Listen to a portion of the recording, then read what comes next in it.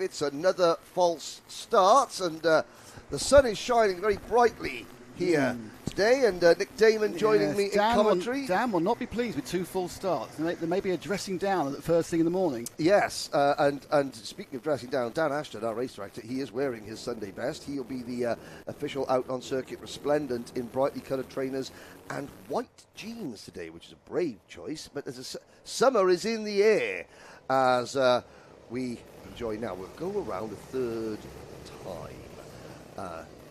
Into the Bruno chicane. Just to give you an idea, this is one of the oldest kart circuits in the United Kingdom. Set up in 1960, 1961, formerly known as the Edge Hill Kart Club. And you can see on the, yes, there's Dan Ashton, all in white. Just giving a finger wagging as they come through Hanger Bend and into the final corner known as Wilkins hairpin. Watch for a lot of late lunges during the course of the day. But the weather is set fair, the paddock is packed, and for the third time, will we get a start? Yes, really? We do. We are running. That would look pretty straggly as well. Yeah, the back markers do a great job of catching up, but we are coming out of Cafe Corner now. Ethan Lloyd, is that Noah Wicklow? Noah Wicklow was in third place there in the orange race shoot as they come around Stratford hairpin and up Runway Straight. It is the number 66 kart, I believe, of Ethan Lloyd, who has the lead. Lewis Cacaldi slots into second position. Out of the Bruno chicane here, great elevated view here of Shennington Kart Club. But Cacaldi, the Scotsman now, the S-plate holder, looking to make an early move here in this 8-minute superheat as we come across the start-finish line through Pitts Bend. And now into Cafe Corner as Cacaldi lines up a move on that RCE kart, the Richardson Chassis Engineering entry of Ethan Lloyd. Ethan, of course, the entire RCE team helped along by the karting coach. We'll talk about the karting coach later. But into Bruno chicane, named after Bruno Ferrari, the only driver to win a trio of British titles in the same day back in 1967 at Little Rissington. As we come into Wilkins Corner, named after Tony Wilkins, one of the founding members of Shennington Kart Club, and one of the greatest karting raconteurs of all, the late great Tony Wilkins. The rest of the field sort of thinning out slightly behind as it's Noah Wicklow running in that third position. Henry Algar is fourth. Toby Cannon up into fifth position. Then Zach Andrew, Ethan McClelland, Jensen Darlow, Freddie Blackshaw, Arthur Bowers, Lani Eddard, Carter Jackson, Junior Wright, Teddy Roberts and Pierce Gauntlet as we run lap number 3 of what will be an 8 minutes plus 1 lap race. If you're looking for live timing, that will be on the Alpha Live timing system, or Alpha timing system. And of course, coverage being brought to you by Karting Live TV today. You can watch this both on the Karting Live TV YouTube channel and the Kart Championship YouTube channel. And out of Cafe Corner again, Lewis Cacaldi in this Micromax heat is playing a waiting game. He is not showing his hand early, as it were. Now, down towards Bruno chicane. You can see Cacaldi there. That's LQK or LKQ sponsorship that the Cacaldi family are renowned for across all forms of motorsport in the UK. Andrew Cacaldi, one of the most decorated British GT drivers in championship history. Now, Cacaldi gets a good run out of Wilkins. Really look to the inside as they cross the line to complete lap number 4. No, Ethan Lloyd stays in position. Now out of Cafe Corner, using all the track right up to the white lines there. These two have broken away from the number 53 kart of Noah Wicklow. Algar is similarly a little bit further back in 4th position. Now we head up towards Bruno Chicane once again. This time, Ethan Lloyd looks like he's just edged away ever so slightly. Now into the slipstream comes Cacaldi. Can he draw back up to the rear bumper of the race leader? Yes, he can. He gets a really good run out of this corner, out of Wilkins every time, does Cacaldi. The kart is very, very good releasing out of the corner, but as of yet, he hasn't been able to jig to the inside. Now, of course, this 1018 metre circuit is notoriously difficult to overtake on if you are defending. It's a very fast, flat circuit, as you can see, punctuated by chicanes and hairpins. The rest of the field fanning out behind. Into 3rd position is still Wicklow. Toby Cannon, starting from the back of the field, is running P5. Then Zach Andrew, Ethan McClellan, Freddie Blackshaw. And look at that exit coming from Lewis Cacaldi, once again the S-plate holder, winner of the Scottish Super Series. As we look to the inside, no. And around in front of the new spectator grandstand there at the exit at the outside of Cafe Corner, past a traditional mechanic stand on the run through grandstand down towards the Stratford hairpin. Now runway straight once again. This is the closest that Cacaldi has been through this part of the circuit. But again, Ethan Lloyd now gets a good run out of Bruno Ferrari chicane. Cacaldi will need to maybe send it up the inside coming into this corner, but Ethan Lloyd is holding the inside line through there. Out of the final corner. Now Cacaldi to the inside at turn number 1, makes the move at the start of lap number 8 with just 2 minutes plus a lap to go. Lewis Cacaldi has the advantage over Ethan Lloyd, and now you can see Cacaldi defending into Stratford hairpin. Now up runway straight towards the Bruno chicane once again. Well, Cacaldi has had plenty of time to see where Ethan Lloyd's kart is potentially stronger than his. Lloyd looking at the inside. Oh, side by side into Hanger Corner. And that's a brave, brave move from Ethan Lloyd, because that's a very fast corner. And if you just get the line ever so slightly wrong, but now Cacaldi coming straight back, side by side once again as we cross the start-finish line into Pitts Bend. Out of Cafe Corner, Cacaldi back in the race lead. This is Paddock Bend. Now onto Stratford Straight. Lloyd is going to line up Cacaldi going into Stratford hairpin. Cacaldi defends. Look for the switchback now coming out of Stratford hairpin. No, Cacaldi is holding firm, but Ethan Lloyd has already shown he is not afraid to stick his nose up the inside through this, the fastest corner. Cacaldi's aware of it. He defends into Hanger Corner this time. Ethan Lloyd trying to stick it high, wide and handsome into Wilkins. Now he'll do the undercut. Less than a minute to go here in the Micromax Superheat 1.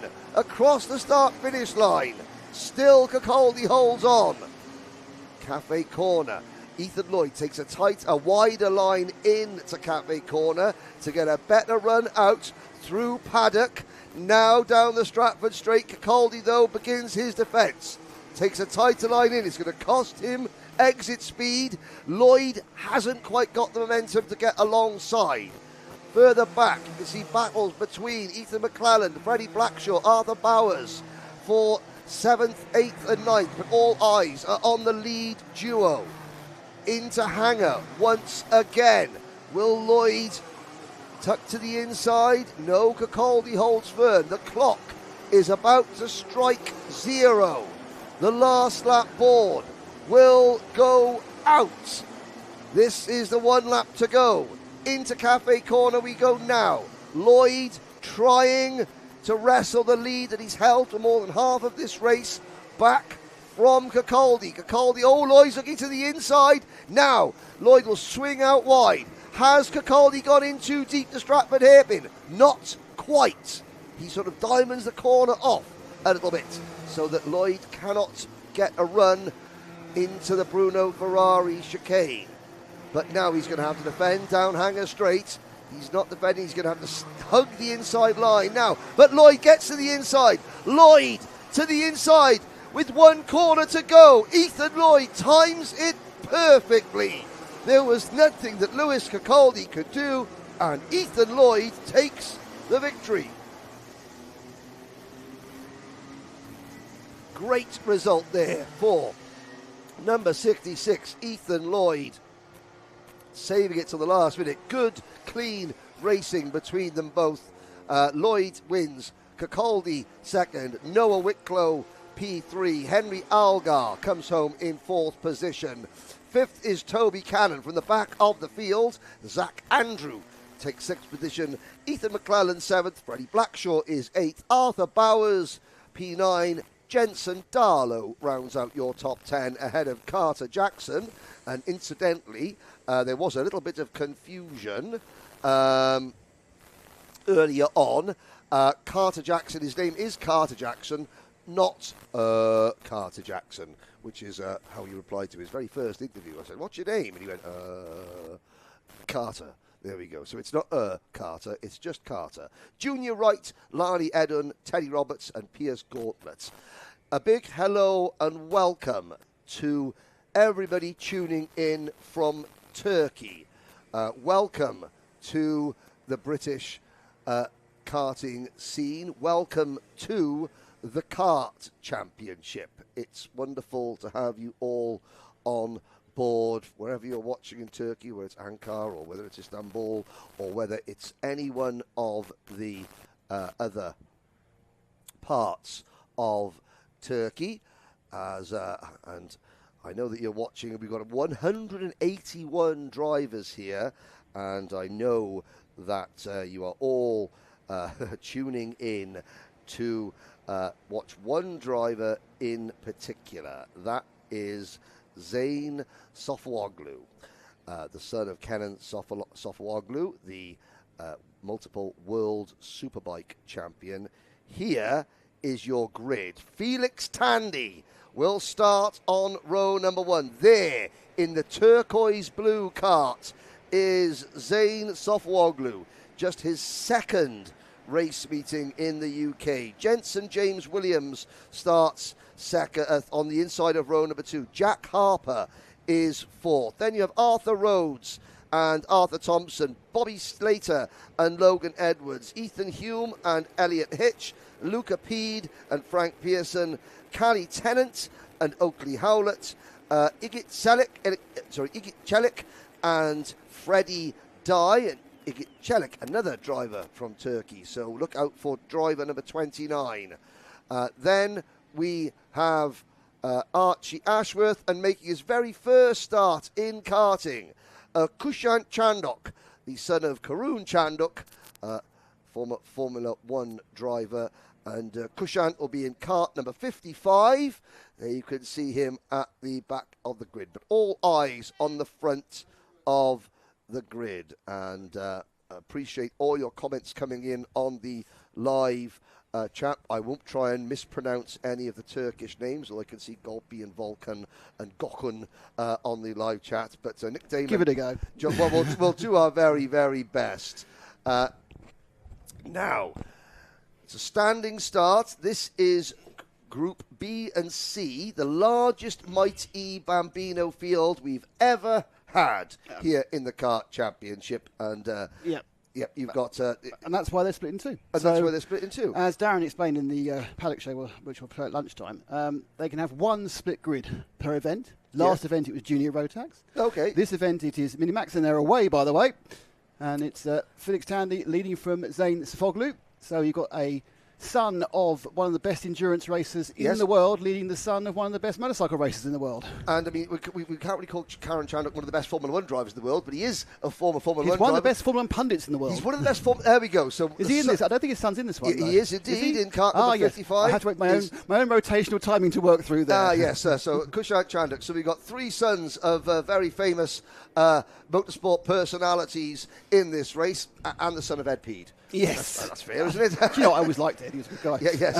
In the format he was doing Renault when I was doing touring cars. Right. And but coming out of the Bruno chicane, Felix Tandy has the early lead. I think that's the number 6 kart of Jack Harper, who's moved up into second position, and then Zayn Sofwoglu in third position. And of course, a lot of these drivers, they'll be coming to Shennington for the very first time. Yes. And this is the electric class, the Might E Bambino division.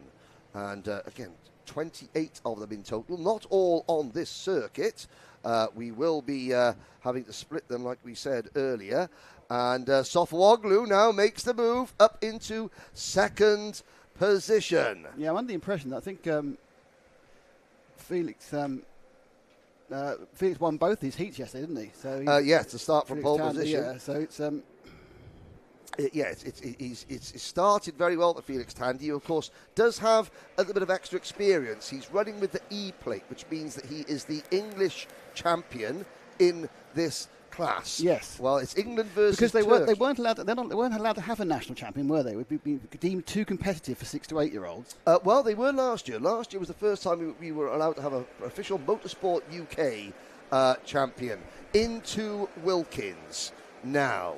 As out of the final corner, across the line, there is Tandy leading Sofwoglu, leading Harper, leading Jensen James Williams there in P4. Arthur Rhodes and Arthur Thompson round out the top 5. Side by side, new leader, Zayn Sofwoglu takes the advantage, and you can hear the celebrations in Istanbul. Non-stop partying over by the Bosphorus. Yes.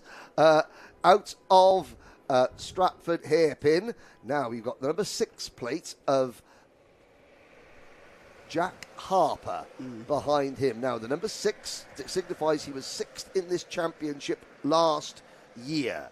As we look at side by side early, Felix Tandy now having to defend third position, a little bit from the number 7 kart of Jensen James Williams. It's good to have Kieran Crawley, the M Sport team, back in the paddock. They're helping with Zayn Sofwoglu and Kushan Chanduk. Richard Bradley is here, Le Mans endurance racer as well, just to sort of assist them and guide both. It's not just the drivers, but their families into the wide world of go-kart racing. Absolutely, yeah.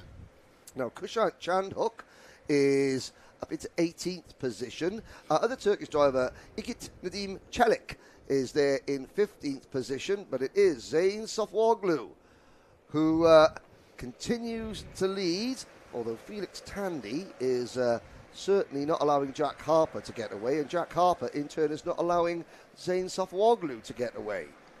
Yeah, it's as always in the Mighty Bambini. It's very hard to establish a lead because the cars are completely equal. Yes, because they have the electric motors and they come almost like a. There are things you can do. I had a long chat with Felix Tandy's father, and he explained to me, no, it's not just plonk them down and off you go. There's a number of little things you can do. It's all about working out the best aero, working out the best.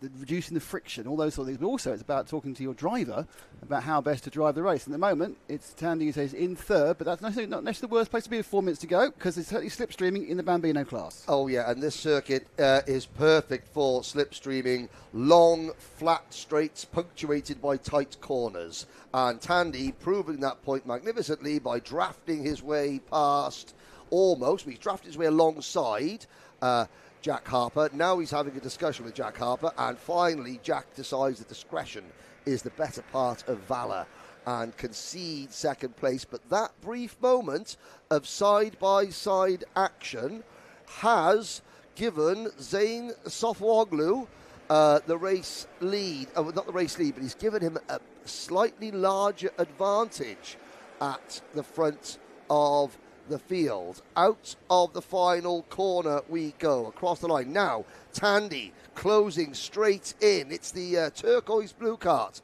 of Turkey Zain Sofwoglu against the all-black machine of Felix Tandy. 2.5 minutes to go. Harper runs third. Jensen James Williams is fourth. Then the two Arthurs, Thompson and Rode, followed by Bobby Slater, the latest in the generation of the Slater karting dynasty. We're not American. Dynasty. Bobby Slater. Then it's Logan Edwards, Elliot Hitch, Ethan Hume, Freddie Dye. Luca Peed is 11th. Then Frank Pearson, Calla Tennant, Igit Chelik looking further back there. Novice driver Kushant Chanduk. Don't forget, this is Kushant's very first ever kart race. So it's important for Kushant that he is just looking after his lap times, watching, trying to improve every lap. Rome wasn't built in a day, Kushant. There's plenty more opportunities just to pick up time, and you'll be on the pace for the rest of the field before you know it. Now we have out of Cafe Corner again. 90 seconds to go. Felix Tandy now working with Zain Sofwoglu, pushing the race leader away. Now this is 8 wheels working together.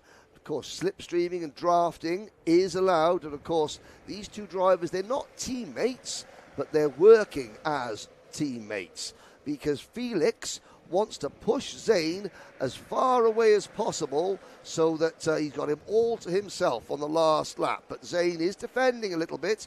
Zain, he's not sure he trusts Felix just yet. Now, what will Felix try and do? He'll take the undercut coming out of Wilkins. Good exit there. And they're coming up to... there's Kushant Chanduk looking over his shoulder. And Kushant, blue flags out.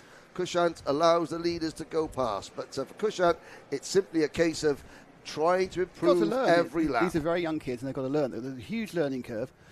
And there normally is a moment where they get it. They suddenly get it. And suddenly, Tandy now looking for the outside, because he's been covered up by Zain. He's stopping the inner run. Well, an over and under work. Tandy now, he's probably pushing the young Turkish boy along. Yes, and of course, Nick Tandy he's no longer Nick Tandy, Le Mans Endurance winner. He's just the dad of Felix Tandy. Exactly. I mean, which is disappointing for him. He's the only person to have won all 4 major 24-hour races. But what can you do? Look at this. It's real advanced racing here, blocking blocking's the wrong way, just taking a steady line, saying it's not blocking because he's not moving around. No, you can choose any line you like when you're in the lead.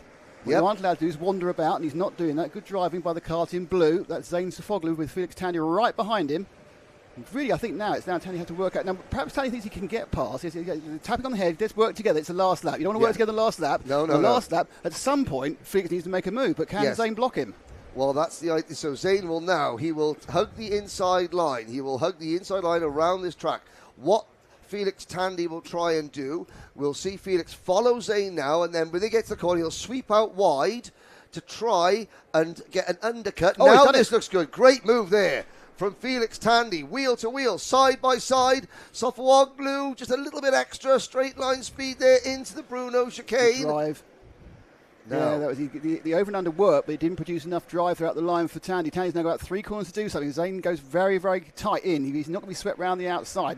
Trying to almost nudge him up the inside there is Tandy, but he's following in his wheel tracks. And I think Sofwoglu can perhaps now coast the line, but he's not. It's a little bit open. Tandy goes in. Oh, we've got a bish and a bash, and Tandy's gone through. And I'm not sure whether that one will have to be referred, but over the line first will be Felix Tandy. Welcome to British kart racing, Zain Sofwoglu. Sorry, and that's a mistake. Sorry about that. We'll have a little look back at one of those moves, and you can see the other drivers crossing the line behind. Jack Harper finishing P3. Arthur Thompson is 4th. Arthur Rhodes is 5th.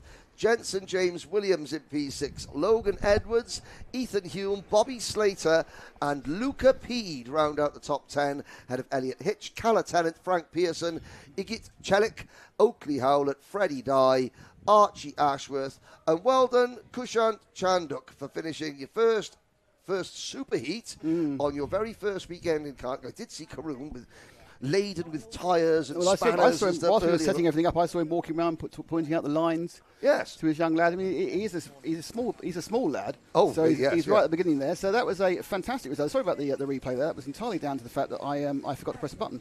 That's quite right. It's always good to see a little bit of Joe Bradley on the screen, and of course, yes, Joe currently at Forest Edge, of course, doing his half an hour doing his thing. yes, and you can see again, Zane Safwag will be out later on. But again, that's a learning experience.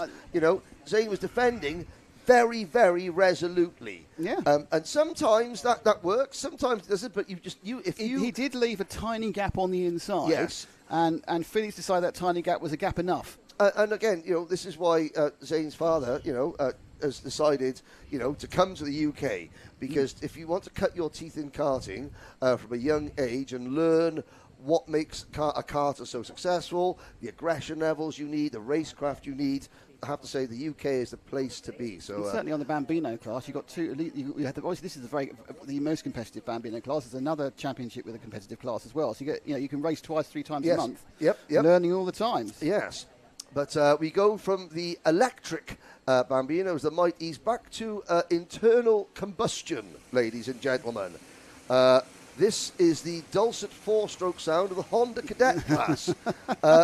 Another huge entry, 34 drivers in total.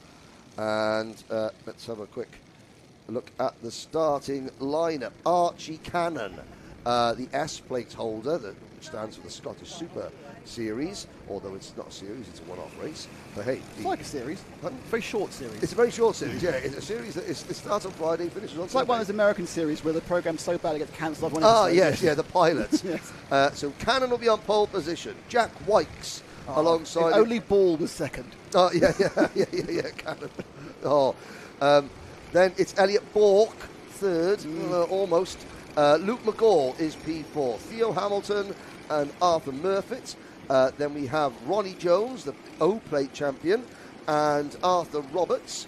Arthur Roberts, the first of a number of novices in the class. Then Riley Blakemore, George Quinlan, Ollie Knox, Archie Loveridge, Finley Thursfield, Jerry Duffy, Sawyer Henderson, Ben Bowers, followed by Oliver Ratton, Mason Becker. Someone was asking, is there a Mason racing today? Well, I'm not sure about. I'm not sure about Does he need some stonework done? I was going to say, yeah. I don't know. I've got his headstone he's doing. Yeah, and I never shook his hand earlier, so I couldn't be quite possible. But there is a Mason Becker racing, then followed by Dino Rowlands, Jensen Fathers, Shailen Shrikanthan, Daniel Barton, Bradley Sutton, Krish Doshi, Reggie Duffy, Austin Dowell. The list goes on and on. Sadly, we don't have Jayan Prakash with us at the moment. Jayan had a bit of a tumble yesterday. We hope that Jayan is absolutely fine and recovering at home. Now, Turkey, don't tune out just yet, because if you want to see where Zane Sofawoglu is going to race in the years to come, this class might be one of his destinations. As the lights go out, we are off and racing again. It's a good start from Cannon. He can fly it out of one into turn number 1 as the only 4-stroke class in the championship heads down towards Stratford Corner for the first time. That zip kart machine of Archie Cannon.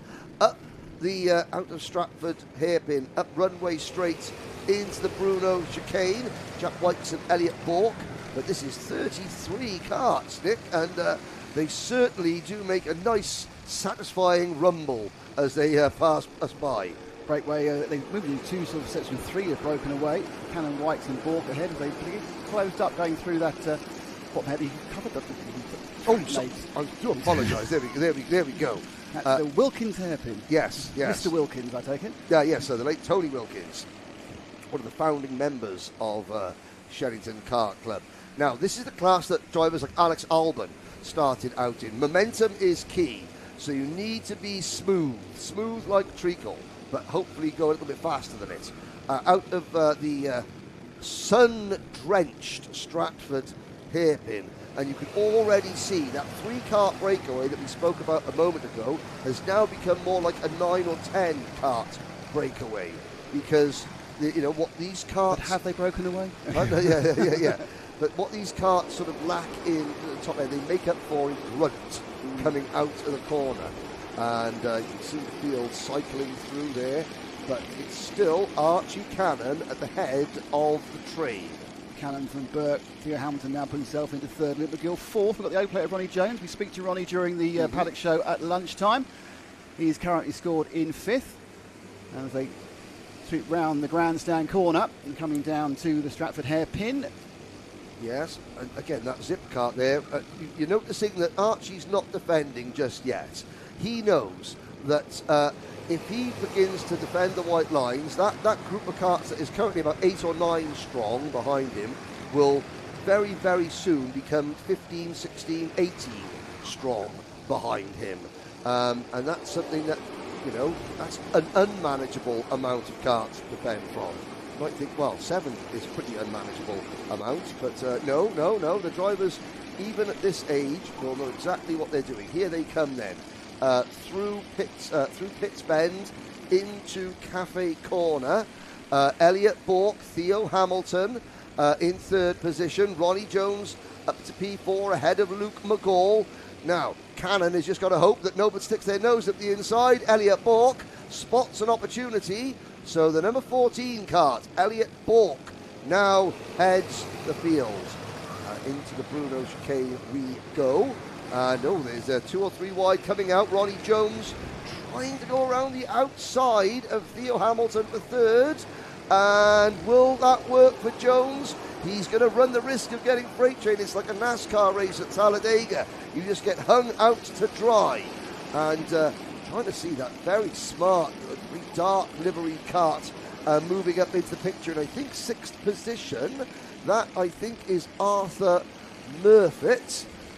Yes, with the blue race suit. It's the number 88 kart of Arthur Murfitt into 6th position. And look at that, we've got a grand total of 13 karts separated by 2.7 seconds as we run lap number 5 into the Bruno chicane again. Bourke continues to just keep himself arm's length, well, not even arm's length, probably about fingernails length away from Archie Cannon.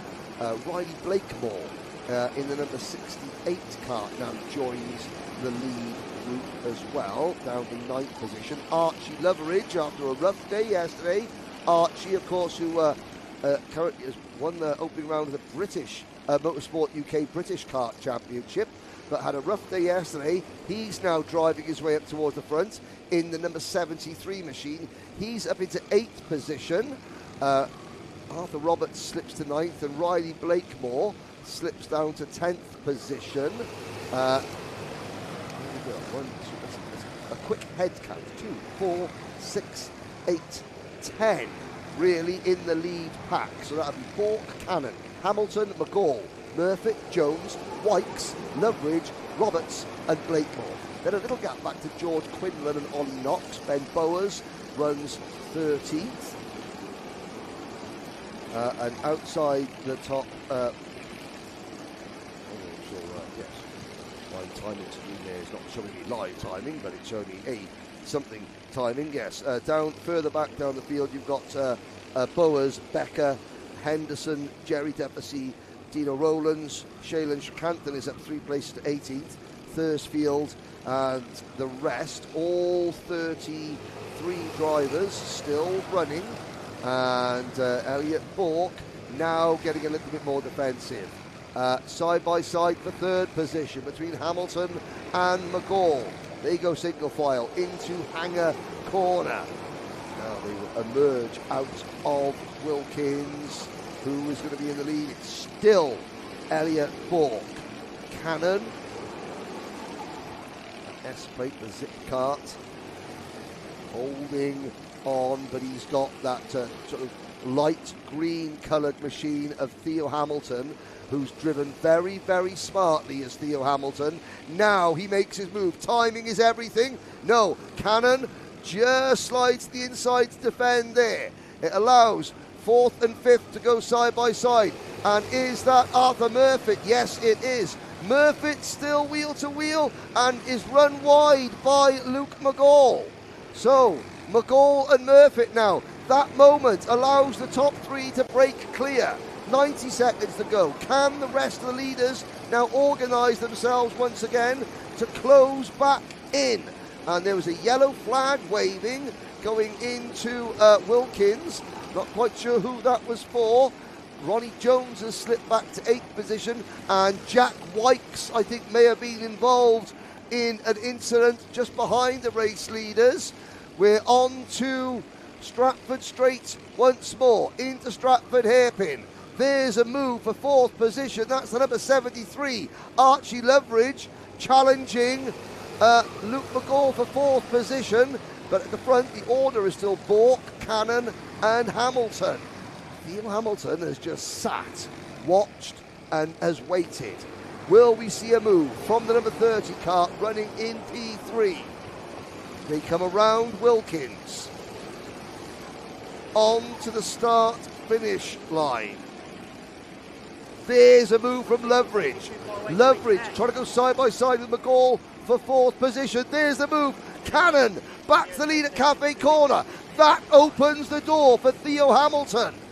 Hamilton now moves into 2nd, and Hamilton's looking for the race lead into Stratford Hairpin with an assist from Elliot Bork. Hamilton for the first time all race, with just next time by it'll be 1 lap to go. Hamilton for the first time all race takes the lead out onto Hanger Straight.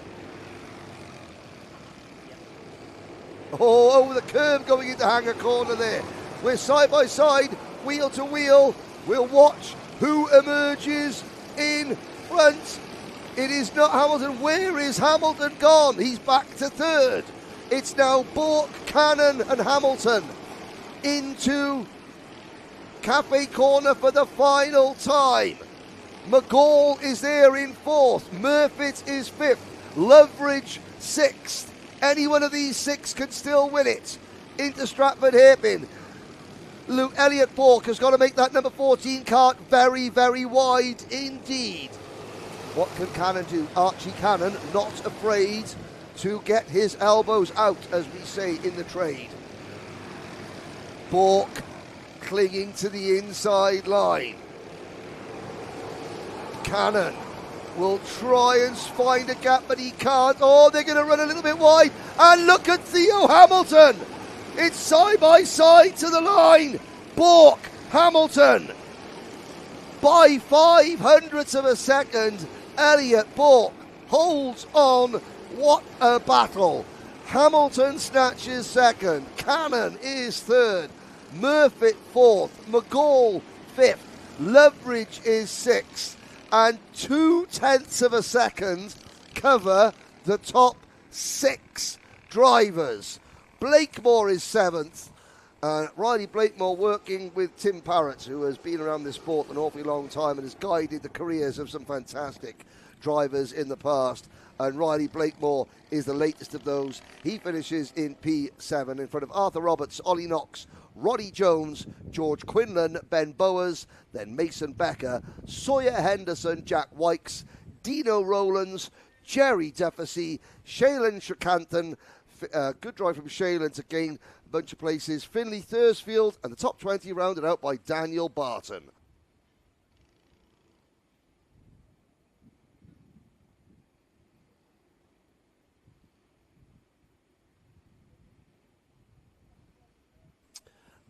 Outside the top 20, we've got Jaden Bond, Bradley Sutton, Oliver Ratton, Chris Doshi, then Seth Wright, Reggie Duffy, Maddie Horspool, Ethan Pearson, Jensen Fathers finishes 29th. You may remember that Jensen was the young driver that had his go-kart stolen just before the opening round of this championship at Wardenor. It has since been returned, and Jensen is back driving his own kart again. Austin Dowell, Maximilian Mikalski, Arthur Barth, and sadly Joshua Adate failed to finish. Once again, we do hope that Jayan Prakash is at home and recovering well after a tumble yesterday. So that is the Honda Cadet Superheat over. It's Minimax, or Intermax, as it's generally referred to, up next. And I shall give you a brief rundown of the starting lineup. Should be race number 21 on the podium, on the programme. Intermax will be led by Larry Price, who was excellent in the opening round when there were an awful lot of visiting drivers looking to use the opening round as a warm-up and as a test session for the Motorsport UK British Championship. But Larry Price was right up there with them, and so this is this is going to be the drivers who contend for the season-long championship. Jensen Sale starts alongside Larry on row number 1. We'll have Noah Jebson and Cameron Tipping on row number 2. Noah Jebson, the Javelin Track Days sponsored driver. James Fabricius and Logan Rolfe, who is another driver that you'll hear from during the paddock show. We'll tell you why Logan is. That's a very good performance from Logan Rolfe, considering that he is currently not 100% physically fit. He's been past medically fit to race. He will explain why he is struggling during the paddock show. We'll let Logan tell that story. Non-motor racing related injury. Yes. Oliver Barton and Ronnie Smart. Then Noah Clare and Luke Millwood on row 6. Charlie Queenie and Rudra Gokulnuth. Sorry, I will start. I will. Go on. Have another run at that one. Yeah. Rudra Gokulnuth is on row number 7 alongside Lucas Esser, followed by Jamie Walsh, Ben Hunt, and Jackson Hilton. You're back, Nick. Yes, I'm having a little walk around the track. I'm enjoying myself. I'm enjoying the views from the circuit. Yeah, I have to say that today is the London Marathon. Joshua East, who's one of the photographers of this championship, is running the London Marathon. Oh, right, okay. And in celebration of that, Nick Damon decided to do a little bit of jogging this morning. I just feel it's my duty to visit all the camera positions and give them my personal congratulations. Yes. But here we go then. You've had a bird's eye view of the exit racing that we've had in the first 3 races of this morning. These are now the fastest carts. So this is the next step up from Micromax. They'll have 2 rolling laps. And again, Larry Price and Jensen Sale, Cameron Tipping and Noah Jebson, followed by James Fabricius, Logan Rolfe, Oliver Barton, Roddy Smart, Noah Clare, Luke Millwood, Rudra Gokulnath, then Charlie Queenie. Are you hoping that Rudra doesn't really feature much at the front of the field? On a purely linguistic level. It's a struggle for me being... Oh, I'm not giving it a go either, don't worry about that. Being a Welsh that I am. Damn Welsh. Rudra, Gokulnath. And again, if when Rudra's parents listen to this, and if I am completely destroying the pronunciation of your family name, please come and tell me. Greet me warmly by the neck, and I will get it right next time, I promise. Yes, like Jerry Rafferty said, if you get it wrong, you get it right the next time. Here we go then. Let's see if we get a start. The first time of asking. The drivers are into the tram lines. Lights are out. We're off and racing. Larry Price makes a good start. You can see Logan Rolfe already diving up into P4 there. So a good start for the number 132. But leading the way down towards Stratford Hairpin. Larry Price, he's slowing down. I think that may have been a false start. I got a little bit carried away there. I have to say, Mr. Ashton will be not happy with the amount of false starts. It's a very inviting run because you've got that last hairpin, and the temptation is to, as you pick up speed out of the last hairpin, is just carry on picking up speed until you are at racing speed by the time you make it into the tram lines. That's not the way. They need to stay nice and slowly like this. They need to stay at this speed for longer than they have been doing. Now they're into the tram lines. It's still a fast start, but it's at least they're all together. And we are off and racing now. Can Logan Rolfe repeat his earlier great start? No, he can't. Oh, they're going to go around again. Yes. We could, Nick, in fact, have our first game of Shut Up and Listen. Yes, that's a really good idea. Which is, and if you're unfamiliar, ladies and gentlemen, with the word "shut up," with the game, the rules of the game, "Shut Up and Listen,"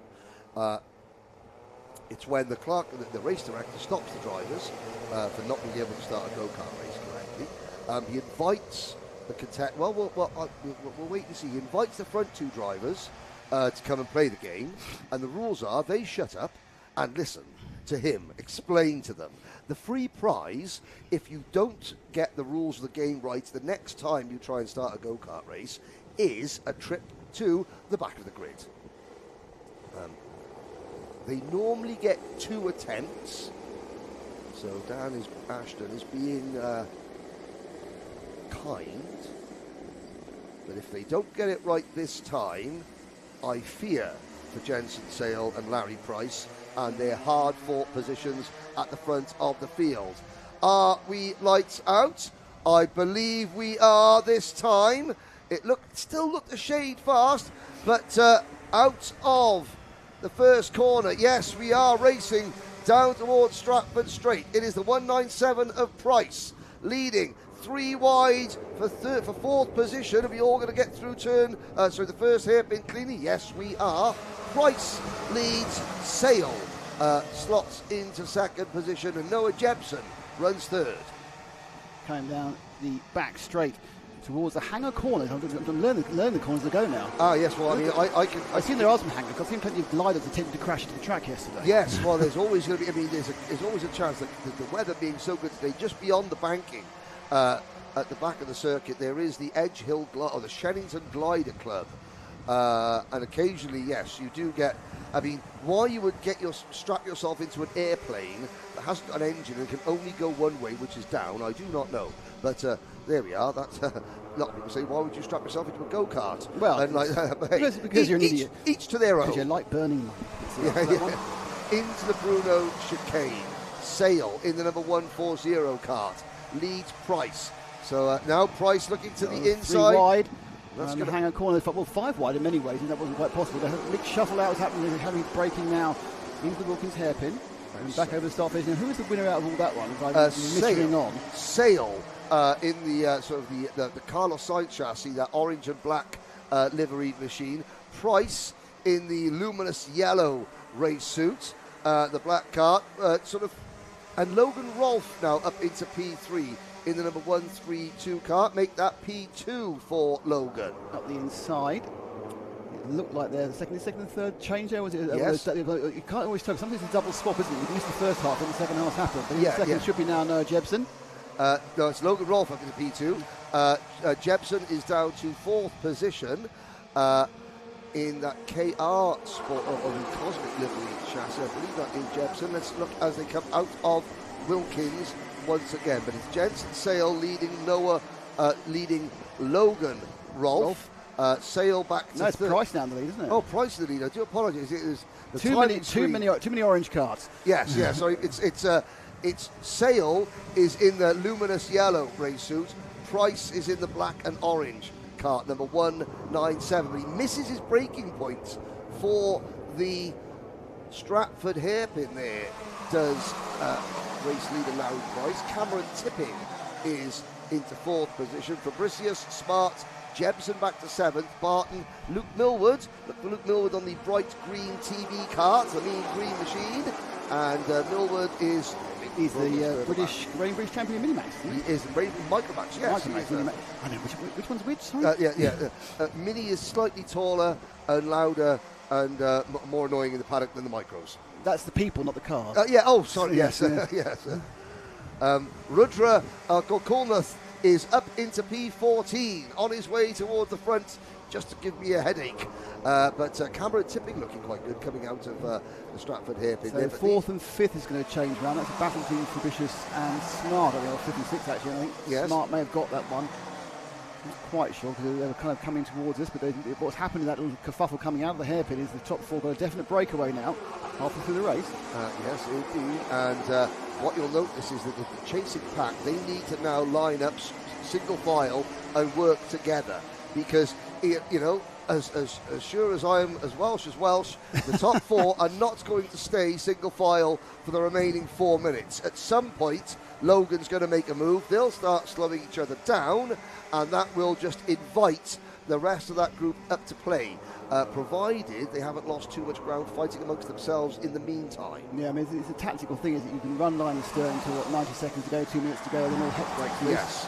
But, it's whether they've had, these are very experienced 11-year-olds running these karts. They've been here for years. They'll know that, or they could be like 11-year-olds. Just go for it. Yeah, yes, there are differences. There's the experienced 11-year-old, and then there's the 11-year-old 11-year-old. Yes. And you can see fifth place change hand Luke Millward in the number 138 kart. He has made good ground from starting in the middle of the pack, and I believe Millward is now up into sixth position. As I say, there's Luke. He's now looking to the inside. So there, he runs a bit wide at Stratford Hairpin, so he's battling along with Oliver Barton in the number 165. I think Oliver is driving the Kiddix racing team. But now Logan Rolfe for the first time, trying to show his hand to the inside. Rolfe passes Larry Price. Sale and Tipping slot in third and fourth as they were. But that was a smart move from Logan Rolfe. Didn't lose too much ground. No, I mean, more importantly, I don't think that Price was really fighting that one. He knows how long there is to go. He's happy to just sit on the tail of Rolfe. He knows that Rolfe's not going to break away. He's not going to say he disappeared 2 seconds up the track. He can just sit in his wheel tracks. And in fact, it has produced a little bit of a break, almost slightly, dropping fourth place Cameron Tipping at the moment. Tipping, nice braking into the hairpin since he caught back up on the tail again. Behind him, Millward in fifth. Obviously, Luke, who's got some real pace here, must have had a pretty bad yesterday with the heat.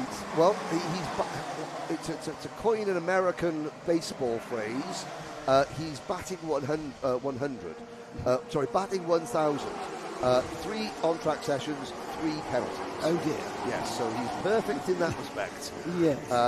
But again, so Luke was starting further back, so now he's showing his pedigree, closing in on the top.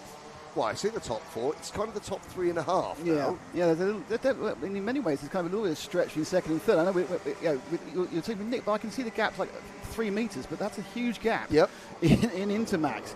And you can see the top 2 are thinking about when they're going to make a move. When's Price going to think about Rolfe? 1 minute 31 seconds to go. That's a long way in karting. It's a long way in karting. Yeah. And to the uninitiated, you're thinking, what? 90 seconds, a long time. Oh yes. Well, it's a 45-second lap plus 1, so you really get 2 or 3 laps with 90 seconds to go. They'll go around 3 more times. And absolutely, they've dropped fourth place man Tipping this lap. So Tipping, whether it's a situation where he's hit the other guys, the tyres are coming back on, his tyres are slightly going off, but it's not like he's suddenly lost his talent over that lap. No, he's lost the slipstream is what he's done. So you've got 12 karts working together, and this is up there. You see Logan Rolfe. Logan's a very tall driver, and he's quite upright in his kart. Believe it or not, he's now ducking down. He is creating a nice vortex of air behind for Price and Sale to sit in. You lose that, as Tipping has done, and you start falling back quite quickly. And now Price is trying to drop Sale like a bad habit. But here comes Price side by side. Ooh, no, think about the inside. He ducked back in again. Why are we thinking this might be a lap too early? This is the penultimate lap. Yes. They've got no, it'll be 2 laps ago. It'll be the penultimate lap when they cross the line now. So they're going to cross with 25 or so seconds to go. So yeah, now they start 2 more to go, and now it's a point.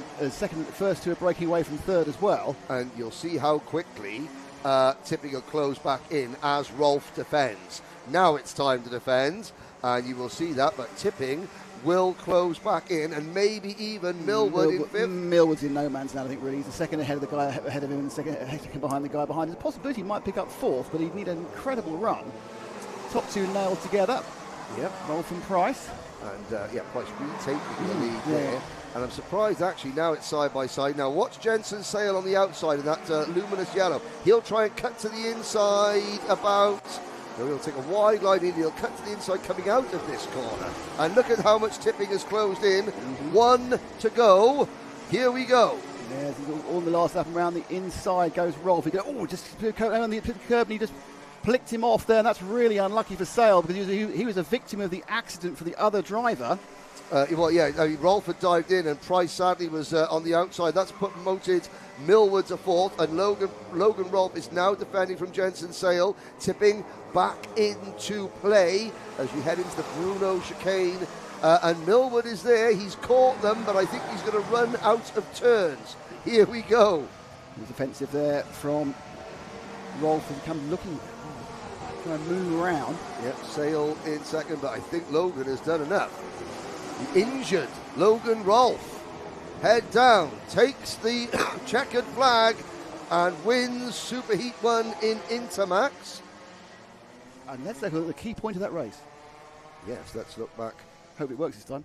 So what happens is that Logan comes in, he hits the curb, and in doing the curb, he pushes out. Yep.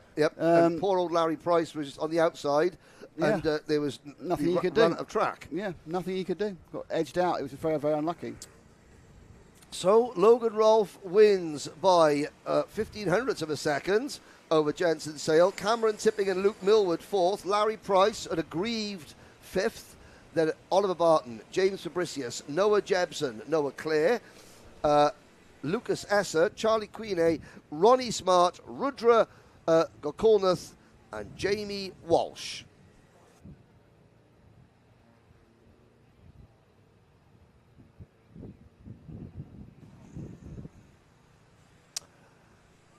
As the carts head back to the pits. The next race is our second Bambino grid, the Coma Bambino. Now, there is more drivers here than there were at the opening round of the championship, and this is the class where I have to say that we had a retro McLaren livery kart, a retro Williams livery kart, and a retro Lotus livery kart. We've now gained, well, there's the Hendricks Falats Canon Williams, complete with red 5 for the Nigel Mansell fans amongst us. Then you have the black and gold JPS Lotus livery. I shouldn't quite say its full name because not allowed to advertise tobacco brands, but the black and gold Ayrton Senna livery, or Ayrton Senna, Mario Andretti, you name them. Lotus kart, complete with Ayrton Senna crash helmet. There we are in row 2. Further back, now we haven't got our McLaren, our red and white McLaren livery kart, but we do have a Martini liveried machine. I would say, some people might say that would be a Martini Williams from about 5 years ago. I would say it's a Martini Lancia from 30, 40 years ago. Here we go. It is going to be Hendricks Falat, Kalman Simon, Logan Edwards, Freddie Purnell, Frank Pearson, Tommy Lovejoy, AJ Halil, Jensen Drummond, Freddie Dye. Then we have Cole Parrish, Max St. Hilaire, Theo Azzopardi, and Briella Stevens. I did request that there be more retro liveries, and the person. Did you get them? Well, we've got a Martini livery now as well. Excellent. Are we allowed to say that? I don't know. Not in well, France. Yeah, well, it's a Group C Lancia livery. How's that? That's even better. There we are. As but a the former red Lancia owner, I've heard them rust. Yeah. Look at this. It's Mansell and Senna. The Jacob. Oh, what a glorious sight in Bambino. The black and gold Lotus. The Canon Williams. The helmets are right. The numbers are even right. Down towards... and that was Prost coming at the inside of the helmet. Very much nudgery that was. Yes, Nelson Piquet. But fantastic stuff. And it's Kalman Simon who leads the field. I've got to say, I think the parents are having a lot of fun. I think so. I think Fallat's got down to 4th with that little nudge, hasn't he? Yes, he has. Canon Williams livery. Yes, but again, it's the families are having a lot of fun with that, teaching their kids. There's a Red Bull.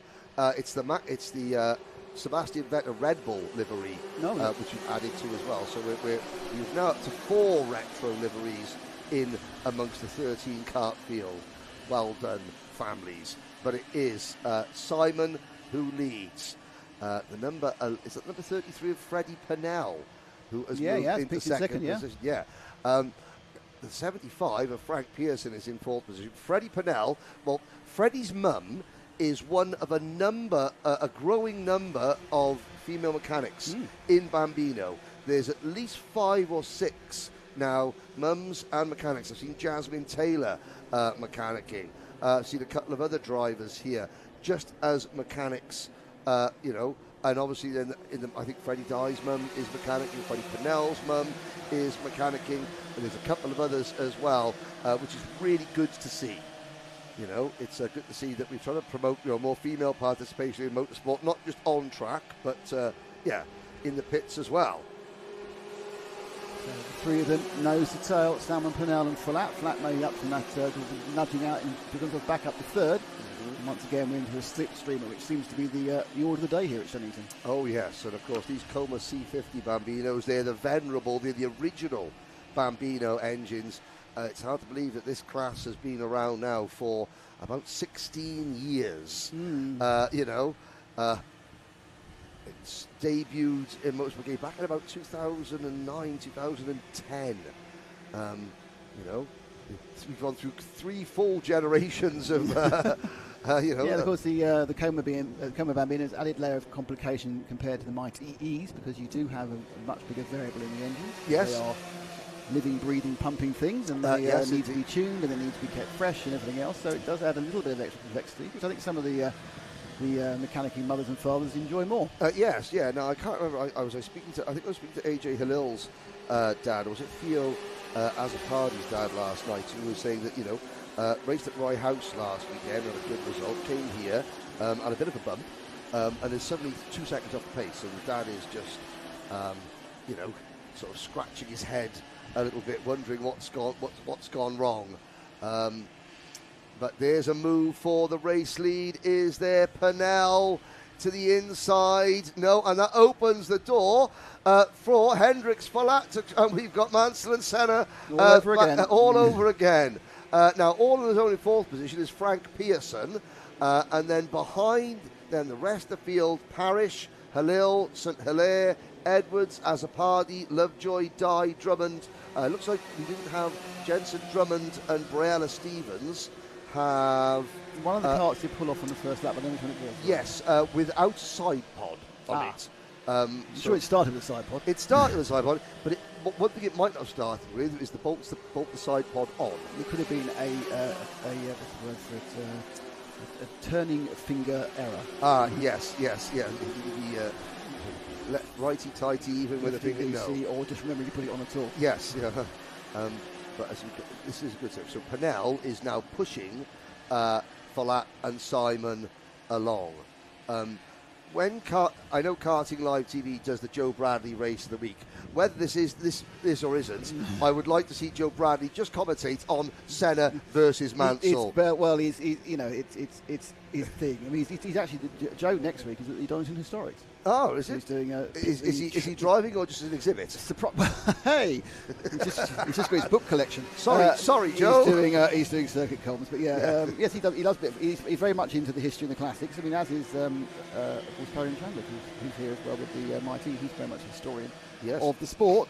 But these kids, obviously, thinking about it, the oldest child only knows 2 world champions, which is either Verstappen or Hamilton, because they're all born since 2016 when Rosberg won it. So that's interesting. So you've got people there who've only known 2 world champions, and none of them are represented in their helmets. Yes, exactly. So I mean, these drivers at age between 6 and 8. Krishna Chandhok and Zane Sofoglu have just turned 6 in the last couple of weeks. Zane couldn't race in the first round because he was still 5. He was still 5. Yeah. Yes. Now 2.5 minutes to go. Hendricks Folat to the inside. Freddie Pennell pushing him along. Pennell runs a little bit wide. That's going to allow Calman Simon to maybe do the crossover.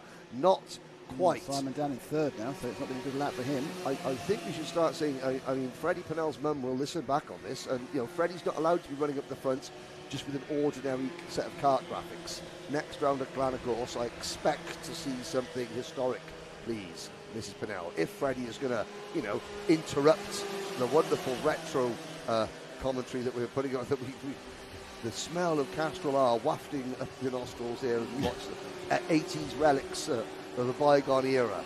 Now, across the line, Follett, Purnell and Simon. Into Cafe Corner.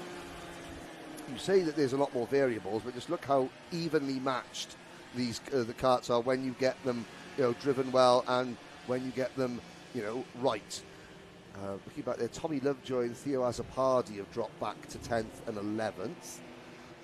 And here comes Purnell. No, he tucks back in. And, of course, Follett looks over his shoulder.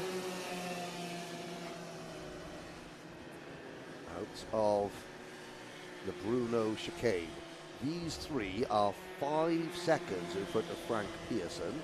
Then Cole Parrish in 5th. AJ Halil, Freddie Dye, Logan Edwards, Max St. Hilaire, Lovejoy and Azzopardi are the remaining runners. Either Jensen Drummond or Briella Stevens, who are the two retirees. One of them is minus a side pod.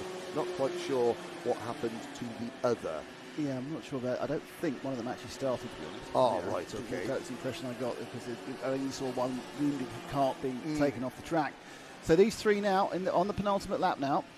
Yes. And they are running down the back straight, coming together to get away with it, and then moving into third place, and then come back into second. And this is all the action from from Hendrix Follett there. Follett was going to go around the corner sort of second and third. They're as close as they can be. And of course, the thing about Bambinas is there's often not a lot of braking. No, it's simply about momentum and using you don't need to use all the tracks, simply not fast enough, but using enough of the track to just maintain the speed. The clock has struck 0. It is a very useful learning tool because you just haven't got the power. You can't just throw it into a corner, slide it sideways, and then just press the loud pedal and get out of trouble. You have to learn how to drive. Yeah, it's about a conservation of momentum, really. It's really about understanding that it's not necessarily about entry speeds, it's about exit speeds. Because the faster you go here, then you do this whole run now where the foot is mashed to the floor, and you're desperately hoping you're going to get some extra power, but it doesn't exist. And then they have to brake here, but as little as possible, then throw it round with that momentum, and then you can see the over and the under, and there's Simon looking perhaps to get up the inside of Purnell. Purnell's driven a good race here. At one point you kind of thought he'd be left behind by the two replica cars, but no, he's got his kart up and running. Now he has got himself into the position where on this last lap he's got only a few corners to go, and I'd be interested to see whether these boys can get past Henry. So Purnell he's spent most of the race pushing. Now he's left the door open. Oh, that's a big error. That's an invitation, and the two and Simon, you can't. Thank you very much. You can't let Senna and Mansell through on the last corner. That was an invitation that was too good an opportunity to miss. Well, lesson learnt. I said error. That's a learning experience, isn't it? That's the thing he'll learn. He carried a little bit too much speed into that final corner, went wide, and suddenly he lost momentum and he lost position, and he got down to third. It was third by 700ths of a second. But this is only a superheat, the main event is later on, and that's something that Freddie Purnell will learn. Frank Pearson finishes 4th, Cole Parrish is 5th. Oh, and let's have a look. That's number 20. That's Briella Stevens, who didn't get anywhere, and she is having a side pod. Drummond did start, I think, but didn't. Must have pulled off very early. Yes. Now there's Briella getting into a kart. No, he's going to try and let it drive back now, by the looks of it. Yes. Now, is it Briella is that side pod still attached? Oh, I don't know. It's a very exciting thing to find out, isn't it? No, she was parked. She was parked just coming out of the Bruno chicane. Well, there she goes. There she goes round the front of the. Oh yes. Right, in front of the Bruno chicane. Right, she's now past it. She seems to have all the side pods attached, so it must have been Jensen Drummond who lost the side pod. Yes. Because Jensen Drummond did start. Well, let's have a look at the rest. At least they're both out there. That bodes well. Because you hate having a driver that not turn up on Sunday because they're either ill, or because they've had a bump the day before, or because their parents have already just given up hope. AJ Halil 6th, Freddie Dye 7th, Max St. Hilaire 8th, Tommy Lovejoy and Theo Azzopardi 9th and 10th. Logan Edwards dropped back to 11th there, failed to finish. He retired towards the end of the race. Now, the karts are getting quicker and quicker. The next race up, race number 23, is Junior Rotax. And there's 2 junior Rotax classes, the main junior Rotax class, and then junior Primo, which is for less experienced, younger drivers. So we haven't got a situation where someone just starting out in karting is going, who's 12, who hasn't done cadets or inter, isn't just starting out in juniors going up against a bunch of 15-year-olds that have been in the kart for 10 years. But we do have a full grid, 34 junior Rotaxes, led by Riley Bishop. Alongside Riley Bishop is Marcel Poppercool, Jack Robinson and Braith Murdoch, Alfie Lambert and George Cole, Amy Peacock and Daniel Hartley, then Charlie Vary and Jack Dimbleby, Max Greatrex and Ralphie Branscombe. We spoke to Ralphie in the paddock show.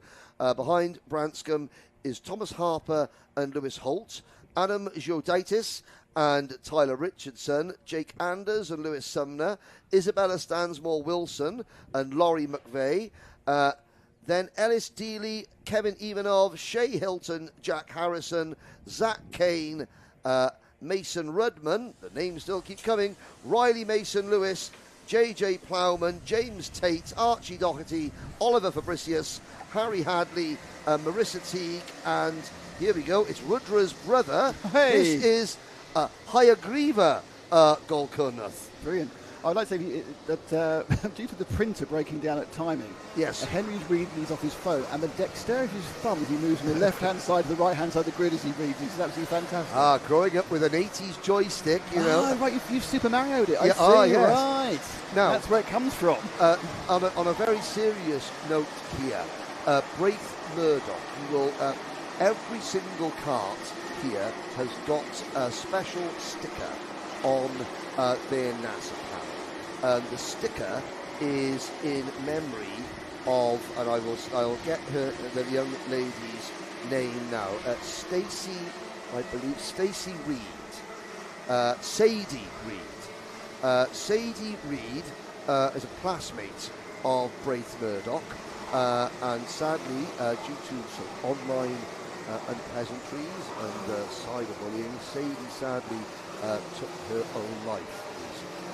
Braith has raised over £1,000 towards the cause to prevent the Sadie Reed Foundation.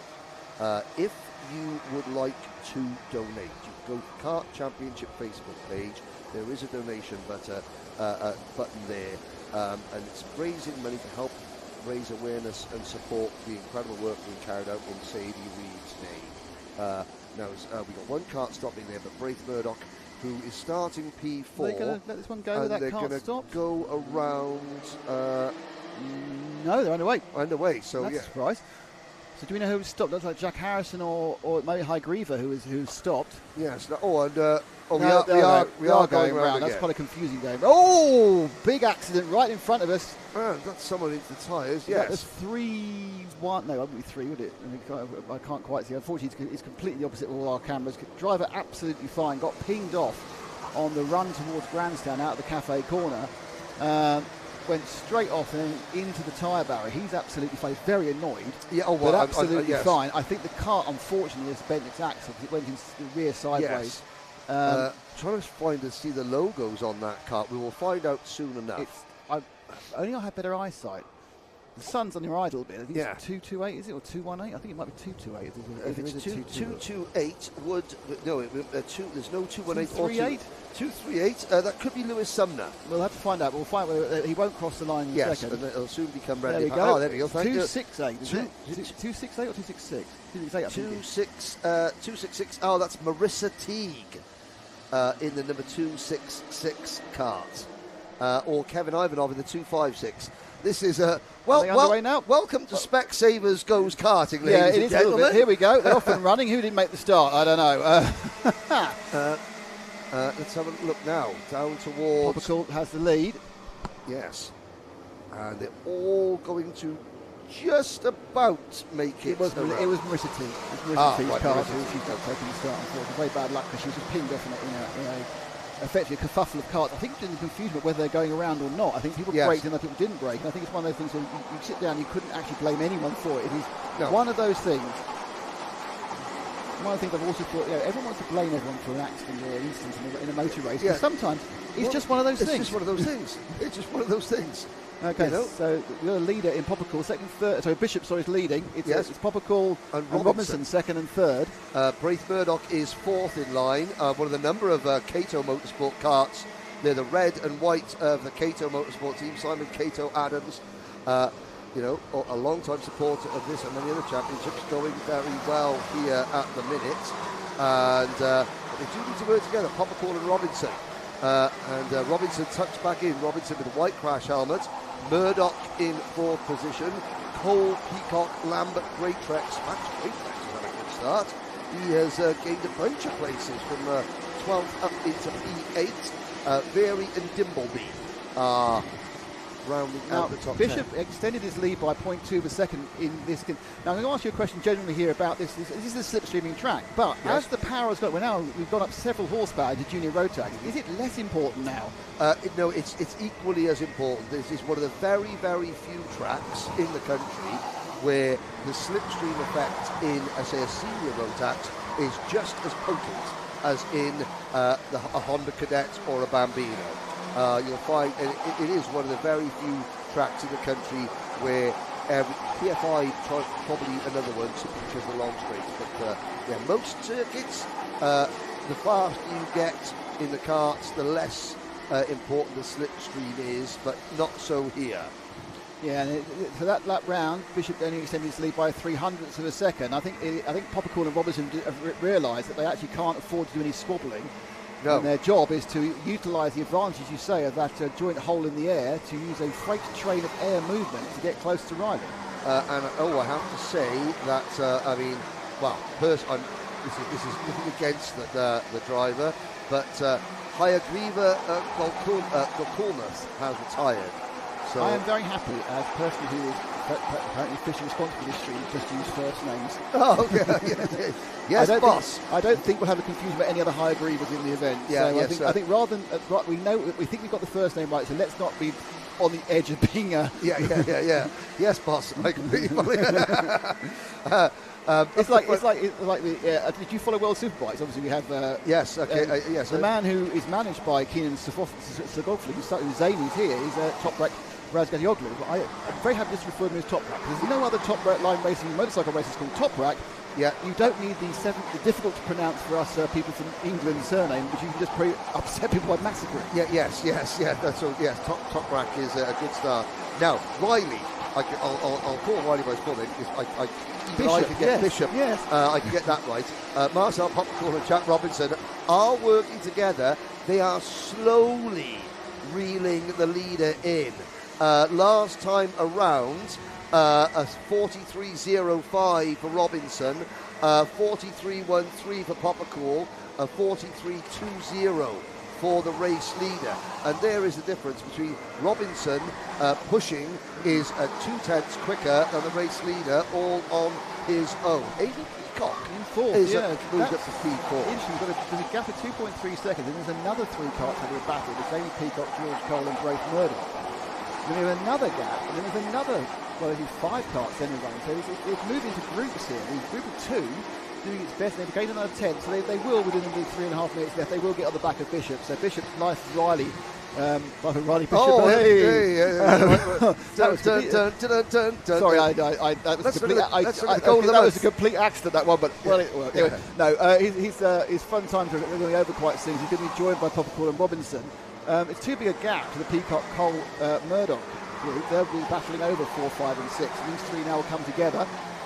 If you see the big background, we just see there's Peacock may have, whoever's in fourth, and seems Peacock has actually broken away a tiny bit. Poppercool, Murdoch and Cole battling over 50. You can see the Cato Motorsport colours of Braith Murdoch back in P6. Alfie Lambert and Daniel Hartley. Daniel, again, last year's Junior Primo champion, moving up and just proving that stepping stone. Daniel's far better prepared for the rigours of this class than he would have been had he not spent that 1 year in Primo, finding his feet. The Primo class, we'll talk about it at the outset, but it's what you need as a stepping stone. The difference between a fast 11 and 12-year-old in a road tax car and being a fast 16-year-old. Yes. If you think how much children change between the ages of 12 and 16, mentally and physically. Yeah, it's a very, very different. And don't forget, they are the main advantage of a smaller child is they're lighter. That goes away with ballast, so you then have all the disadvantages of strength. Yeah, aggression. You're a smaller child with less muscles trying to steer a heavier go-kart. And certainly that extra year for Daniel's worked well. Currently in 7th, but this is the top 3. Bishop actually pulled away very slightly that last lap. So he's managed to keep this half-second cushion from Robinson. Robinson actually got himself a little bit of a gap back to probably, I know, 2/10 a second. That's enough not to get the full benefit of the slipstream as they go swooping now down to the back straight towards hand corner. Yes, and so Robinson checking over his shoulder. He does seem to continue to have the pace. Fastest lap of the race, 42.93 for Jack Robinson, running in second position as under watchful eye of race director Dan Ashton as they go into Cafe Corner, which another 500s there for Bishop. So Bishop's completely confounding our expert predictions by actually, whether he had something in reserve or whether it's just the two behind him just aren't quite getting this tandem working, or perhaps you need a train of 3 or 4. I know Peacock's been caught back up by Braith Murdoch in 4th and 5th in the background. Yeah, but of course, well, if you have a look, there's a gap there between Popcorn now and Robinson. So Robinson is on his own, and of course, he's not got any air to work with.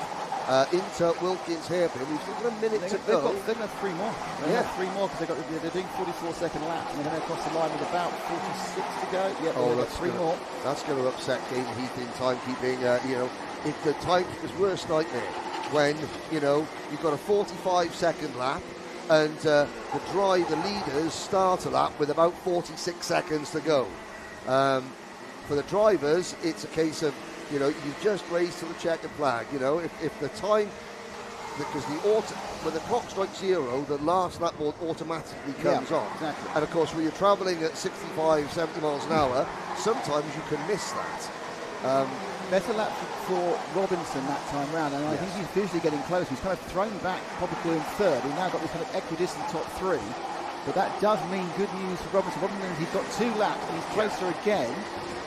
All right, it's only a few hundredths, but if he can just pick up the tail of the wind, and then he'll get effectively pulled towards Bishop. And what he'll do, he'll force Bishop to defend. You'll see Bishop. Is Bishop checking over his shoulder this time? No, but Bishop takes a bit of a wide line. It was a tardy exit, a tardy entry into Stratford Hairpin. But you know what? Riley Bishop makes that work. And you're sitting there thinking, well, how does Bishop know where Robinson is? He hasn't got the rear view mirror, he's not looking over his shoulder. He's got to use the other thing. He's going to use his ears. He can hear the end. And he's a very experienced racer. 14 years old, but they're 15. But they're very experienced racers, and they will know how far behind a car is by the engine noise. Yes, indeed. Now, there's a glance from Riley Bishop. Riley now knows he's got not anybody directly behind him, as in within lunge range. So he's not going to defend coming into Stratford Hairpin. He knows he doesn't need to. He was a tenth faster, so he's really doing quite a good job of managing this. He's got himself out of last-minute lunge range, which is always important in these events. So he's really only now a mistake is going to cause many problems here, Henry. Yeah, no, but it comes with the Bruno chicane. Behind these 3, Peacock, Murdoch and Cole are absolutely not out of lunge range of each other. In fact, there's a whole train of them battling over 4th position. But Riley Bishop doing just enough, just for safekeeping. He defends on the run to the line. A win for Bishop, lights to flag victory. Robinson 2nd, Poppercall 3rd.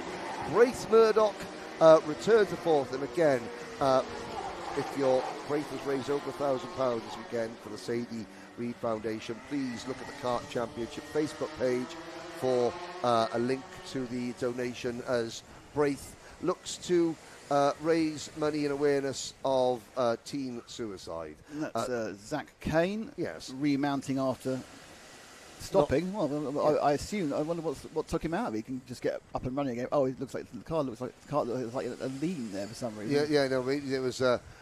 Sometimes the car cuts out, and in the heat of the moment, sort of the start, the motor won't quite trigger. Sounds like a 1970s Big L car.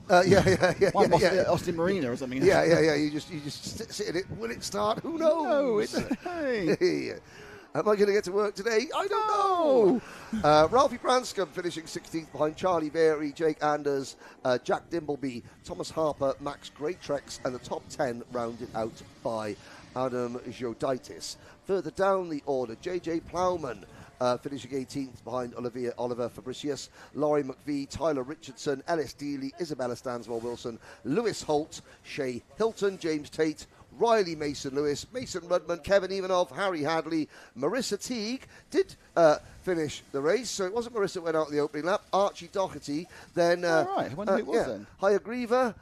Just Higher Griever, Zach Kane, and I think it was Jack Harrison who may not have taken the start. Well, that wasn't that car that stopped. So it was number 271. No, who knows? I mean, but again, what a mystery. Well, what a mystery we have. Kevin Ivanov is there, having done 1 lap. 256, yeah, but he's in 28th position, which is a bit of a strange one. Every now and again, is this a? No, he's not there. Yes, it was Kevin Ivanov. So it was Kevin Ivanov. There we are.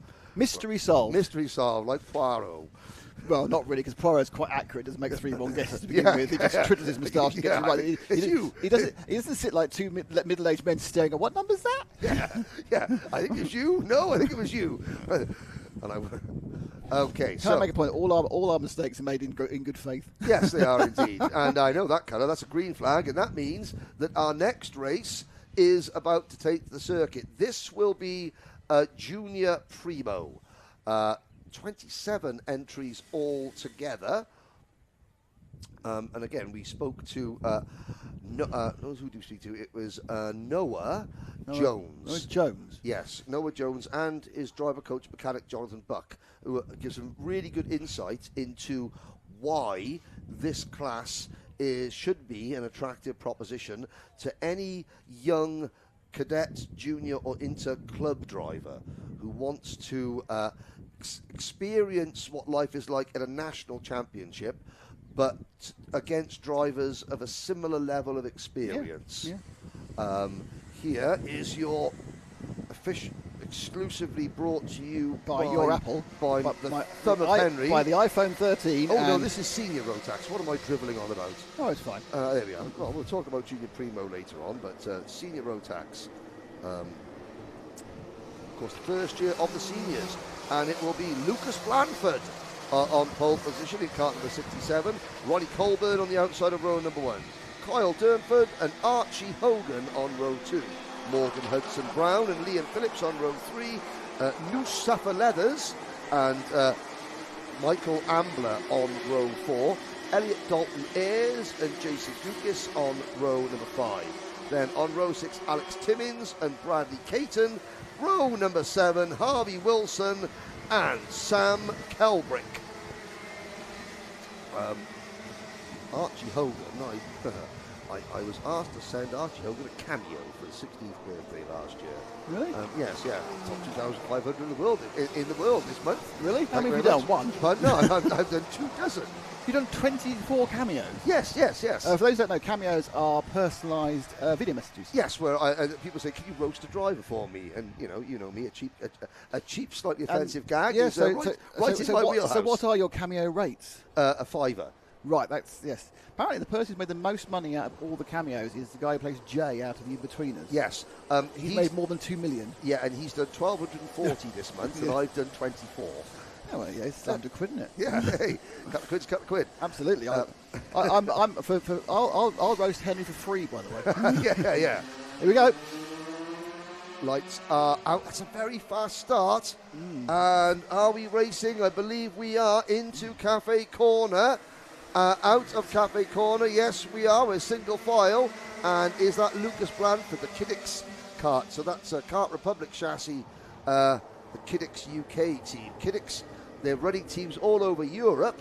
Same liveries with the Kart Republic brand and chassis. And Blanford, who is, again, an experienced driver, pulling away at the front. Yeah, interesting little break he's made already there. I mean, the Senior Rotax was new for this year, added at the back end of last year for the Winter Series. More, I think, of a way of keeping your existing racers with you when they age out. I don't think they're trying to set this up as a Senior Rotax Championship to compete with any other NKC or the British. I think the idea is that we've got we're the Kart Championship family. Yeah, and if you want to carry on doing your Kart Championship, you're racing with us. That's not a problem. We've now got a class for you. Yeah, and as we got a change for second there, Ronnie Colburn. But of course, it is an option for senior drivers who want to sample. They've now got 3 options. You've got the Tour British Championship, then you've got this, the Kart Championship, and the NKC, which the Karting Live TV is also covering this weekend down at Forest Edge. But yeah, you know, it's good. But also, I think one thing that being a part-time member of the paddock is that the atmosphere here is extremely family-orientated, friendly, welcoming. I'm not saying that everyone's best mates with everyone else, no, but there is a far greater feeling of camaraderie. And if you've enjoyed your karting here in the Kart Championship for the last 4 or 5 years, and a child is now of an age, you know, why leave? You don't have to. Yeah, well, so who's leading? That's Lucas Blanford. He's leading everyone else for dust at the moment. Yes. He's absolutely pulling away in a way we've not seen. So hence the reason we're now much more concentrating on second, third and fourth, because that white card is just gone. Yeah, not a great way to get coverage for the sponsors, Lucas, by pulling off. But a good battle. Massive battle there. That was Kyle Dunford. Fifth as well. Fourth, fifth and sixth are all over each other. Fourth, fifth and seventh are all over each other. And kind of psyched himself there. Yes, Elliot Dalton is now moving into P4 at the head of that group. There's Dalton is. Now that Hunter Motorsport livery car, the driver with the white and light blue race suit, who is now making a move up into P3. That is Kyle Dunford, I believe. Yeah, 4-5. No, it's not P3, it's P4 because the leaders disappeared. Yeah. So Ronnie Colburn and Morgan Hudson Brown are second and third. Then we have this battle. So I think it is now Dunford.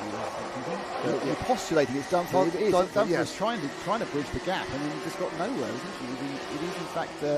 No, it's stayed with Elliot Dalton Ayres in fourth. So Dalton Ayres remains in fourth place, and he gets a bit of a gap. He seems to have quite a bit of extra speed out of a corner. He always pulls a tiny gap, and then the wonderful world of aerodynamics just removes all that lead almost immediately. Yes, and further back there, so this is Dunford, Dalton Ayres, Timmins, Phillips, Dukis, Safa Leathers, Hogan in 10th, and Kelbrick, Caton, Wilson and Ambler. Michael Ambler, I think, has had an off-track moment because he's somewhere 9 seconds back. Yeah, but is lapping at a similar speed to drivers, you know, just a couple of positions in front of him. So, he thinks he had an agricultural moment somewhere. the key gap here really is the gap between third and fourth, because that has gone down by 0.2 per second from the second to 0.8.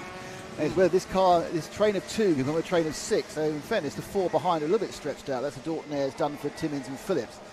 We aren't talking about the leader because he's now 2.7 seconds ahead and setting fastest laps every lap at the moment. So Blanford really absolutely gelling with this Shennington circuit this morning. Yeah, there was a yellow flag waving at the entry to the Bruno chicane.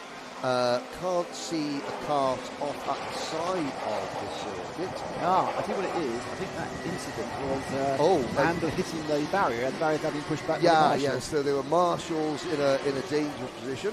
And again, a huge thank you to the Orange Army here at Shennington. The marshals, the most important people of all, without giving up their time. If you're looking down this, I'm peeling. I'm not a left. Sorry, I thought I was treading on your wire. Actually, no, I sort of sit in the sun in Abu Dhabi and without any sun lotion on, and now I am like a snake, slowly shedding my second skin. and third now getting much closer. Again, you get a brief white shot of the leader there going past. He goes down the corner again. Blanford still. This is Husborough against Coburn, and Morgan there looking to lead through, and they say, and look on the inside goes Coburn. He gets a little bit of a nudge, and it just takes a look. And immediately, so what they've done, they slow each other down. Yep. And here comes Dalton Ayres and Dunford, because they've enjoyed the fact that second and third had an argument and lost themselves half a second. Yes, exactly. And again, this is not going to help their collective cause. I mean, Coburn and Hudson Brown's collective cause. So Morgan Hudson Brown in the number 69 cart, looking over his shoulder. Will that all-black number 77 of Ronnie Coburn?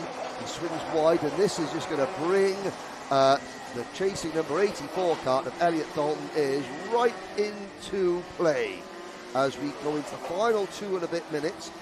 I mean, we'll check up the biggest winning margin of the day isn't much. Well, Lucas Blanford is going to win that little award. It's a question of how much he's going to win it by, because his lead will increase exponentially as these two make that now 3, 4, possibly 5 carts all squabble over the scraps. Hudson Brown there seemed to slightly over brake going into the hairpin, but luckily he didn't leave a gap open for Coburn to come past. Dalton Ayres trying to improve his aerodynamics by looking down at his feet for about half a yard, but up again, wide there around the final Wilkins hairpin, and now the three of them really are nailed together. There's several laps to go still, though. Yep, there's plenty of time. Now, what Elliot Dalton is, when he catches that black cart of Ronnie Coburn, he needs to make the move quickly. He's got the extra bit of momentum. He doesn't want to spend then half a lap sat behind Coburn and Hudson Brown, because there he goes, smart driving. He'll lose his momentum. He just sits there. He's move. Yes, decisive. And now he's going to hope that Coburn doesn't come straight back at him. He's going to hope that Coburn sort of gives him a little shove along, and as soon as he catches Hudson Brown, he's got to go straight away. He hasn't got much of a choice. Over and under from Coburn, but it's not going to work. But it's going to give Hudson Brown a nice gap. Yeah, and that could be a crucial gap as Hudson Brown looks to steal second. And behind Coburn, that's Kyle Dunford now making the move. So is that the BSR car, the Bradley Shepherd Racing Machine of Dunford, moving up a position? Yes, it is.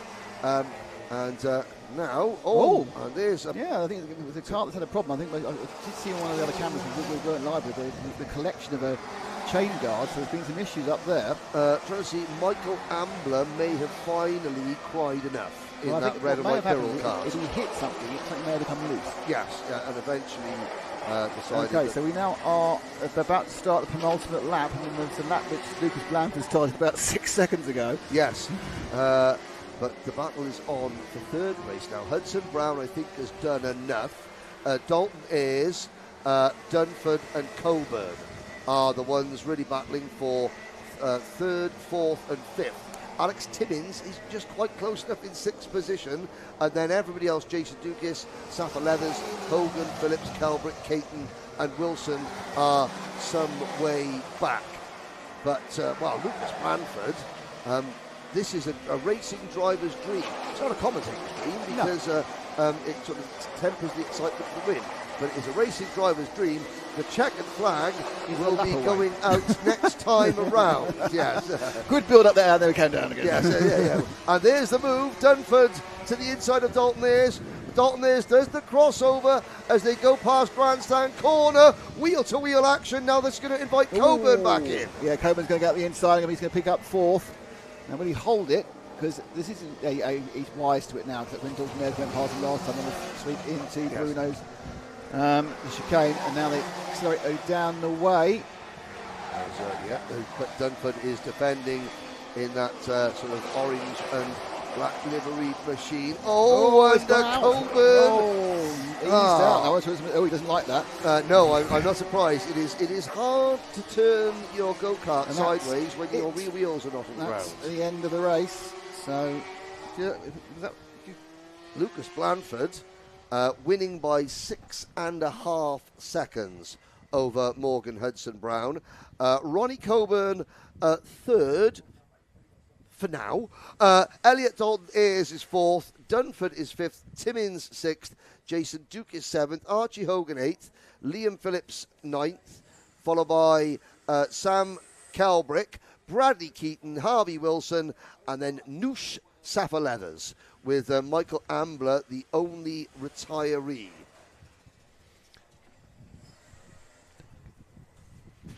Nope.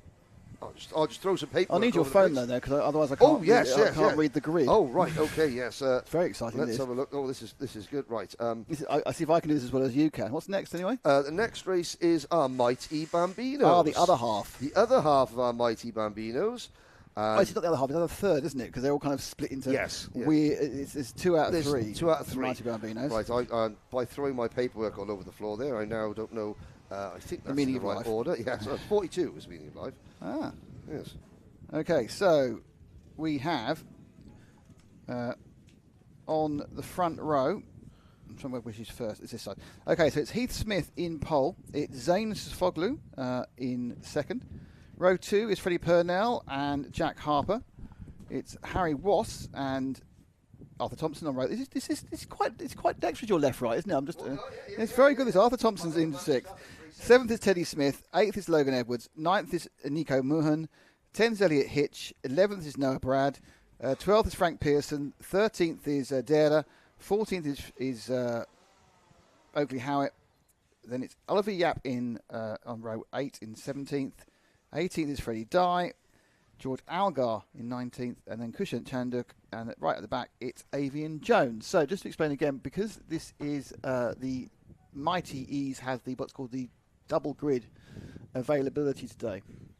They are running an A and a B, and C sections, which are 15 drivers each, and I think it's 10 drivers each. So you have A versus B, you have B versus C, and A versus C. So everyone plays everybody. It's like a little round robin tournament of the various drivers. So, for example, in the Mighty E race we saw earlier, we had Felix Tandy and Zane Sofoglu.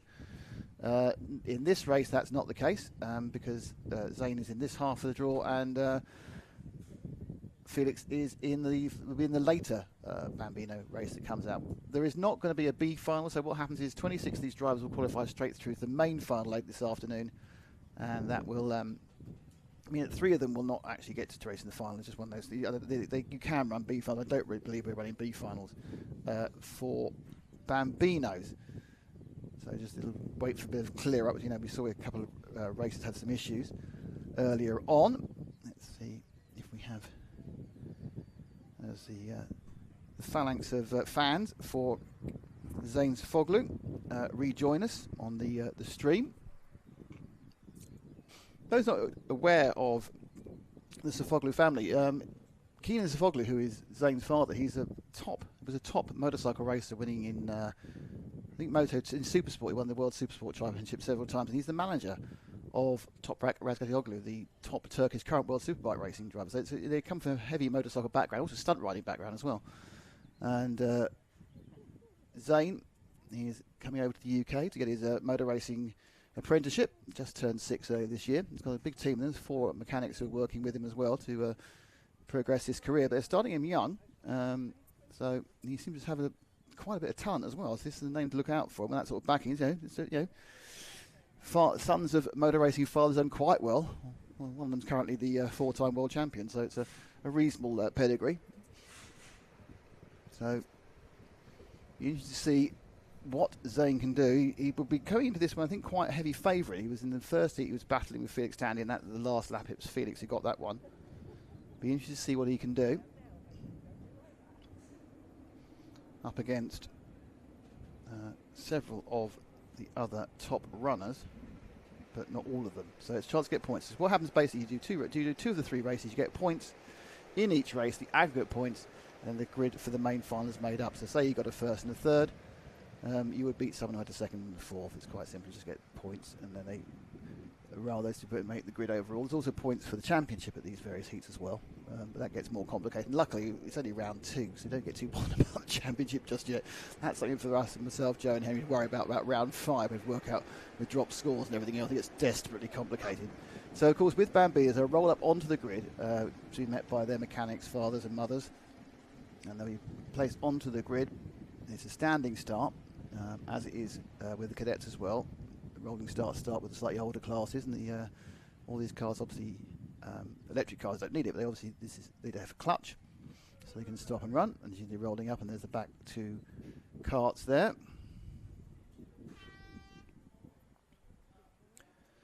And they'll clear the grid of all the helpers, and we'll just leave the drivers to do their thing in the second of the 3 Mighty E Bambino heats. They're waiting for the green light. There's a slight problem with one there. It's been just tended to. I think that looked like by the about row 6. And they will just drop down, and they got the all clear from the starter. And very conveniently, Henry has joined me for that start.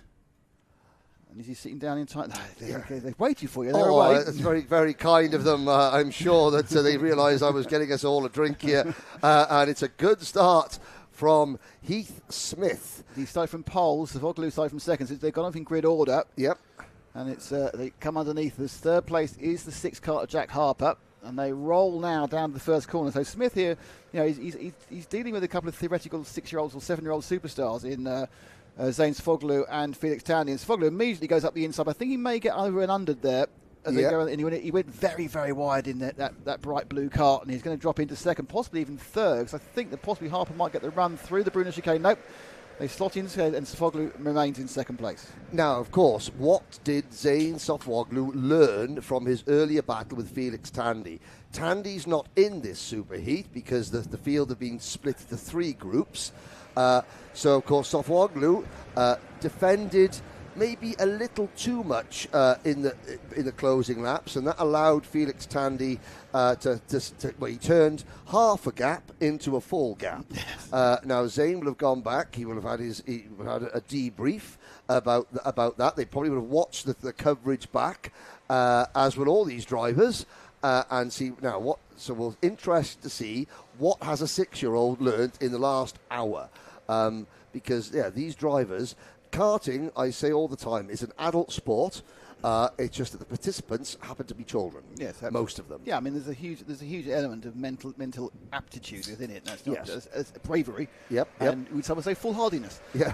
But also you've got to a lot of time. Yes, a lot of time you've got to think your way around. And certainly when you aren't sitting there with a mechanical advantage or an engine advantage, the only way you're going to do it is by driving better.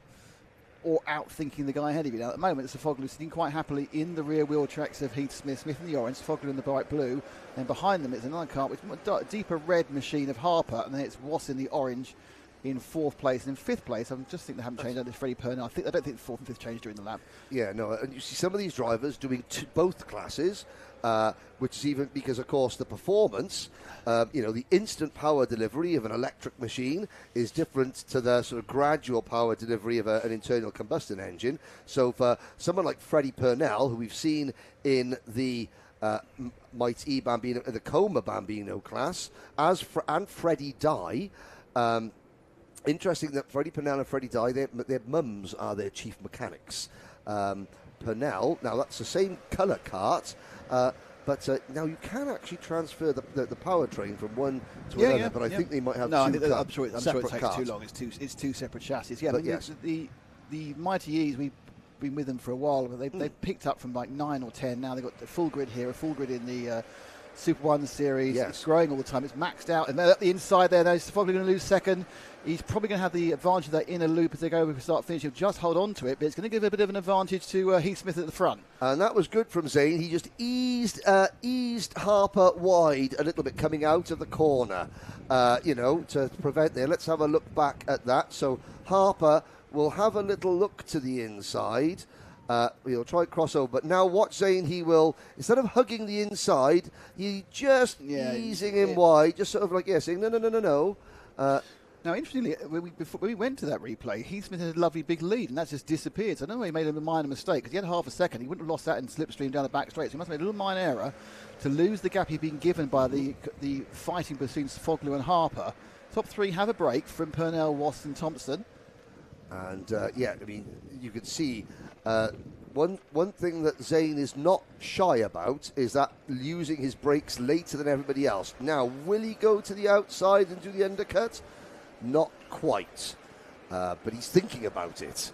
Harper's looking to make something happen on the corner exit, which is not the obvious place to do it, but perhaps given the way these karts run at this particular track, which doesn't give you as many options as some of the others do. As Sfoglu to the inside, round the bottom bend there, but doesn't quite make it as he goes round the cafe corner. Great driving there from Heath Smith. He left Zane just enough room, but then didn't go so wide as to lose his momentum. Yeah, this is the thing about this. This is why Joe Brady keeps giving this as race of the month, because they just race so well with each other. The respect, it's like you think they're little kids. Yeah. They get out the cards, and you think, I'm going to go and see Oscar Piastri style races. It's just a child who should be at kindergarten or something. Yeah. It's amazing, but they give you to such respect. And Sfoglu's got in the lead whilst we're showing that replay coming out of the hairpin, so he's made his move. And of course, at the end of the day, he's going to lose it again because he was out and he might get hung up to dry here. Actually, Sfoglu in that bright blue car may emerge in 4th. So from 1st to 4th, he just got into the wrong line, or perhaps lost the momentum coming out of the Bruno chicane that short shoot straight. And this is where the extra 1 year of experience comes in, because Purnell, Smith and Harper are all in their second year in this championship. Softwoglu and Harry Wass in fourth. I'm not sure if Harry's in his first or his second year, but obviously Zane in his first year. And just that learning that the drivers do every single time they hit the track at this age. They're like sponges. Yeah, it's a weird thing. It's a championship, but it's not. It's a learning position to take you forward in your career. You want to win, obviously. Yes, yeah. But at the end of the day, it's really about what the experience you've gained as much as the position you finished in. And again, you know, speaking of that, we've got two brand new drivers, Avian Jones and Kushant Chandok. Kushant Chandok, he's 19th at the moment. Well, they're both on black plates. However, they have to start at the back. Yes, but he is within a second of his nearest rival. Now, he's just had a little bit of an off-track moment there. But as you're looking at the battle for the lead, I will look back there because it's about lap times. Let's look at Kushant Chandok's lap times. So the first two, Smith from Harper. Softwoglu back in fourth again. He's having a right-on battle moment with Freddie Purnell. He'll come at the inside. He'll pick up third again, going through Cafe Corner. There's really now that Softwoglu needs to try and, perhaps the two of them need to stop this and actually now work out a way of bridging that slight gap. It's 3 or 4 tenths for the top two. Very similarly liveried machines of Smith and Harper. It's the 3 from the 6th. Teammates as they go up and now round the back straight towards the Bruno chicane. Softwoglu trying to gain on the game. Does get back towards them now. So Softwoglu good in the brakes, that's for sure. This is where he made a mistake a couple of laps ago. Got in the wrong part of the track. But now he's following in the wheel tracks as they go down towards the hangar corner. The top 4 right together. A tiny gap back to 5th place Arthur Thompson. And looking at that, so in Kushant's first super heat this morning, his best lap was a 109.4.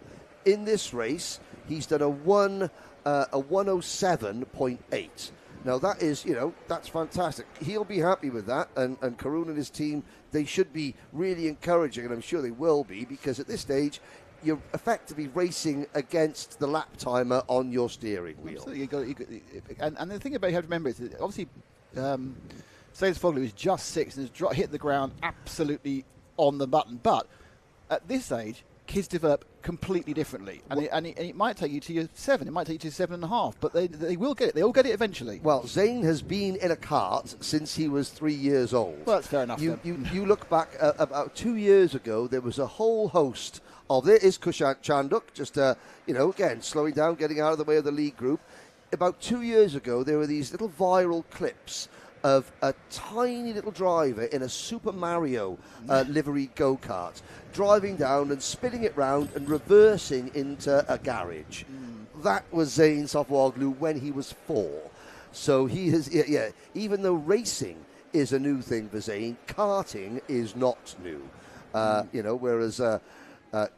So we're on the last lap now. Yes, I'll stop wittering about the drivers that are in 19th place, and let's focus on a great battle for the lead, which is now Freddie Purnell's for the taking. As we move on to the last lap, Purnell leads, Harper is down to 4th, Softwoglu and Smith side by side, but Freddie Purnell took the lead going into the first corner on the last lap, and you know what, he might have the breakaway that he wants. Yeah, they're rolling now, but Zane he just edged out quite nicely there to retain second place, but the gap now is absolutely monstrous. Yep. It's that's realistically that's not going to be made up in the next 3 or 4 corners, so it's really about now whether Softwoglu can hold on against Smith and Purnell to get this second place, because they've just suddenly ceded the lead in the kind of a kerfuffle, as you said, around Cafe Corner on the last lap, and this is the final lap of the race, and there they go, checkered flag waving. And it is Freddie Purnell who takes a surprise win, but well done, Freddie. Great result. Zane Softwoglu second, Logan Edwards is third, Heath Smith is 4th. There's Thompson, Harper, Wass, Teddy Smith, Nico Mohan 10th. It's Elliot Hitch. He seems very happy with that.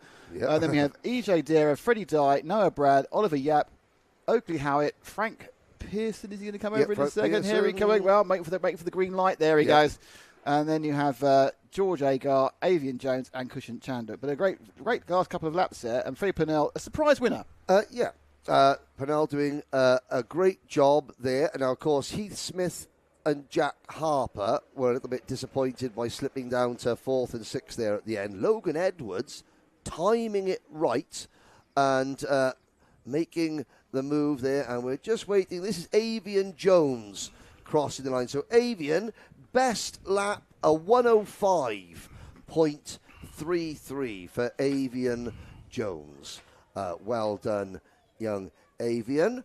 And we'll see most of the Bambinos later on for their main event. I think are we going to have all drivers qualified or not? I'm not sure. We'll have to double check. But well done for the 19 drivers in that race. Freddie Purnell with the win. But what I did notice is that although Zane comes home second again, he was a bit more aggressive on the last lap. So again, he was... well, the interesting thing is, as you say, he's got 2 seconds. I can't see him being lower than third on the grid. And as we know, that means... You're in the hunt from the word go. Effectively, yeah. I mean, realistically, in this particular class, whilst it's obviously everyone wants to be on pole, starting in the top 5 is all you need, because it means that you're getting to that initial train and you can work your magic as such from there. So we will now look at the next race. Kart line. Now, this should be Junior Primo. Yes, that is right. So you've been desperate to say that for the last about hour. I know. I've been urging them on.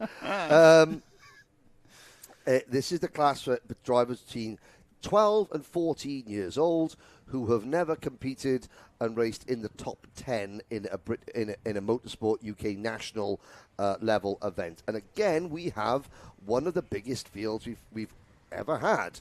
27 of them in total. And again, some drivers just starting out. Others have done a season or two exclusively of club racing and are now moving up to the big wide world of, of club racing. Here we are. There's the list of all. I've messed up the order. You messed your piece of paper up? I've messed my piece of paper up. You need them on the phone. You're much better on the phone than on a piece of paper. Yes, I'm... I will. Well, I do know that. Cooper Campbell Lees will be the leading. Well, no, he's in cart number 11. Noah Jones, Lewis Gilbert, Zach Mackay, Miles Cloworth, Samuel Leedon. The grid will be led by Elijah Hazelwood in cart number 21.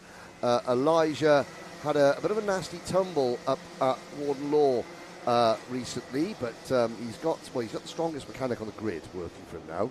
Strongest as in Chris Harvey, yes. He's very muscly, is he? Yes, because he's a bodybuilder and a professional bodybuilder, as is his wife. Really? And is his daughter. Wow. Yes. You don't have an argument with him. So there's no problem about taking the shopping in from the car then? Absolutely not. So it is Elijah Hazelwood, pole position. Then Cooper Campbell leads on the outside of row number 1. Lewis Gilbert and Isaac Jameson on row 2. Zach Mackay and Zach Jennings, row 3. Alfie Forrester and Samuel Yeadon, row 4. Miles Cloworth and Thomas Ambler round out your top 10. And George Ralston, Noah Clark, Ronnie Legg, Lily Shaw, Oscar Pitt, Thomas Butcher, Harry Ward, Charlie Thompson, Elijah Hartley, Ethan Barth, Archie Ray Watson, Jasper Oakes, Pierce Whitehead. Now, here we go. Here's one of... this is Oscar Chesovic, followed by Noah Jones, Luke Wells, and Lucas Olofsson. I'm very pleased to be working with you, Henry, because you have the same issue with names as I do. Joe seems to just glide over all of them, and I've struggled my entire life with names. Yes. The amount of people who are just known by their first name when I'm doing commentary is unbelievable. Yes. Because obviously with the stuff I do normally, which is European international RC racing, it's very few English names. This is nothing against anyone's name, because I'm not very good at working out how they should fit together. Yes, yeah. I was never a Scrabble champion, put it that way. No, I'm not in any sort of league, it has to be said. Here we go. That looked quick. Let everyone go. That looked really quick. Is the camera angle making it look quick? Because that looked really fast to be allowed to run. Now let's have a look. They're going. Oh no, there's one driver. You think they're signaling not going? false start? No, false. So that looked. I thought we've lost the cart. Oh. I can almost read the number, actually. It's number 66. It's a novice cart. That's Luke Wells. Wells. It's pulled off in front of our... That did look really fast. Yes. I'm wondering, there's obviously not the usual green and yellow flag that they can see easily at any point. I've not seen anyone waving a green and yellow go-around flag. There is a line, a demarcation line, going across the track. But normally when I'm saying it, Tony, they've been going for it, even though they're supposed to stop. And normally in the other tracks I've been to, we can see the marshals waving the green and yellow flag, or there's a green and yellow light box. I'm just wondering where it is. Well, if you see the two yellow cones there, yeah. that's the signal to start the race. That's what the point in which a driver can move out of the tram line. So the lights will change if there is a start at that point. Ah, right, but they're all missing this because they're staring at the person ahead of them rather than the lights, aren't they? Yes. Now let's try this again. Here we go. Again, it is... not as quick, but look quick again, and I don't think the person in the lead was in the right place either. Oh, and there's a spin, and that's going to be big. 3, 4 karts. Somehow they all avoid making heavy contact with one another. Are they rolling? I believe they are. Now, this is the middle of the pack here. So let's look back. The first driver, it's about the 4th or 5th kart on the outside line. Oh, yes. That gets tagged, and then the 4 drivers just behind. You can almost see the cartoon eyes going out of the front of the helmet. Yeah. But luckily no one hurt, that's the key No, point. I no, think and they all carry on. There might be a slightly bent axe on one of the carts, but that's just a bit of a few quid or a hammer, so that's fine. But a lovely break made now. I think that probably is Elijah Hazelwood, because I think he made a bit of a jump off the line as well. Yep. It is. So Elijah leads from Jameson and Zach Mackay. Junior Rotex Premier, maximum age 14, as you said, no previous experience of winning a major event or being in the top 10 of a major event, so very much a theoretical driver level playing field and a huge learning area again. This is a sort of class where the person who wins round 1 is likely to win round 6, just as a learning experience during the year. Yes, the drivers that are just, and it does make the championship very interesting as well, because, just because you start and you're ahead of everybody else doesn't mean you're going to stay ahead of everybody else as the season progresses. We go round the Wilkins hairpin and within lap 2. We've had a couple. It's interesting. I've been having a number of races where no one was getting away. We had a second now race out of 3 with a break. It's 1 second. Jameson leads. Hazelwood leads from Jameson. It's Mackay and Forrester, and then we run back through the field, which is very compact. Cooper Campbell Lees, who started second, is down to 5th. Now, trying to see the driver that spun at the start. Let's have a look. Wells broke down. It was Lewis Gilbert. Lewis Gilbert was starting at the front, and he was the driver that spun initially. And then because he was on. Well, let's have a look. Yeah, he was up there in the second row of the grid. It looked about 5th or 6th that went wrong. So and I noticed that Zach Jennings, Samuel Leedon, who were starting directly behind Gilbert, they're also down the back. They were those that had to take evasive action. And Hayes with this, snapping wide at the braking. He was being closed down by Jameson anyway. And that lead of half a second was dropped down by another couple of tenths. That's about 2/10 lead or 3/10. Then your gap to second, third, and fourth from the time Forest. So they come into the hangar corner. I don't think it wasn't a particularly good attempt to slow the kart down by Hayes. He may not actually have lost. It looked spectacular. He may not actually have lost much time in doing that. No, but what the two X-Kart team, Matthew Street's team of drivers and mechanics, they're very, very impressive. They just dominated with Riley Bishop earlier on, and now they've got a 1-2 in this division. Jameson now right on the tail of Hazelwood. He actually put in the fastest lap.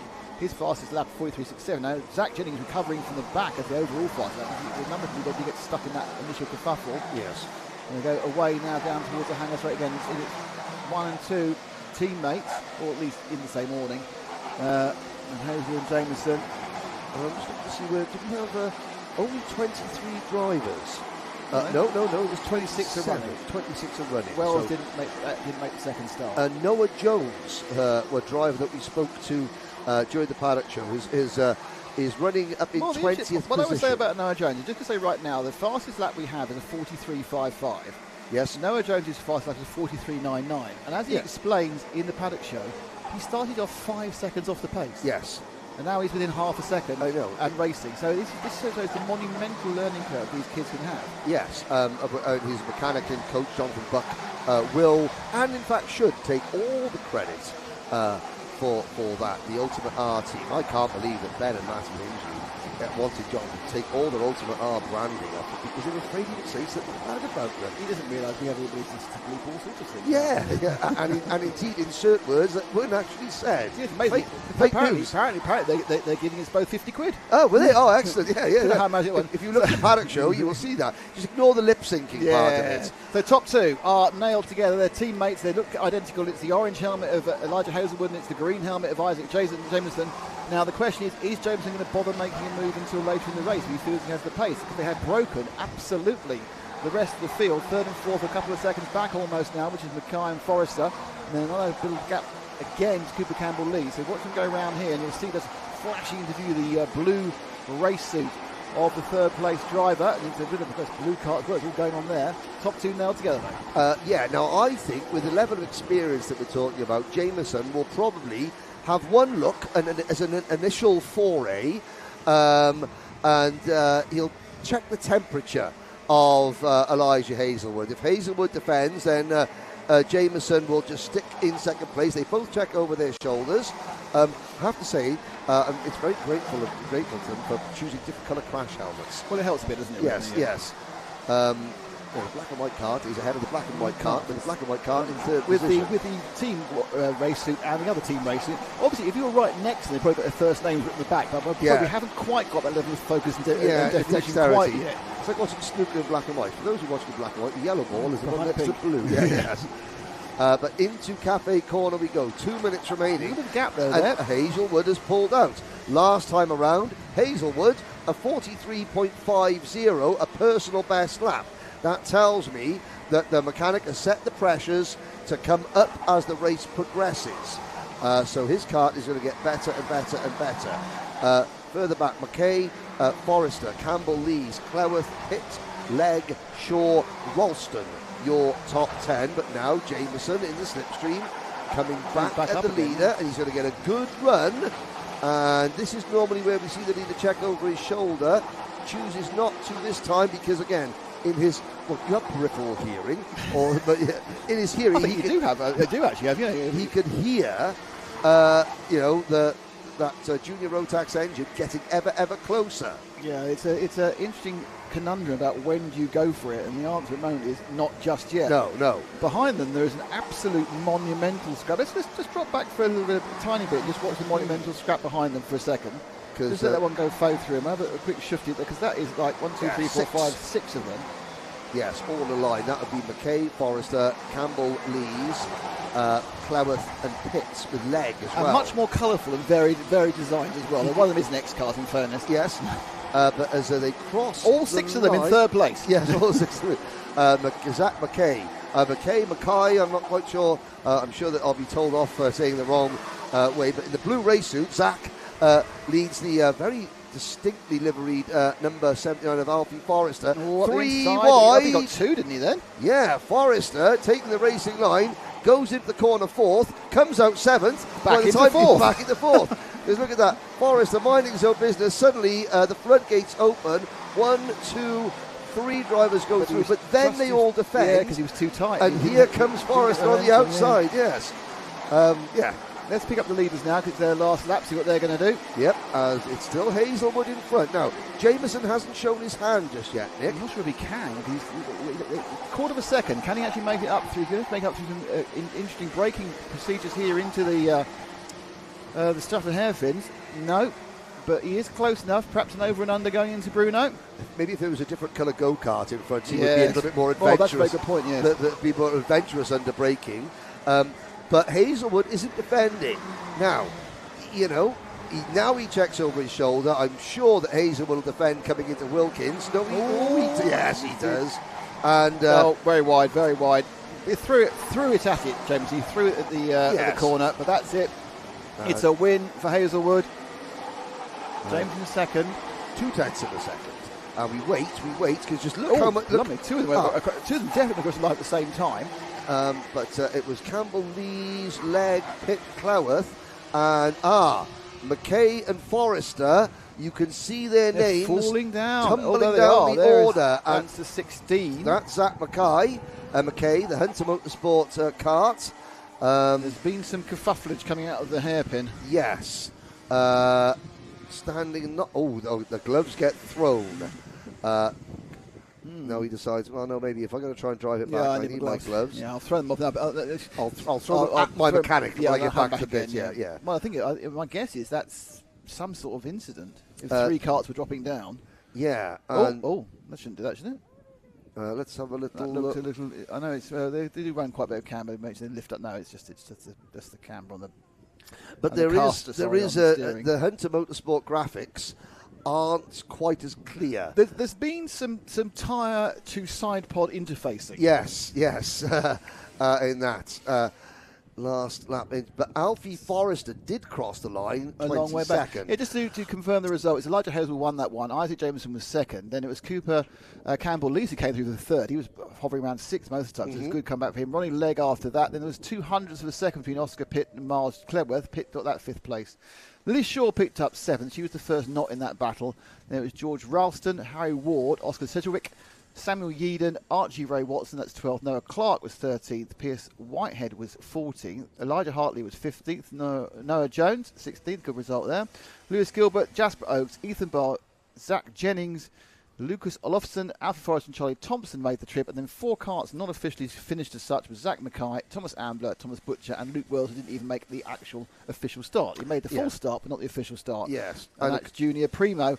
Action-packed. And of course, yes, we didn't see the incident, but it would be safe to assume that 2 drivers going into one corner battling for 3rd and 4th positions and finished the race 19th 22nd and at the side, there would have been what we call a territorial dispute. Yes, there would have been some sort of situation where they tried to define the laws of physics and have two items in the same space. Yes, yeah, and now, of course... What I do like, and I think this is one of my favourite things, is that kart racers have already got the full gamut of disappointed body language. When they go, you may be 11, you may be 7, you may be 16, but you can absolutely do the I am incredibly off with person, mechanic, life, yes, marshals, a whole lot. And it's obviously it's a part of the body that is naturally developed at a very young age. Yes. Before you get the racing driver school of excuses, you get the racing driver school of I'm upset body language. Yes, yeah. Okay, so what's next? Because it won't be Junior Primo. You just had it. No, I can't say Junior Primo again. It is going to be race number 27, Micromax. So the second, this is Superheat 2. We've done half the Superheat. Yes, it's going to be Ethan Lloyd and Lewis Cacaldi on row number 1. Noah Wicklow and Freddie Blackshaw on row number 2. Jensen Darlow and Henry Algar, row 3. Ethan McClelland and Junior Wright are on row 4. Carter Jackson and Zach Andrew, row 5. Lanny Eden and Arthur Bowers, row 6. Teddy Roberts, Pierce Gauntlett and Toby Cannon starting at the back. Toby Cannon finished the opening race up in 5th position. Now, you missed the opening race because you were busy welcoming our camera positions. I was anointing them all with my personal touch. Exactly, with my presence. And it was a good battle between Ethan Lloyd and Lewis Cacaldi throughout the race. So as we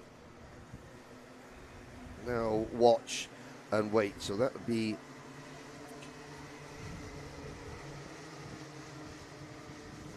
So they got a second lap. I think they know in advance they're getting 2 laps, don't they? Yes, yeah. This is something that I think has been told in the briefing at the start of the day, that because it's quite a short circuit, and I think that you've got a level of experience, a mixed level of experience. Oh, somebody's going grass tracking already.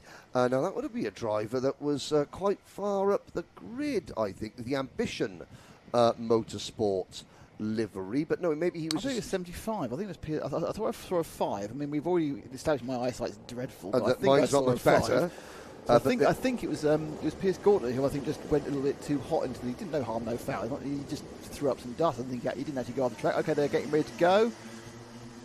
There is the returning body language. Yes. Now, will we come to Here the we line? go. That didn't look right from there. But they're going to go. Oh, okay. Are they going? Are we going? I think we are. I'm looking down. Yep. Because normally you see the signal coming out of Cafe Corner. If anyone is, if we're not going, but we are running. Lloyd and Cacaldi picking up where they left off this morning. Oh, was an instant the hairpin there. Two around. And that was Piers Gauntlet again. Actually, not saying it was anything to do with him. If you're watching the background, the shot will change. But you can watch in the background. You'll see the last two. I think it's the last two get. Oh no, it's not. It's a. Oh well, it was the car. I think it was the number 55 of Lani Eden spinning, and Piers Gauntlet behind, just sort of getting caught up around the outside, trying to avoid the rotating machine in front of him. But it's as you were, a one-on-one scrap between Lloyd and Cacaldi. Now in superheat number 1, Noah Wicklow in third position. He sort of hung around the leading duo for the first half of the race and then dropped away. But this time he's got Freddie Blackshaw right with him. So Wicklow is not going to be left on his own. I think we could see a 4-kart battle develop, even with Lloyd and Cacaldi sort of playing nice at the moment and not battling with one another. Wicklow, of course, has come up from Bambino's, where he was very successful on the championship. But as you can say, he's now in a personal battle with Blackshaw. Top two against him, they've broken away, Lloyd and Cacaldi. Cacaldi, of course, the nephew of British GT driver Andrew Cacaldi. There's an LKQ sponsorship on the Cacaldi family, I think. And I know that in the British GT circles, the gentleman that ran the Blue Coral team passed away earlier this week. But and he was, I can't remember the gentleman's name, but he was, I think, third on the list. I think Andrew Cacaldi, the most British GT race wins in championship history. I was reading on a website. A website for British GT, I expect. Yes. A website that specialises in sort of endurance, sort of sports car type racing. So 2 pairs of drivers taking the top 4 positions, and they have they're both stuck together, but there's a comprehensive, probably over a second gap now between Cacaldi in second and Wicklow in third. Oh, yeah, John Greasley is a gentleman. Oh, Greasley, yes. Enough about but that, I was just That's saying good that. It's good to know when we're reaching the depths of the addled brains we have, we can pull out the information finally. Yes. And of course, so Lewis Cacaldi, the S-plate holder, this is exactly the way they worked at race number 1. Ethan Lloyd led the majority. Cacaldi, had a couple of little nibbles, but Ethan Lloyd was keen every time that Lewis took the lead. Ethan would fight straight back. And they are using the slipstream effect perfectly. This is great. They're not teammates, it's co-opetition, or frenemies. They're friends and enemies. They're friends at the moment. We've got 5 minutes to go, so they need to be cooperating. They'll be playing football in the field in an hour's time. Oh, yeah, as most of these youngsters will, have... spend thousands of pounds on your go-kart racing, but all you need is a bit of grass and a ball and some jumpers, and it is jumpers. And that is a great thing about this paddock. You see the drivers, charging out when the racing's finished to throw themselves around in the field, which is great. Coming down towards the Stratford hairpin, and it's really pretty much after you, Claude, isn't it? No real effort being made to change the position. Though actually, I say that, and actually, I think Ethan had to think about that and then thought, So he said, no, it's all right, Lewis, you can carry on leading for a bit. Well, I mean, it's Lewis in second. How to think? So they swapped again. Over the line, they were around the other way around. Yeah. Ethan still leads, but of course, now that one little side-by-side moment, and the chasing group: Blackshaw, Wicklow, Algar, Darlow, and McClelland, with Zach Andrew rounding out the chasing pack in kart number 27. They're not a million miles behind, so Lloyd and Cacaldi still can't afford to battle this, and Lewis looking over his shoulder. That's significant because he's now Blackshaw's made a real leap here. So he's now he's got himself into slipstream no man's land in between the two parts. He's 1 point. He's gaining actually. He was 1.2 seconds behind these top two, but he's 0.7 ahead of fourth place Wicklow. Now I think he's now looking to make a bridge move which if these two continue squabbling will be possible, but theoretically, just based on the laws of physics and slipstream, it shouldn't be possible. They drive sensibly. Yeah, no, but of course you're seeing now Ethan Lloyd defending into Wilkins, and he's defending again, crossing the start-finish line, but Kirkcaldy isn't, so Kirkcaldy knows that it's not time for him to go yet because Blackshaw is too close to run the risk of an elongated battle. So Ethan Lloyd's not looking over his shoulder. Kirkcaldy is. Kirkcaldy is the one that is judging the gap back to Blackshaw and then deciding 2.5 minutes. No, that's because he'll remember that every time he made a move on Ethan Lloyd, Ethan would come straight back at him. Yeah. So he thinks to himself, okay, Ethan is he's not going to lay down and take this one lightly. He's going to fight every inch of the way. And Ethan's defending, and there's nothing that Lewis can do about that. That's Ethan's prerogative. But that might force Lewis's hand. It'd be interesting to see what the gap is. It was about 1.3. I don't think Blackshaw's got much closer. When he's got further away, but he's managed. Oddly, it's the second chasing pack, which is Algar, McClellan, Darlow, Bowers, and Wicklow. It's had a bit of a bad couple of laps, got down to 8th place. They're dropping off 3rd place. You've got the top 3 are doing the same speed, however, there is already a big lead for the first 2. And then the other pack is just kind of squabbled around and lost some more time. Yeah. But it's certainly now going to be these two who are going to race towards the end and decide the top 2 positions. It's whether you said Kirkcaldy has learned enough about how Lloyd is running this race to work out how he can stay in the lead at the end of the 8 minutes plus 1 lap. Yes, but of course you see if you can't leave it till the last corner because you need to give yourself a couple of opportunities. But of course in race number 1, that Ethan Lloyd passing Kirkcaldy to the inside of Hanger. Now the crossover. Well, he tried to sell in the dummy there, did Lewis Kirkcaldy, but Lloyd was wise to it. And on that occasion, because they did that lap working together, the gap to Blackshaw grows to 2.2 seconds. Now it looks like it's going to be game on, a minute to go. Ethan Lloyd's got to be careful. The new directive in karting in the country is that defending, you can make one defensive move, and that's your lot. So traditionally, you'd have a driver hug the inside line down the straight, then swing out wide to take the racing line going into the final corner. And of course, the rule that sort of has really taken away a driver's opportunity to sort of sell the dummy and do a crossover up into the corner. But again, drivers they'll learn very quickly. How they race, they adapt continuously. So running now onto, they're going to get this one and one more. So on the penultimate lap now. So this is his one before last chance to work out what he's going to do. It's Kirkcaldy in that slightly more blue in the orange and blue karts. They've even got not particularly different helmets. They're both orange and silvery, but it's the Scotsman with the S plate looking to try and get round Ethan Lloyd. They come now down towards the Hanger corner, and it's looking left, looking right, but he really needs to decide how far out he wants to. He's going out for an over and under here. Yeah, see if he gets the inside as they cross the line. So Kirkcaldy's obviously thinking about trying to dive to the inside, going into turn number 1. No, will he try and go around the outside into turn 1? He can't. That's not really a place that you overtake. It's now or never for Lewis Kirkcaldy. Out of Cafe Corner, through Grandstand, onto Stratford Straight.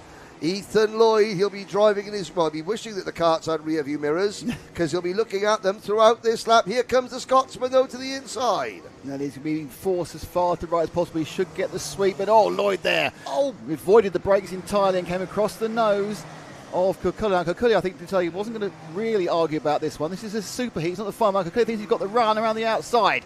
Through Hanger, not happening. Now on the final chicane and final hairpin at Wilkins. Tight line, and I think he's going to block, and Lloyd is going to take this one. He's just going to manage to block Kirkcaldy up, but Kirkcaldy's learnt a load more for the final coming in a couple of hours' time. Yeah, and a good race there from both our leaders. And I have to say, going into the Bruno chicane, the way that Lloyd, great spatial awareness from both drivers, because Lloyd left Kirkcaldy enough room to take the inside line, but then just swept across, didn't hit the nose cone of Kirkcaldy. Again, excellent close quarters racing there between Lloyd and Kirkcaldy. But it's not over yet. Battle will be rejoined. Here we go. Yeah. Just look, good racing respect there. And it's that move there where he just comes across, which was perfect from Ethan Lloyd. Behind, they were in the drivers of the race, of course. Blackshaw third, Algar fourth, McClellan fifth, Bowers sixth, Darlow seventh, Wicklow in eighth. Once again, Toby Cannon comes from last to ninth. Carter Jackson rounds out the top 10 ahead of Zach Andrew, Junior Wright, Lani Eden and Piers Gauntlet. Everybody finished that race, and I'm just trying to see... Teddy Roberts didn't start that one. We had 15 at the start of today, 14 in that one. Oh, the gliders are up and running. It's, yes, so there's some... they use the kind of the wire tow method. The gliding club, which is just literally behind the. I'm still always, wary of why would I get into an airplane that can only head down. People say, "Do you want to do a parachute jump?" And I say, "Nothing will convince you to jump out of a perfectly serviceable aircraft." Yes, yeah. Well, I had the same opinion until I was forced to do it for charity. There's the runway. It's right just behind the thing. And there's a glide. Look at this. This is top camera work now. We have glider cam. Yep, glider cam. He's just doing circles. He's doing circuits. He's going to swoop back up. He's heading straight towards the camera. No, he's coming down. No, he's still. This is. There we go. Oh, he's going to go. This is. I've been in the glider once, which is, and it did enough land roughly. On the grass. That, in fairness, that was a good landing. On the grass. This guy knows what he's doing. That's top glidering. Top glidering. Top glidering. That's Don't say we don't show you the environs of the circuit. Yes, the general ambiance. May we the ambiance? Yeah, ambiance. Excellent. Thank you. Was that Mark? Was that? Thanks, Mark. Yeah, that was great. I must admit, I've seen they did because they only hand towing them up. They don't hit a thermal. They just do a circuit and come back down again, don't they? Yeah, if you get a plane tow up, you can be up for miles, can't you? Yes. Yes. My spidey sense started tingling just even watching that. So I guess he's supposed to land in the field, but yes, he's in a blooming field. Who does he think he is? Now, this tells me I can hear 4-stroke engines rumbling and parents and pushers on circuit, which means it must be time for Superheat 2 in Honda Cadet. 30 now, not all 34 of them will be out, I don't believe. We'll check. And there's only one heat, so if they're all... the only one group, yes. 33 of them are out. JN Prakash, hope that you're well. Now, we've got still just releasing 1, 2, 3, 4, 5, 6. Well, after this race, there's still 6 more races to go. Till lunch. Till a break. I mean, lunch, called lunch, but yes. Yeah, can't get lunch, but we'll give it a go. So, your starting lineup, once again, as follows. Archie Cannon and Jack Wykes on row number 1. Elliot Bourke, who I believe won the opening superheat, and Luke McGall on row number 2. Theo Hamilton and Arthur Murfitt, row 3. Ronnie Jones and Arthur Roberts are on row 4. Riley Blakemore and George Quinlan, row 5. Ollie Knox and Archie Loveridge, row 6. Finley Thursfield and Jerry Jefferson, row 7. Sawyer Henderson and Ben Bowers go from row number 8. Oliver Ratton and Mason Becker, followed by Dino Rowlands and Jensen Fathers. That is your top 20. Shailen Shrikanthan, Daniel Barton, Bradley Sutton, Krish Doshi, Reggie Duffy, Austin Dowell, Seth Wright, Maximilian Mikulski, Jaden Bond, Maddie Horsepool, Arthur Bath, Josh Adderley, and Ethan Pearson round out your 33 starters. Josh Adderley, now that is that's a Bahamian family name. The Adderley surname is one of the original 12 family names of the founding fathers of the Bahamas. Yeah, right. Yes. Now, silence. Silence is golden. Yes. And soon there'll be the distant rumble of thunder. Is that Pink Floyd? Near enough. Near enough. Something like that, yeah. We haven't got the Piper at the Gates of Dawn. Not yet. It's Not coming yet. Tuesday. That's Tuesday. That was actually taken from Wind of the Willows. Was it? That's a chapter title, Wind of the Willows, Piper at the Gates of Dawn. That sounds like very Wind of the Willows, but fair enough. Yeah, it was when they were searching for a lost baby otter, which they found. I think we're off. Oh, we're off. Here we go. Race is underway. I was about to get sad about the otter then for a second. Archie Cannon takes the lead from pole position. Everyone else slots in behind. Jack Wykes, Elliot Bourke, Luke McGall, Theo Hamilton. Now the one driver, as somebody goes grass tracking in the background, driver just returning to the prepared surface. But in race number 1, Theo Hamilton was a driver that impressed him most. He's in the turquoise green and white kart. He was about there at the start of race number 1. Then gradually, as others battled, Theo just picked up the position. As somebody else dropped off the racing line, Theo would gain a place. He eventually came home in second place, 2,000th of a second behind winner Elliot Bourke. So Hamilton is certainly a driver who's going to think and not maybe show his true colours until the very end of the race. Cannon is not shy about defending and attacking. Obviously the Scotsman leading the way on his zip kart. Bourke in P2, and then we have Wykes, and then there's the Martin Jackson Racing. I keep calling it Matt Jackson. You're very obsessed with British touring cars, obviously. Yeah. He has lots of British touring car, he does. No, yeah. But it's Martin Jackson Racing. Ronnie Jones there in the black crash helmet in 4th position ahead of Hamilton. McGall runs in P6. Then the very smart, the black number 88 card of Arthur Murphy is 7th. Quinlan is 8th. Then Archie Loveridge and Riley Blakemore. Loveridge, one of the number of Ambition Motorsport drivers. Blakemore on the Project 1 kart driving Tim Parrott. Spoke to Tim this morning. He was looking for advice on where to go caravanning in North Wales. Well, as you know me, I love a caravan. You know his show about that, don't you? Yeah. So, but I said that Holyhead Angus is a good place to park up and look at the view. But Tim Parrott working with Riley Blakemore. Then it's a lead group of just a dozen carts, maybe more, 6, 9, 10 actually, as we've got the 14 of Bourke just sitting on Cannon's rear bumper. Now, of course, they would have learned, a lot from race number 1. Bourke knows that Cannon will defend if pushed. If need be, Cannon will defend. It doesn't matter what time of the race it is. Archie's a driver that likes to lead from the front. So again, it's a credit to Elliot Bourke and to Jack White. They are sitting and just thinking, okay, let's play the game, as it were, for the time being. Coming in now, round to complete another lap. It's this long loop into the Wilkins hairpin, and they're in a good train here. We've got a good train for a few laps, haven't we? Now we've got the 3 races. 1, 2, 3, 4, 5, 6, 7, 8, 9, 10, 11 could be counted as a train here. Yep. Change to second place there as the bright orange helmet nips in front. Jack Wykes. He's 100th of a second faster over the line than than Elliot Bourke.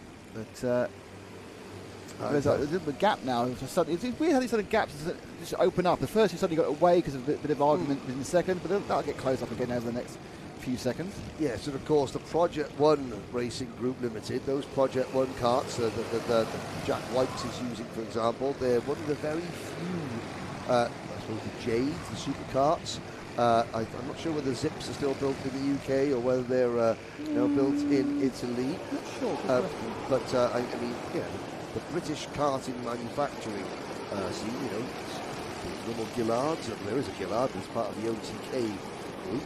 And the ARC kart is still built in the UK. That's a class of motorsport kart in TKM circles. You kind of wonder, don't you, where there's not a lot of this sort of mass production element of because a lot of kart chassis are being made and made by Italian manufacturers and British manufacturers. And you kind of wonder when there's going to be a boatload of Chinese carts come over, isn't it? Really, because Yes. the price, that's how they've managed to dominate other markets, isn't it? Well, I mean, you do obviously quite a bit of coverage in other parts of the world, Yes. Malaysia and Thailand and everything else. Is it still the same Italian domination there, or do they have their local kart manufacturers? There's not that many local kart manufacturers, but certainly there's a wider variety of karts, and because I'm a San Anorak, one of the least watched national championships in the world, and I keep track of karting on YouTube, is the Chinese Championship. Really? It gets barely 2,000 viewers around. Now, obviously, China eventually will cotton on to the sport of karting, mainly because a lot of the Chinese drivers, like Guan Yu Zhou, for example, the minute they were old enough, they came to the UK to race. They didn't race in their homeland very often. So you would think that when China wakes up to karting and starts watching it en masse, yes, there will be karts emerging from China soon. Yeah, I mean, it's a marketplace that they could easily get into, change to the lead. Wykes takes over the start-finishing line. Cannon demoted to second place. He says, "No, I'm not being second place," and immediately moves into first, and Wykes drops down to third. Yes. So that was a great move in theory, but it hasn't worked out very well at all. Well, no, I mean, but again, that is they know this. Archie Cannon, he likes to lead. I mean, and I say that as in everyone likes to lead, but there are drivers who are more comfortable chasing. Yeah. And there are, but Cannon. And so they all know this. They all know, right, if I make a move on Archie Cannon, I cannot give Archie the opportunity to come straight back at me, because he will then lose another place and end up third, which is where Wykes is at the moment with the orange helmet. Yes. I'm not certain, but I think it is Bork in second. Oh yes, yeah, Bork is second, and Hamilton has now moved into P4. Haven't mentioned him that much because he's been loitering further back, but as we get towards the business end of proceedings, Theo Hamilton now moves into fourth position. Cannon, McGall, Wykes. Yeah. Then Hamilton, Cannon, Bork, Wykes. Then Hamilton, Loveridge, McGall, Murfitt, and Blakemore in eighth is the last driver. Well, no, actually, without the seven. We've got seven. You're right. Yeah, the seven who are in a queue, and now it's Blakemore and Jones and Quinlan are just a little bit off. They are literally in a queue now. There were a few little sub gaps, and they've all managed to squeeze together. Yes, and Cannon looking resolute. Well, he's very much now driving lines that are designed not to be overtaken rather than faster. That seven's about to pick up 8, possibly 9 or 10 together. In this Honda Cadet 200 Superheat number 2, and then again Wykes managed to pick up a position. And he goes down Cafe Corner, we lose it again.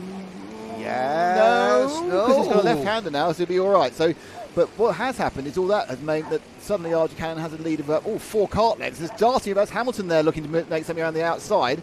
I think he's going to come out still in fourth, but I think for a moment there, he thought you could see a route through to second. They're 3 wide down wide, aren't they? Into Bruno Chicane. They all, again, great stuff there. They all filter back into line. Great spatial awareness there. And you could see Elliot Bork saying, look, what he's gone. He's gone. He's got away from. Oh, he gets nudged out. He gets nudged out by Wykes there. And Hamilton into third, Hamilton into second. But Cannon has been handed the victory in that. Oh, there's more arguments there. But Cannon's been handed this victory in that last lap there. Hamilton's kind of come away in second. And what was a massive train of karts has broken in first and second have broken away. And then you've got third and fourth. We're on the last lap, so it's really... Those two will be fine. There's too much of a gap unless they make a mistake to be caught. Third and fourth, that's up for grabs. Yeah. And that's Bork and McGall, sorry. Again, like he did in race number 1, you don't mention Theo Hamilton's name in the first half of the race, and then when it matters most, and Hamilton has got his head down. He's not going to catch Cannon, but he, unless Archie defends, Archie takes a long look over his shoulder there, so he now knows. Side by side, third place is where it's at. This is battling at the moment. Bork and McGall. There's a second nudge I've seen. I'm not actually sure whether that was a nudge or whether just kind of overreaction seeing the kart on his right-hand side there, but suddenly McGall went, whoa, like that. Yes. Whoa. And there we go, over the line. That's the end of the race. And again, good job from Archie Cannon. Theo Hamilton, Bork in third, McGall, Murfitt, Blakemore, Loveridge, Quinlan Jones and Jack Wykes So Jack Wykes was the driver that went into Bork there. I think coming through Hanger, and I know the last time I raced at Shennington, believe it or not, was the year 2000. 1943. Yeah, and the outside of Hanger Corner used to have. Now you can see forward and Wykes on the inside, but look at Wykes. He clips the curb there and just bounces wide, into it. and they all move wide. Yeah. I did that, and before there was tyres on the outside, there was a lot of hay. They used to have hay bales. Oh, well, that's good. And I went through the hay bales and up the bank in my cart back in 2000, and decided that's enough for me for Shennington. I'm never coming here again. It wasn't my fault. It was Shennington's fault. Yeah. So, I did nothing wrong. It was that damn Shennington. It was a damn Shennington. That was why my career faded. Is that why you were on the cusp of F1, was it, Henry? Well, it would have been. It would have been had I finished 12th and not 20th in that senior Honda heat at Shennington back in 2000. I could have been a contender, Charlie. Yes, I must admit, even though my 2 or 3 years of karting, I always realised I was going nowhere. I was about to say going nowhere fast, but I was going nowhere in a modicum of speed. Yes, it's going. Now, the next race up was our Coma C50s Bambinos, and I will. This is the F1 tribute. Yes, the F1 tribute pack. It's Hendrix Falat and Carmen Simon on the front row. Then it will be Logan Edwards and Freddie Pennell on row 2, Frank Pearson and AJ Halil row 4, Tommy Lovejoy and Jensen Drummond row 5, Freddie Dye and Cole Parrish row 6, Max St. Hilaire and Theo Azzopardi row 7, and then Briella Stevens, hopefully with a full complement of bodywork attached. That always helps, I feel. Yes. Now it's the now look at there is the number. It's who's 22? Is it? Yeah. Jensen Drummond is now the Martini Lancia livery. Hang on, cart. you're going to make me stand up, aren't you?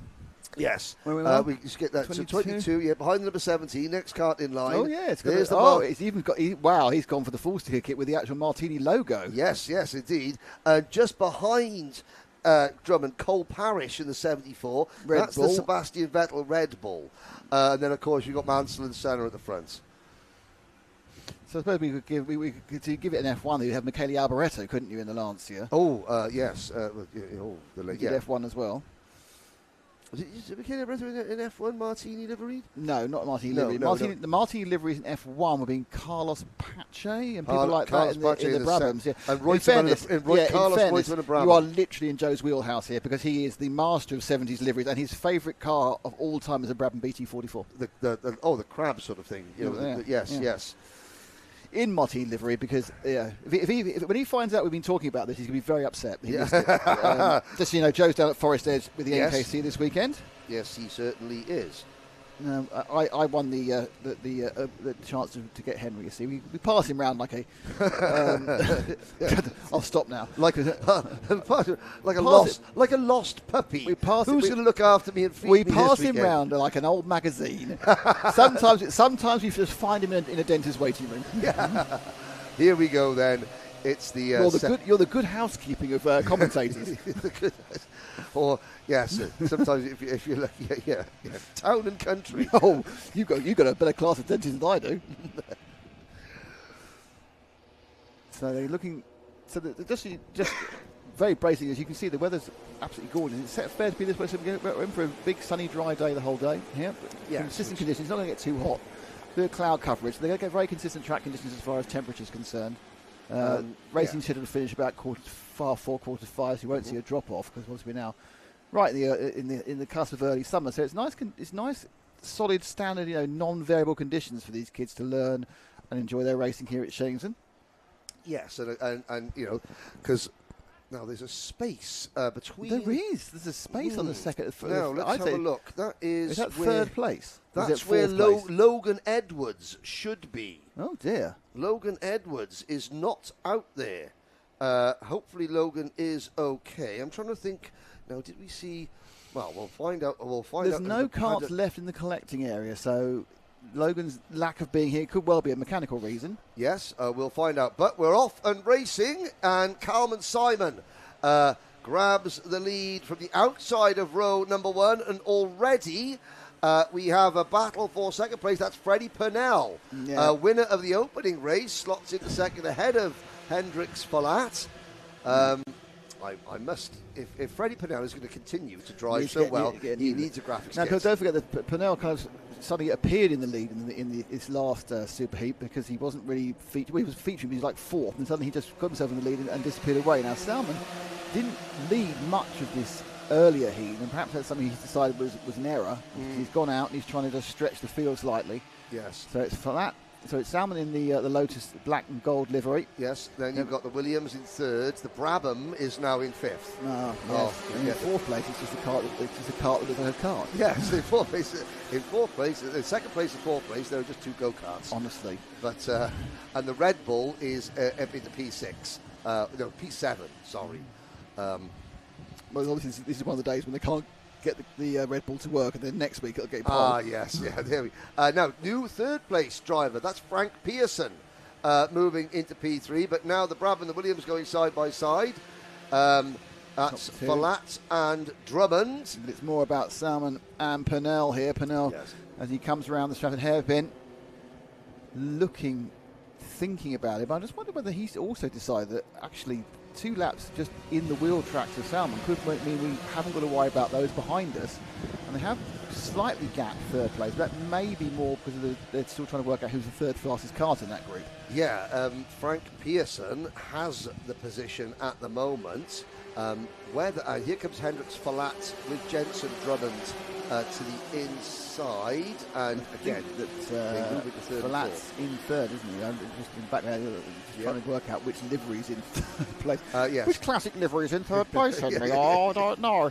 But it's the Williams livery in 3rd, as Flack from Drummond, from Pearson, from AJ Halil, Parrish, Max and Hilaire, Freddie Dye, Theo Azzopardi, and Tommy Lovejoy. And I think once again Brian said she's okay. I thought she'd hit problems again now, but she's just a couple of seconds off the back at the moment. But she has got the black plate, so she is still a novice. And she has to start at the back every time. And she has to start at the back every time for the heats. But also it means that she's in one of her first 5 Motorsport UK kart races. Yes, it's about learning, and this is the great thing, and I think it must be quite fun for the parents, because you just see that exponential learning. Suddenly they do 110, then a 1.8, then 1.7, then 1.6, 1.5. I mean, we saw that with Chesawat Chandok. From 107 in his first super heat to 105, or 109 to 107. Yeah, and in the next 2 races he will shave, he'll shave in the final another half, 3/4 seconds off that. Then if he makes the final, because I think they weren't all guaranteed to make the final. Point. Yeah, there's a couple he may be unlucky. But yes, now oddly, the fact that he may not have been the fastest is not as bad, but we don't finish.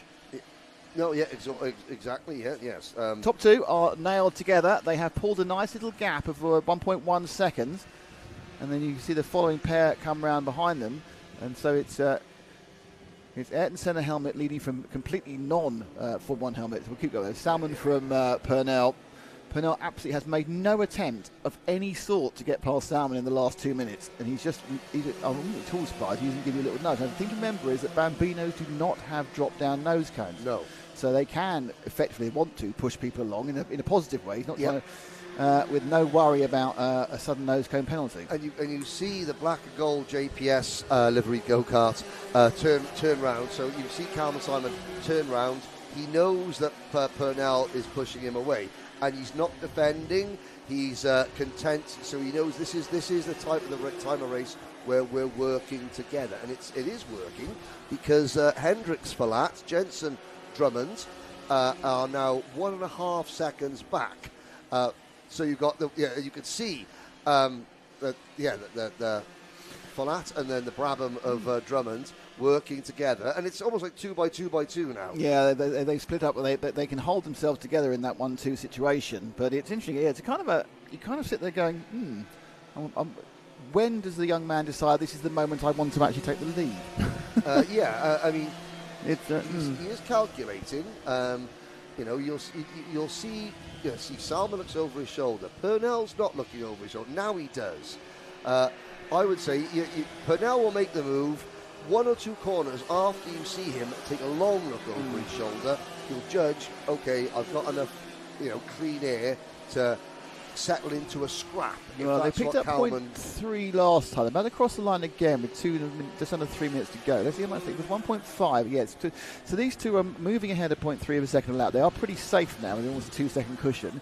Interestingly, Falat and Drummond have pulled themselves out a 2.4 second cushion from Frank Pearson. So it is very much Noah's Ark, isn't it? It's 2 by 2 in this particular event. Yeah, and then you've got the Red Bull all on their own in 7th place before a 3-kart battle for 8th. Freddie Dye, Tommy Lovejoy and Max St. Hilaire. Theo Asapardi and Brianna Stevens a little bit further back.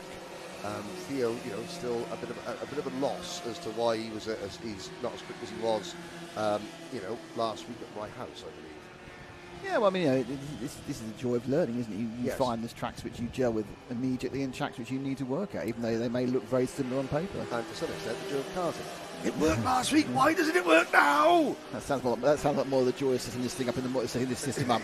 Yes, in the morning. Worked yesterday. Why am I visiting all the cameras individually? Yes. So they were working yesterday. Yes. And still Purnell, minute 45 seconds to go. Lap times. Well, they do say that kids today have no attention span or patience. Well, Freddie Purnell's had about 6 minutes and a half of patience so far. Yeah, patience of the saints. But he's not going to stay patient after all. And do you know what? Falat and Drummond, they know that Purnell will make a move. They're not battling either. But they're a long way back. It's that they've lost a couple of tenths a second, Henry, just on pace. So they just don't have the actual basic ground speed of these two in this position at the moment. Yeah, now, if they could get on the back of the tail, perhaps they'd be okay, but it's going to take a lot of battling. Now, if we're down to a minute, below a minute, so they will begin their penultimate lap next time round. Yes. Still nothing. Still he waits. It is literally, I am just going to follow you. It's almost like he's on the M25 on a Tuesday. Yes, waiting. He's that annoying white van that won't overtake you, and then if you move in the lane, just follows you. Yeah. We just, but you can't call Calvin Simon a middle lane warrior because he's not been defending. He's checking again, and there's Falat, and you can see the a little bit of a gain actually by the guys in 3rd and 4th. They put up 3 or 4 tenths that time around. Yes, both of the fastest laps of 101 and change against a 101.4 for the two leaders. Yeah, the Williams and the Brabham are still working on. They're a little bit closer. Yep, they are gaining a little bit closer. We've only got one more lap to go, and they're at least a second a bit back. Now, it's really now what the top two are going to do. When is Freddie Purnell going to actually unleash the beast? Exactly. He's got to go at some point. And Carmen Simon is almost, I'm not saying he's deliberately slowing down, but he is sort of backing the pace off a little bit. I think he's driving at a pace where he knows he can hit exactly the line he wants to hit every single corner. Yes. And, don't count out Falat. They're still saying top of the head at the age of 60. Let's think about this. Yeah, they lost another 4 tenths to the guys in 3rd and 4th that time around. But it's and the fastest lap of the entire event for Jensen Drummond in 4th, the one at 1 minute flat .83. Some big pace actually from these guys. The actual ultimate pace of the Bambino Comas is slightly more than the ultimate pace of the electric cars here because of the long straights, but which they can wind up and they don't lose so much out of the acceleration. But now coming down to the last few corners, when will Purnell go? And the answer is he's thinking about it now. No, he got snapped across, and he certainly hit the front of the nose. And this is going to give a chance, Henry, for any one of these four. Yes, indeed. Simon has started to defend, and he wants to have a big group. He wants Purnell to be thinking not just of attacking but also about losing. And still Falat and Drummond continue to work together. 1 corner to go. Calman Simon is going to hold on. It's going to be a drag race to the line. Purnell will look to the inside. Half a kart length in it. And it was exactly 1/10 of a second, but Calman Simon did something I don't think I've ever seen in the Bambino race, a lights to flag victory. That is very impressive. From the outside of row number 1 to the checkered flag. Calman Simon, Freddie Purnell, then it is Hendricks, Falat and Jensen Drummond. Frank Pearson, AJ Hill, Cole Parrish, the 4th of our retro liveries, down in 7th place. Dye, Lovejoy, St. Hilaire, Azapardi, and we'll wait for Brianna Stevens. She's heading down the back straight now. She will complete her first race of the day, which is always good to see. Yeah, it's a good result there. I mean, some great racing once again. And interesting, it was a patience racing situation we didn't see the kind of the all action pass and repass, as they kind of began to realise that whilst at some tracks, here comes Barella, whilst at some tracks, you can have this here because of the fact that slipstream is king. You sit behind. However, there wasn't an awful lot you could do. This is the point I think on the last lap where, this is where finally Purnell thought about it, and Salmon said, no. And in saying no, his back wheel did come together with the front of Purnell. It's no harm, no foul. It's just they're trying to occupy the same bit of space. But it's interesting, he just blocked that one off. And I think perhaps in hindsight now, Purnell will probably think I should have made a little bit more of a conceptual attempt to overtake earlier in the race. But he left it as long as he could. And in the end, it was a bit too long. But it was a great result for Salmon. Now, who's now next up? Because unfortunately, Henry's just disappeared for a natural break, and he hasn't left me with the programme. So,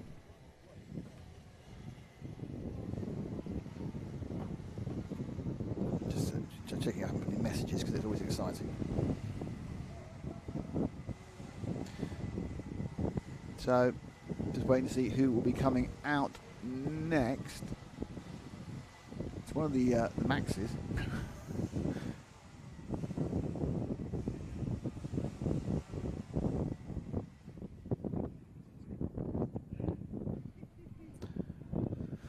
So they've just temporarily closed the engines on the next bunch to come out. I'm just trying to find the program. This is when you get separated from the person who knows what they're talking about, and you haven't got the program on you, so you can't see what's coming next. I think it might be Junior Rotax actually. Oh no, it's a 187. It's not Junior Rotax. They're 200. So we are waiting for our next, but they fired up and they D5. That's such a word? I don't think it is a word, is it? Turn it back off again. More glider action in the corner there. Gets his land. He's now being towed back from the outside. So it's going to be Intermax next. It took me a while to find them out, didn't it? So the Intermax second superheat will be next, and they rescue the. All the technological change we've seen in various vehicles, gliders still look pretty much the same as they looked 50 years ago. I assume they're now made of composite, which are lighter and stiffer and stronger. But the actual basic design, which is sort of a bubble canopy, obviously some very long wings for some lift, is. I suppose you got it right. The thing is, what you want to do is make them as light as possible, because it keeps them up longer. Oh, we've got two cameras on it. We've got a double camera shot on the glider. This is fantastic work. This is action glider act. So what they obviously do, land, they turn them back, and they'll attach them to a line which will pull them up, and then they'll do a couple of circuits. Now, talking about a couple of circuits, we actually do have karts on track now, so we've got two cameras pointing the wrong way. Let's see what that can do to actually get shots of karts followed before we can get the cameras back safe. There we go. That bottom shot there.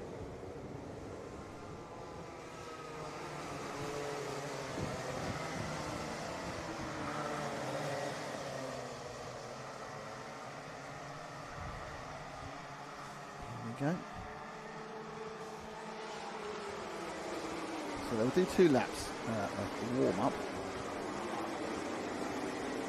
The grids are locked away on Henry's phone. I can't open it, obviously. I don't have the same face as Henry, so it won't open it for me.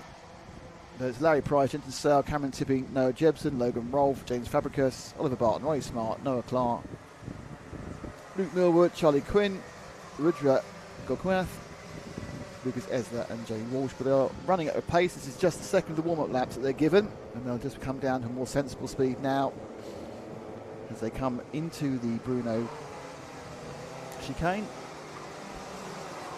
And they'll gather up, reduce the speed, get themselves side by side.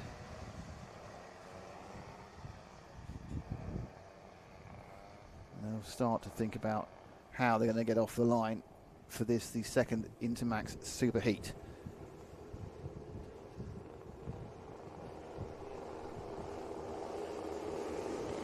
Larry Price with the pink machine, the orange machine on the outside.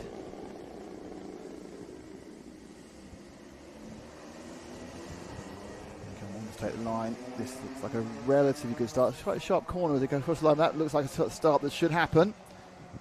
Price from Sale on the timing. Oh, and another big spin there, and right round went the green car, which I think was Sale.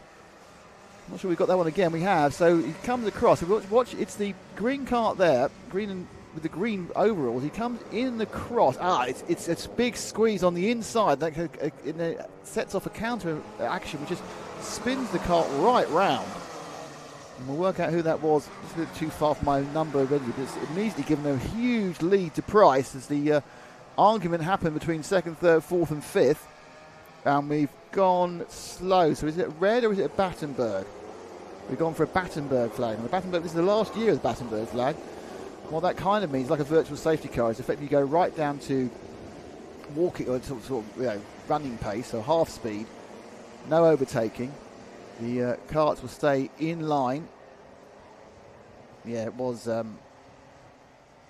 think it was Jonathan Sale who got involved in that first corner issue. It was Logan Rolfe actually. It was Logan Rolfe as well. So we lost a couple of carts. Logan Rolfe on his knee, so I think he's had a little bit of a knockout. I think he's okay though. And we are now under Backenberg. Price from Fabricius, from Tipping, from Jebson, from Millward, and then Rudra, Barton, Queen. But they are, oh blimey, that's a very aggressive tyre warming up there going by Millward.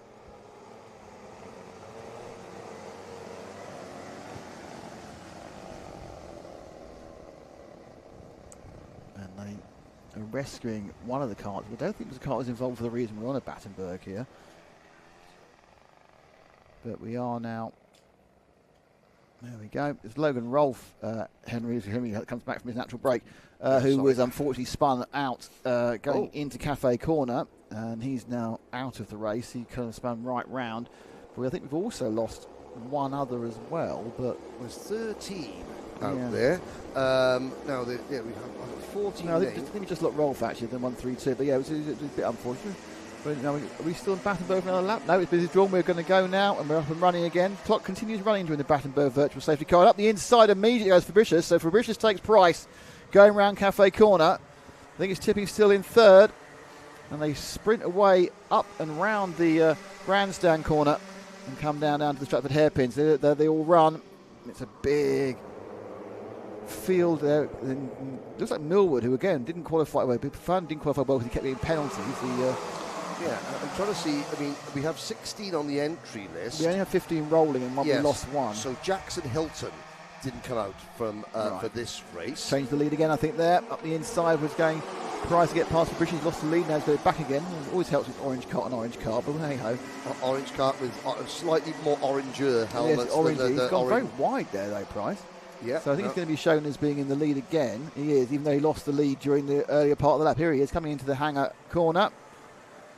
And as you've seen all the glider action, I know why it's called the hangar corner. Yeah, Larry back to top spot. Now here's the exit of Stratford, and Price has now got a bit of a gap to work with over Fabricius Tipping, and that's Luke Millward now into fourth position, that bright green TB kart. Yeah, Millward, who probably would have started this race as one of the favourites, the reigning British champion in the age group one below. But interestingly, as you said, a big mistake there from Fabricius. He goes breaking entirely into the.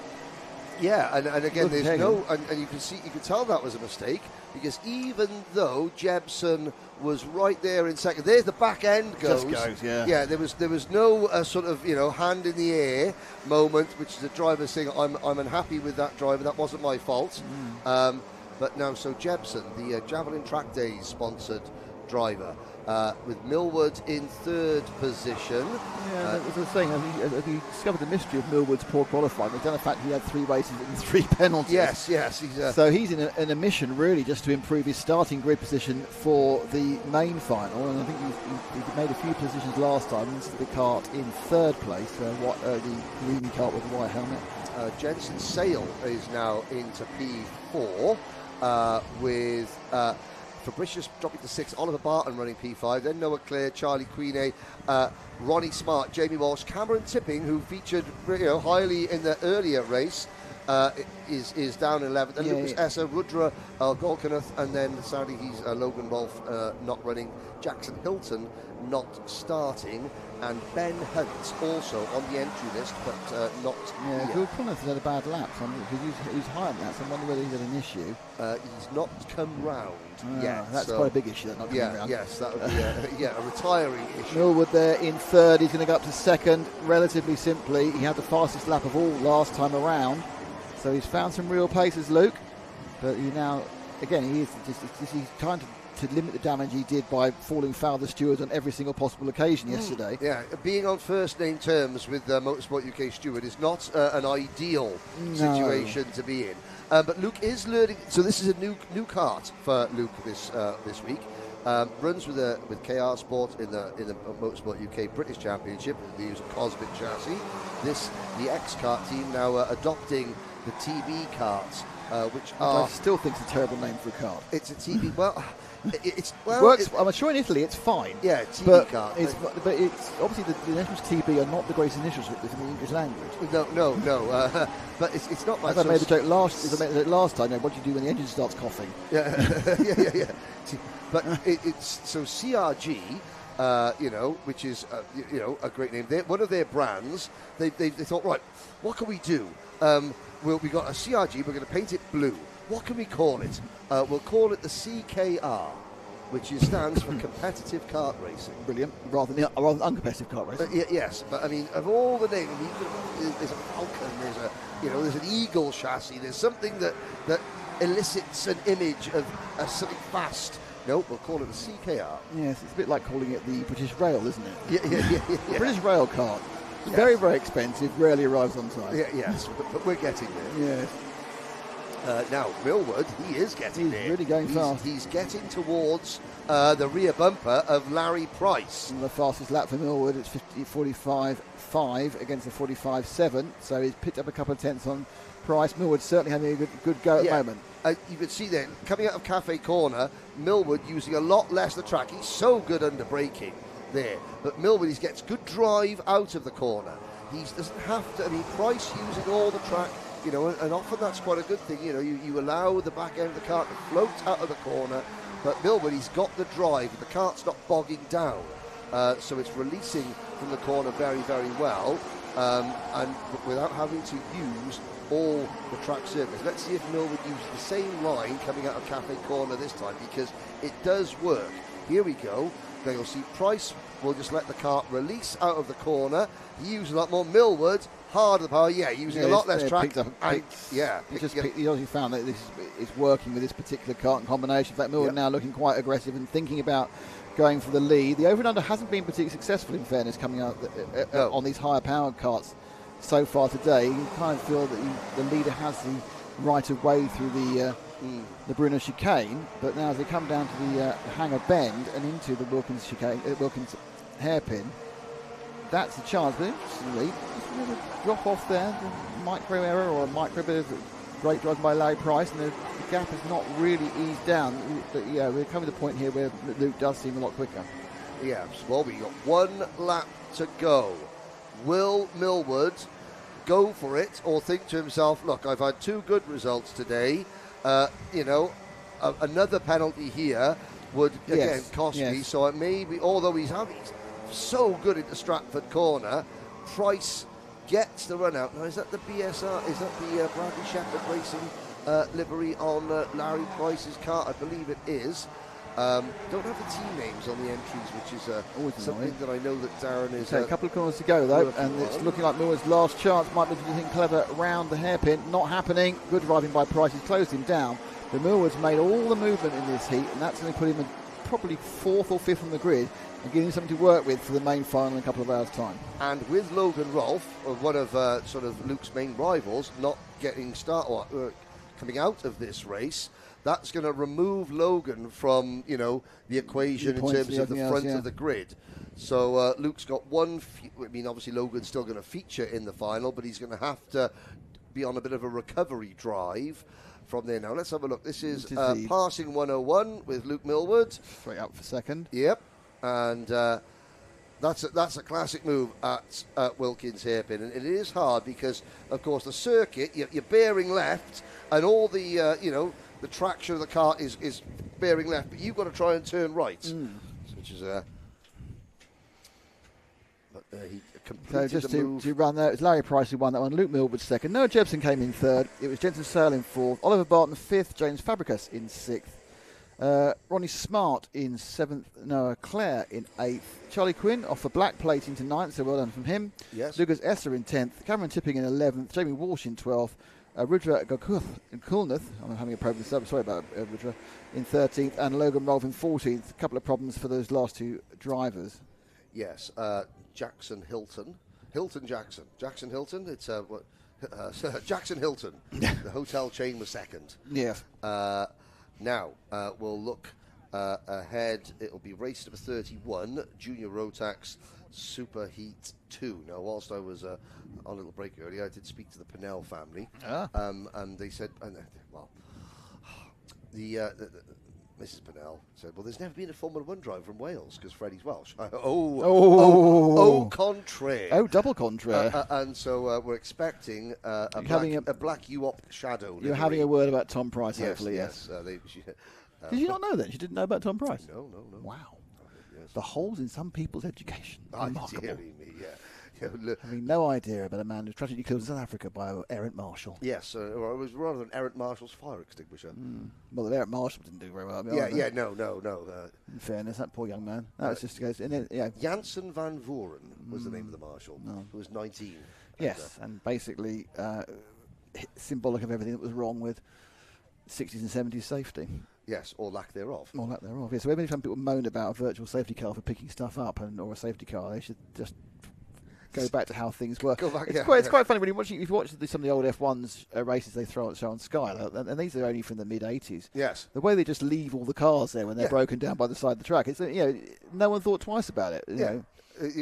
Watching the Dallas Formula 1 race from 1984, and of course, it's a street circuit, and they had about one crane, and by the time that Kiki Rosberg came round to win, there was just literally. The idea was you waved a flag the first time, and when everyone had seen it once, then it became part of the track. It happened to be a broken down Ligier, but now it's part of the track. Yes.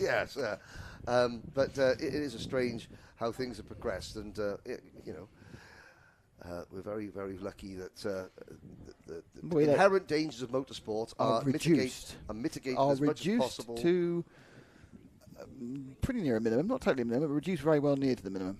Yes. But as we know, it's written on the ticket. If there was a ticket, the motor racing is dangerous. But mitigating danger. 34 junior Rotax drivers set to go out. No danger there. No. It's going to be Riley Bishop once again, who dominated the earlier race. Then Marcel Poppercool, Jack Robinson, Braith Murdoch, Alfie Lambert and George Cole, your top six. Amy Peacock, Daniel Hartley, Charlie Very, Jack Dimbleby, Max Greytrex and Ralphie Branscombe, the top 12. Thomas Harper, Lewis Holt, Adam Geodaitis, Tyler Richardson, Jake Anders, Lewis Sumner, Isabella Stanswell-Wilson, Laurie McVie, Ellis Dealey, Kevin Ivanov. Now let's hope that Ivanov gets a fair crack of the whip this time. He was the driver that didn't make the start with a sort of chain reaction incident. So Kevin will start on the outside of row number 11. Then we have Shea Hilton and Jack Harrison, Zach Kane and Mason Rudman, Riley Mason Lewis and JJ Plowman, James Tate, Archie Doherty, Oliver Fabricius, then Harry Hadley, Marissa Teague and are you ready? Hayagriva Golfers. Are you agree? 8 minutes plus 1 lap. A few more little fluffy clouds now. It's fluffing up. Yes. It's not looking rainy though. No. Yesterday afternoon, it was beginning to have a real think about raining, which I'd have been very upset with it if it had done. Yes, because you've got the plastic bags for cameras. Well, no, because I don't like it raining. Oh, okay, fair enough. Normally, when a producer says about they don't like rain, it's got nothing to do with the racing. It's got all the fact of the cameramen. Oh no, it's entirely equipment. There's not much. People dry out. Cameras break down. Yes. Hello to all the Karting Live TV camera crew hello to all three of you. Hello, hello. We do appreciate you, but we don't care if they're less. Oh no, because they're grown people. Yes, camera people. Camera person. camera operative. Oh no, I think that limits it slightly. Ah, yes. Here we go. Into the tram lines, Riley Bishop trying to make it a double superheat win, and I believe we're off and racing. The trio of Kato Motorsport, or is that a quartet? We've had two karts had a problem right at the start. The 215 has got rolling again, but with the broken rear bumper and now very upset is somebody else. We'll find out. We'll find out at the end of this lap because he won't cross the line. I hope that's not Kevin Ivanov again. There's a glove being thrown. Oh, there's a lot of glove abuse going on. Well, yeah, you know. Do not abuse your gloves. We've got kind of a stretched out initial start to this race. Little kind of standard gaps, 3-4 kart lengths in between each of them, and they come across the line now. It's up Riley Bishop from Robinson, from Poppercool, from Lambert, Murdoch and Cole dropping like a stone. Let's find out who is dropping like a stone. It's Archie Doherty, I think, is one of the people who had a problem. Jack Harrison again. Harrison didn't finish the opening race, and he's got as far as the outside of turn 1 in superheat number 2. That's why he was so upset, because he hasn't seen a checkered flag. It looks like it's Jack Harrison who's involved with him at the start, but this is it's one of those. He's having one of those days which he's going to have to put down to experience, and life learning.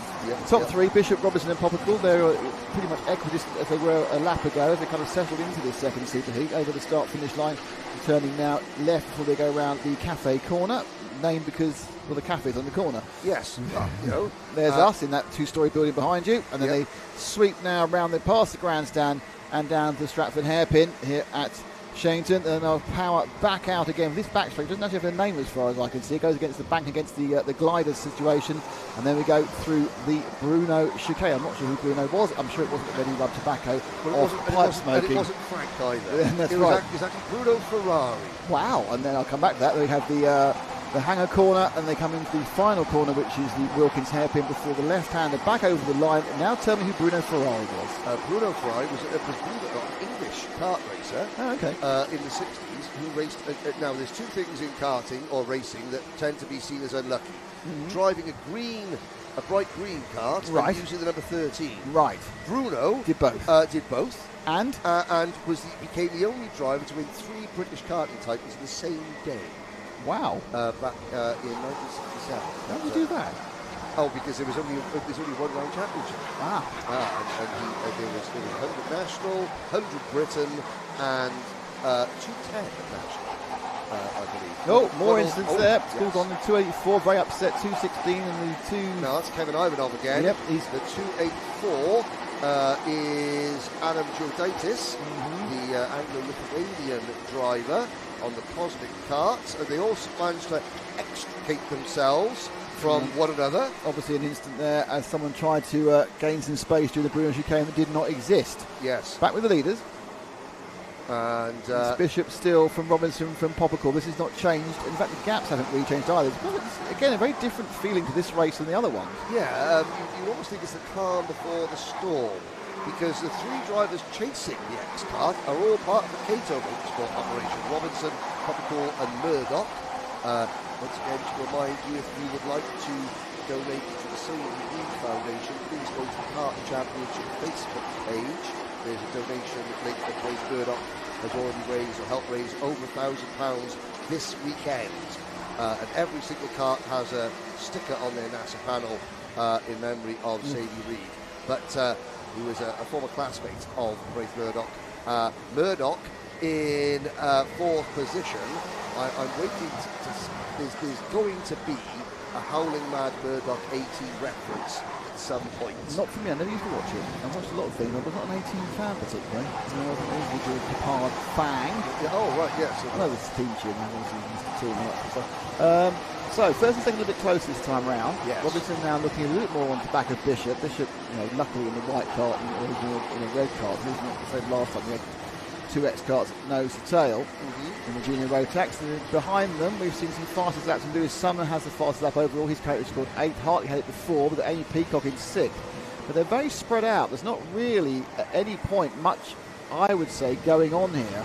Yeah. In a let's try something about it. Yeah, we're over halfway. 3 minutes to go. And this could be a case because, the drivers who had a good Super Heat 1 result want to make sure that they don't then cost themselves by doing something silly in Super Heat 2. George Cole is 5th, Peacock 6th, Hartley, Sumner, Harper, and Greatrex. Alf Lambert has slipped back to 11th. Jack Dimbleby, Ralph Branscombe, Lloyd McVeigh, Oliver Fabricius, JJ Plowman, Charlie Very, Jake Anders, James Tate, and the top 20 rounded out by Zach Kane.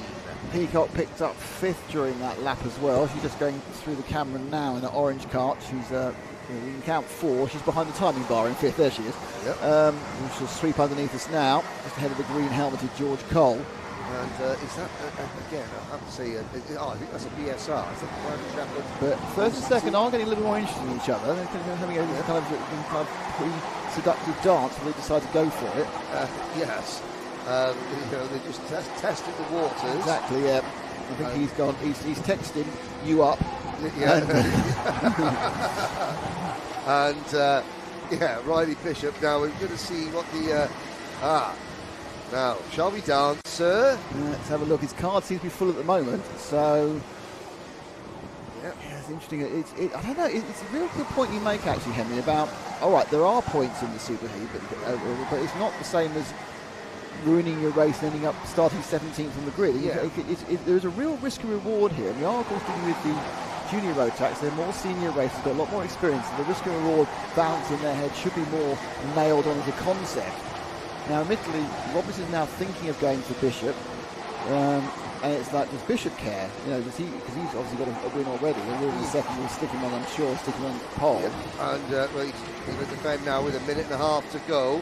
Well, by the looks of it, now Bishop will think, okay, if I can back Jack Robinson up into Marcel Poppercourt, but again, Poppercourt being a teammate to Robinson, that could be detrimental, in fact, to Riley Bishop, because those 3 red and white Cato Motorsport karts, everyone wants to win this race, but they do learn how to drive as teammates, and they will help one another if possible. And Bishop could find himself with 3 of them directly behind him, getting booted out of the way and shuffled back from first to fourth in one foul swoop. 5th place, Amy Peacock, just at the fastest lap, but she's still got herself a little bit disconnected from the top 4. There's and up the inside, and that's the move for the lead. Now, will it actually work? No, it won't. It was immediately over and undered by Riley Bishop there. You almost saw that coming. Left the area open for him to come in and go. They'll figure, oh, look, I'm ahead again. Robinson just couldn't get the car stopped on the apex of the corner. And then they had no drive and lost the momentum through the corner again. They got more power. But they haven't, you're not sitting there with the ability to slam it down into the first gear. Fixed gearing means you are often really trying to pull the thing out of a slow speed. Don't forget you've got long straights here, so you have to gear it for those as well. You aren't having that low speed punch. Yeah, indeed. Now, we're going to see what this is, the penultimate lap. See, 2 laps to go. This time, Robinson doesn't try the up and under. Going into Stratford hairpin, now into the Bruno chicane, and Peacock is there in 5th. Yeah, good drive, Amy Peacock. She's pushing it well now. There's 2 laps to go, so this one and one more. They've once again just tipped the thing at 7:56. They're getting their full track value this time, aren't they, Henry? They're going over the line just before 8 minutes. Yep. They're about to start the last lap, and there's a battle there all around the top 5. But again, looking left, looking right, Robertson thinking, can I get past Bishop? Bishop through Cafe Corner. Wow, Peacock arrived at a rate of knots in that 5th car at the back of that picture. And she's the one with the momentum. Now, Robinson will swing up right again. Bishop having to stay to the inside line. That's going to back everybody up. Oh! Watch Peacock at the back of this group. She's now caught them, and she's now going to have half a lap to go. Yeah, there's some real mopping up that could be done here. Yeah. There's all things going down. So Robinson's trying the outside, not happening. Pace lost. Now, the 3 Cato karts and the red and white train, but they've all managed to just stay right on that line, and in the end there's no change. Some quite close finishes there, actually. I think second and third got very close. Poppercourt got within a couple of thousandths of Robinson at the end, but the net result is Bishop gets another lights to flag kick. There are 2 of them now. Robinson and Poppercourt, then Murdoch. Amy Peacock, strong 5th, coming back from further in the grid. George Cole was 6th, Lewis Sumner was 7th, Dane Hartley was 8th, Thomas Harper was 9th. Matt Galatrex was 10th. It was Jack Dimbleby 11th. Ralphie Branscombe, who we'll hear from the in the Paddock Show, Paddock Show, thank you, yeah. And then you've got Alfie Lambert, Oliver Fabricius.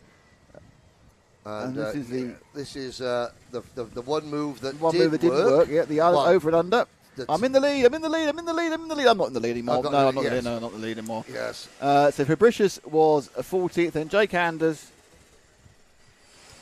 And behind... Sorry, I just want to talk about camera. Laurie McVie, JJ Plowman 17th, Charlie Very, James Tate, Lewis Holt, Shane Hilton, Isabel Stanhill Wilson was 22nd, and Zach Kane, Tyler Richardson, High Groover was in 25th, Riley Mason Lewis 26th, Melissa Teague 27th, Archie Dockery, Ellis Dealey, Mason Rudman, Harry Hadley, Kevin Evanoff, and then it's Adam Junitis and Jack Harrison did not make the trip.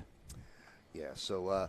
we're now heading towards the final few races before the break here at the circuit, before you get to watch on Karting Live TV and the Kart Championship YouTube channel our saunter around. Well, it was a kind of a meander and a walk and a chat. Yeah. What we did, we decided to divide the interviews as per what we're best at. So you talk to all the children and I talk to all the adults. yes. We look at between us the mental prowess. Henry, you are just a man child, and I am a grown. And Nick is a grown. I was just glad we managed to get that sweatshirt off you, but there we go. Although the karting mums, the most underappreciated members of the karting. Oh, 100%. They were all, delighted with my karting. Well, you believe that, but who knows? Well, I mean, they all said, "I love your jumper," and I didn't get punched by a single karting dad, so I'm assuming they took it all. Win-win, isn't it? Really? Yeah. Yeah, win-win. Yeah, they took it in the spirit which is intended. Who's next? It would be. The final Bambinos. The final Bambinos. Now, this is the race where so there's no Zayn Safwoglu in this race. However, there is a Felix Tandy. So, of course, Felix looking to seal another victory in this one. The live chat is quite Turkish. It's very Turkish, in fact. So we haven't been bringing you the updates, but again, fantastic support from Turkey as the mechanics. They're also very well informed because they only tune in for Zane's races. Well, I think it was a mistake. They should be tuning in for the next step of Zane's calendar. And see how the cadets are going. See what you can do that in 2 years' time. Yes. Oh, we're at Junior Max. So let's actually do that in 6 years' time. Come look at that then. Yeah, exactly. It's there's definitely a spike in viewership, but that's the more eyes on the better. It's going to be Heath Smith on pole position for this one. Felix Tandy is second. Freddie Pennell is third. Jensen James Williams fourth. Then Harry Wass and Arthur Rhodes. Teddy Smith and Bobby Slater. Bobby Slater, the younger brother of Freddie and Alfie Slater, the Slater Racing dynasty. I refuse to say the word dynasty because we're in Britain. Yes, and it's not 1980s glamorous TV soap. Yeah, and I haven't got Jackie Collins standing in with massive shoulder pads. No. Joan Collins. Jackie Collins was a novelist, and she's also dead. But Jackie Collins is still with us. Ah, yes. No, Jackie Collins is dead, and Joan Collins is still with us. Ah, right. Has she still got large shoulder pads? She's 93. Probably. Okay. Well, maybe not as well. Anyway, back to the go-karting, ladies and gentlemen. Come on, if you always need an update on famous author, actress, sister combinations from the 70s. Yes, then please drop us a like and if you subscribe. want any more, we'll guarantee we'll find one more before the end of the season. Yes. Nico Mohan and Ethan Hume are on row number 5. Then it's Noah Brad and Luca Peed. E.J. Dera and Kali Tennant. Oliver Yap. Yigit Çelik. Yigit Çelik is also Turkish. So, there's more reasons for Turkey to tune in. Then George Algar, Archie Ashworth, and Avian Jones. As we look at... So, as always, with the Bambinos and the cadets, they're rolled onto the grid where they get a final bit of instruction from their parent Guardian mechanic, depending on which one it may be. Well, and again, then now looking at the back there, I think that is Jasmine Taylor. Just On the 31 car. On the one before, yeah, Jasmine Taylor. Oh yes, yeah. And in front of there's also the driver starting just in front. That would be George Algar. And again, we're seeing a lot more mums doing the mechanic. It's not just we can't call them lad and dad or lass and dad, which is that karting terminology for a privateer. Well, mum and son works. Mum and son work, yeah. But it's great to see more parents. There we go, and they're away. Racing. Talking about mums and Mr. Start. Well, great one, Henry. Nice one. The time wasn't that quick either, in fairness. So it's a Tandy from Smith from Purnell. We'll get the timing. It launched a bit weirdly. The lap kind of will be correct on the screen at the end of the first lap. As I said, it's Jensen Williams started foot, then Henry Woos, Arthur Rhodes, Slater, Hulme and Smith. But they're all searching their way now round the hairpin for the first time. And there's Tandy. The driver in 5th position there took a very, very tight line into the corner there. I'm trying to think, is that Harry Wass? No, Harry Wass is the driver that was overtaken. So I think it was the 82 of Arthur Rhodes who just dived into the inside. I thought, suddenly the camera's going to shot back to karts in the barriers, but he made it work. No. Tandy's making a bit of a break early on here. Certainly, I think Smith and Fogley have been the people that Smith normally can go with him, so I assume he's going to try and... Now, I'm wondering, Felix Tandy wasn't at the opening rounds, I don't recall. I'm not sure. No, he was. He was. He was a bit unlucky. I'll be honest with you, I don't think he's as yet as good on the mixed wet-dry conditions as some of the other drivers. Right, okay. When you get him full dry, he's easily as quick or the quickest. I think he's still learning his wet weather technique. And I remember from the final, he came, which was dry, the final, he came up from a lowly position. That's was going really, really well. I was a producer, you the commentator. Yes, I should remember these things. I think he got to the 4th or 3rd. He either got to 4th or 5th, and then going for the 3rd or 4th, he went for a move at one of the centres, and it went very badly for him and not so bad for the person overtaking. He ended up facing the wrong way and dropped to 13th, then came back to the field again. Right. So, now I recall. So basically, he made either an over-ambitious move or a move with an unlucky outcome, and it scuppered his chance. Probably he wouldn't have won, but I think he'd have got the podium in the final. My excuse was, at that point, my eyes had iced over. Seems fair enough. With the northern wind up at Karting the northern wind in our heated commentary booth. Yes. Yes, okay, Henry. Yes, that's fine. Yes. So Tandy now leads by about a third of a second from Heath Smith. It's Purnell who's in 3rd, and then you've got Jensen James Williams in the very brightly coloured yellow and black and gold and everything. It's one of these things where you kind of wonder whether we're looking at your eyes rather than through a colour and a camera and a screen what colour it would be. But it's very bright. Yeah, that's obviously it's in deference to a sponsor, which I will endeavour to try and find out, because there are a lot more. It's not just the bank of mum and dad. Yeah. So Felix Tandy, I was chatting to his dad, who I know very, very well, Nick, and he's been taken on board into the Vera Tools driver development scheme. Yes. Yeah.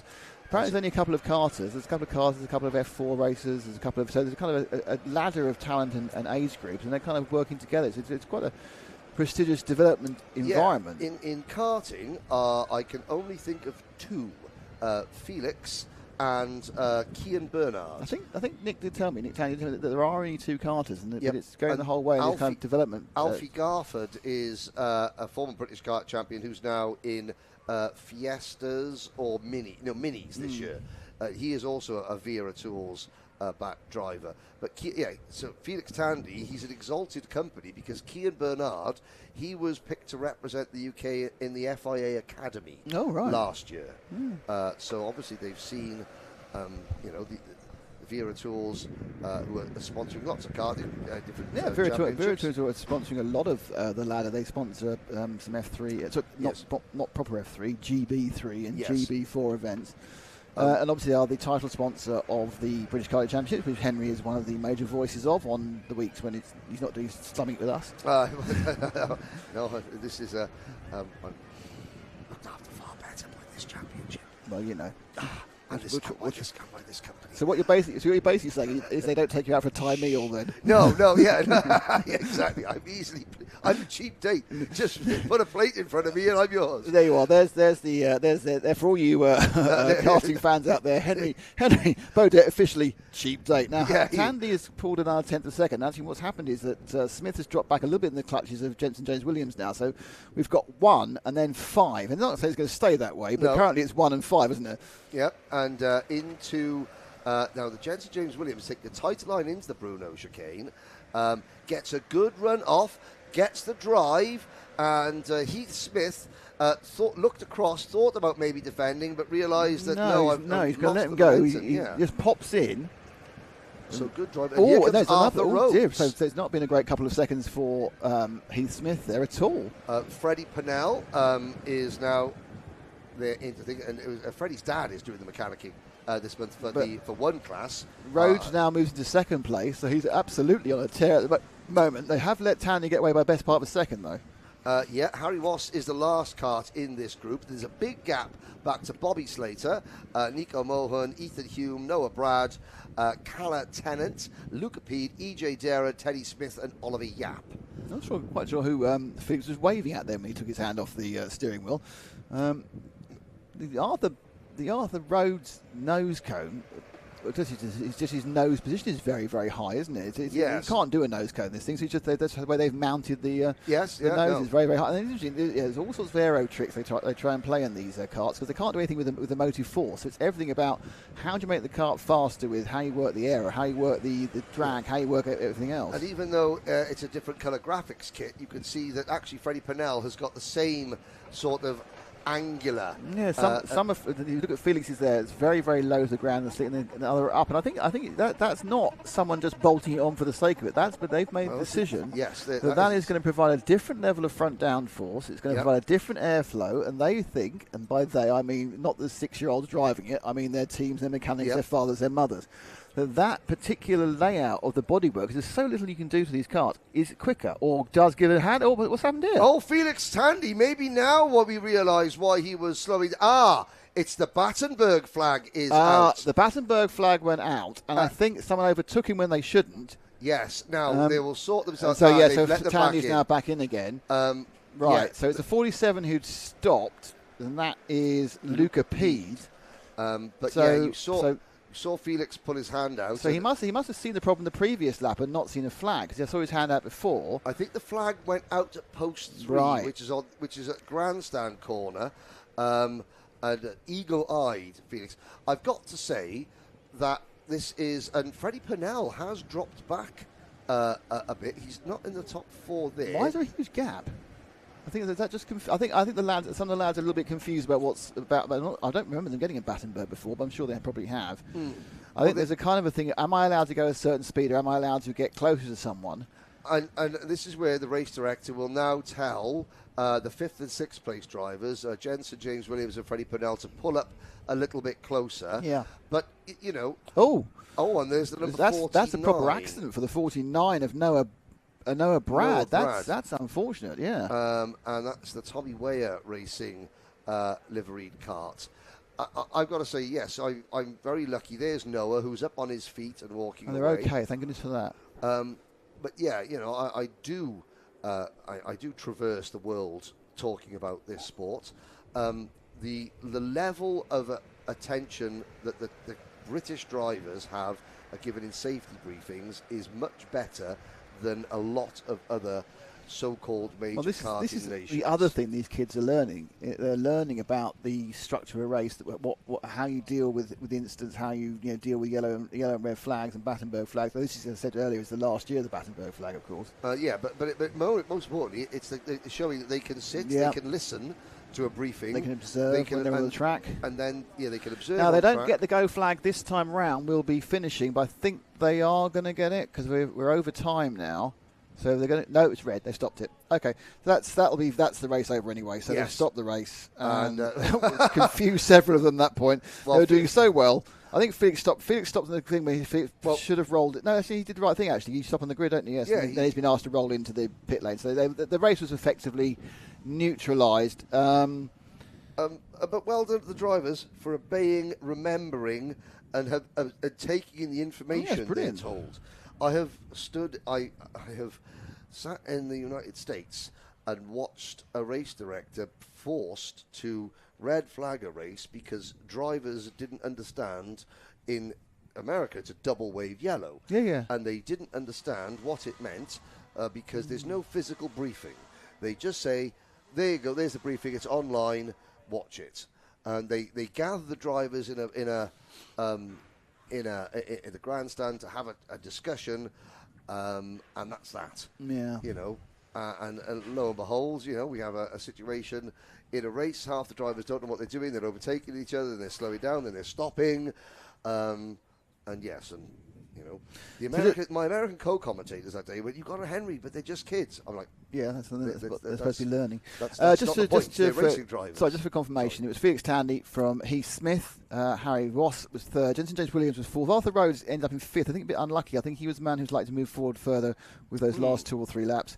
Then Freddie Purnell, then Teddy Smith, Bobby Slater, Ethan Hume. 10th place was Nico Mohan. EJ Deardo was 11th. Yigit Nedan Tilik was in 12th. Then George Algar, Callie Tennant, Oliver Yap, Archie Ainsworth, Avian Jones in 17th on the black plate. And then the 2 drivers had some issues, Luca Peed and Noah Brad. Both seem okay, though. And Avian Jones, a 105.2 for Avian. Well done. One thing I would say, though, I didn't notice that something's happened with both the Bambino classes. The lap times have got quicker over the day. They picked up about a second. I mean, everybody, front to back. Yeah, I mean, again, it could be drivers. It could be the temperature. It might well be those tyres, which of course are very hard. Yes. React more to a little bit extra warmth in the tarmac than some of the others. Yes, they're indeed. So we are now into our. Let's have a little look. This will be the penultimate race of the morning before the main events. This is going to be Superheat 2 for senior Rotax. And this was won by Country Mile. 6.5 seconds, I believe. Certainly not very good for television, yeah. Yeah. It was, Lucas Blanford's margin of victory. And Blanford will lead the 14-strong field to the line once again when we get underway. Ronnie Coburn is second on the grid. Kyle Dunford and Archie Hogan, row 2. Morgan Hudson Brown and Liam Phillips, row 3. Noosh Safa Leathers and Michael Ambler are on row 4. The top 10 rounded out by Elliot Dalton Ayres and Jason Dukis. Then Alex Timmins, Bradley Keaton, Harvey Wilson, and Sam Kelbrick.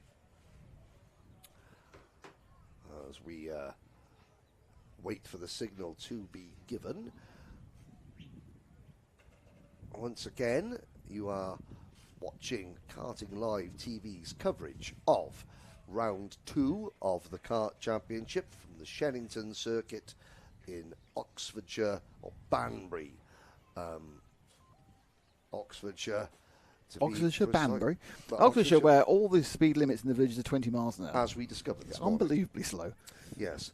They're very pretty villages. I suppose they want you to see. Look how pretty villages. Drive through. See all the thatching for 20 miles an hour. Yes, indeed. And I believe the person that we were following was evidently a resident who feels very, very strongly. I think they're on 9 points, to be honest. Right. Yes.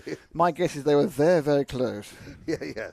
They are occasionally looking up the road, but mainly looking at the speedometer. Yeah, it was. It's as we said, it's an interesting misnomer. Certainly on a Sunday morning when there's no kids around, it's a very strange thing because it actually is way more polluting and actually more annoying for the residents. But hey ho, let's not argue with local government.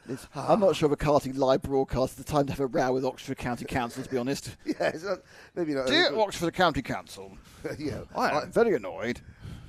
It's like writing into the letter section of the Sunday Times, annoyed from Guysborough. Yes. Or whatever. Slightly irritated from Tunbridge Wells. Yes. There's nothing says that you are seething and British more than a strongly worded letter. To the Daily Telegraph, yes. Sir, I was driving through a village this early morning of Sunday, and I was behind a Kia i20 doing 20. It was very, very annoying. Yes. I was over 2 minutes late to arriving arriving from my, yes. To do a karting television broadcast. When will this madness be stopped? Yes.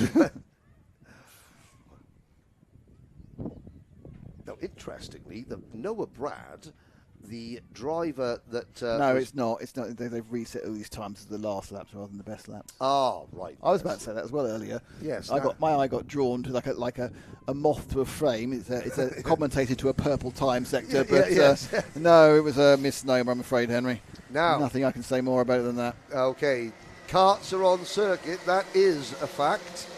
And we'll have our 2 rolling laps, 14 senior Rotax drivers. Who's going to be the inaugural champion in this class? Archie Hogan is still on his novice plates.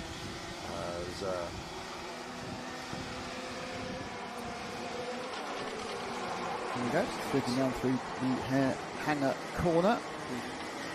And we're now fire on to get the second lap. Quite the allocation of warm-up laps is very much down to the discretion of the track and the owner and the race director. Yes, because sometimes some of the tracks have cut-throughs and they're doing like at most 2/3 of a lap and they're supposed to get going. Yes. And other times you get 2 full laps for a massive track, and you think, well, what's the rhyme nor reason behind that? I mean, I'm not asking you to know this, but you sit there going, you get to the what they're going to give these. Are they giving them? There's no actual reason. I'm not arguing, but they don't have to give these people 2 laps. They could easily frame up in 1 lap. I mean, I know it's not a complete lap, but even so. But also the tactic hasn't worked because we've had lots of false starts as well. So Mr. Ashton will be doubly disappointed. And I know when we used to do, we still do it, when we did class that had TKM engines in it, they would always sneak an extra warm-up lap by being rubbish. Yeah, because they wanted to get the engines to clear. Yes. So let's all be rubbish and not get off the first. Oh no, we've got to go round. Yes, no. It's almost designed by committee. Yes. I might Barry, you go around. Okay, here we go. Lewis Blandford, who absolutely destroyed everyone in the first heat. Will he do the same thing in the second heat? They're over the line first, and it's Rory Coburn, the black cart, looking to get second, but he's dropped into third.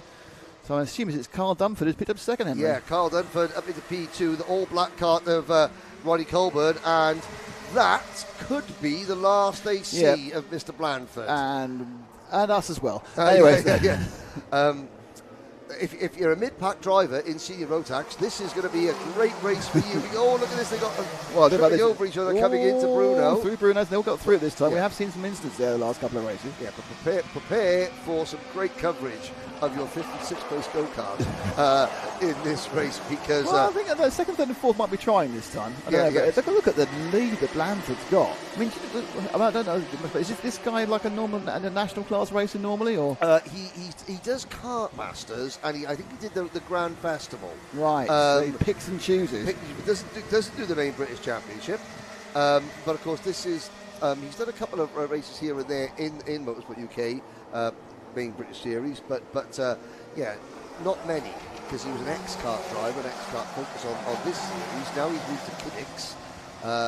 I forget the name of the... So he's a senior, so he could be 70. So how old is he then? He's just moved out of juniors last year. Oh, he's young, so 16, 17, so he's not one of these guys who's been doing it for years. No, he's not a grizzled veteran of the sport, shall we say. He's not like the Hunters then, who just turn up and they're still racing at the front, even though they should long graduated cars. Or at least I must tell you, cars. you need to have a word with Joe about when they tried cars out. It's a very funny story. Matty's still paying for it. Yes. The Hunters in cars. Yeah, I've never driven a clutch before. Clunk. Now, Dunford has got his hands full with Morgan Hudson Brown again. Ronnie Coburn in fourth. Luch Sapaleather is in P5 in the number 12 cart. Then it's Liam Phillips, Elliot Dalton is Jason Lucas, Alex Timmins, Bradley Keaton, Archie Hogan, Ambler, Wilson and Kelbrick.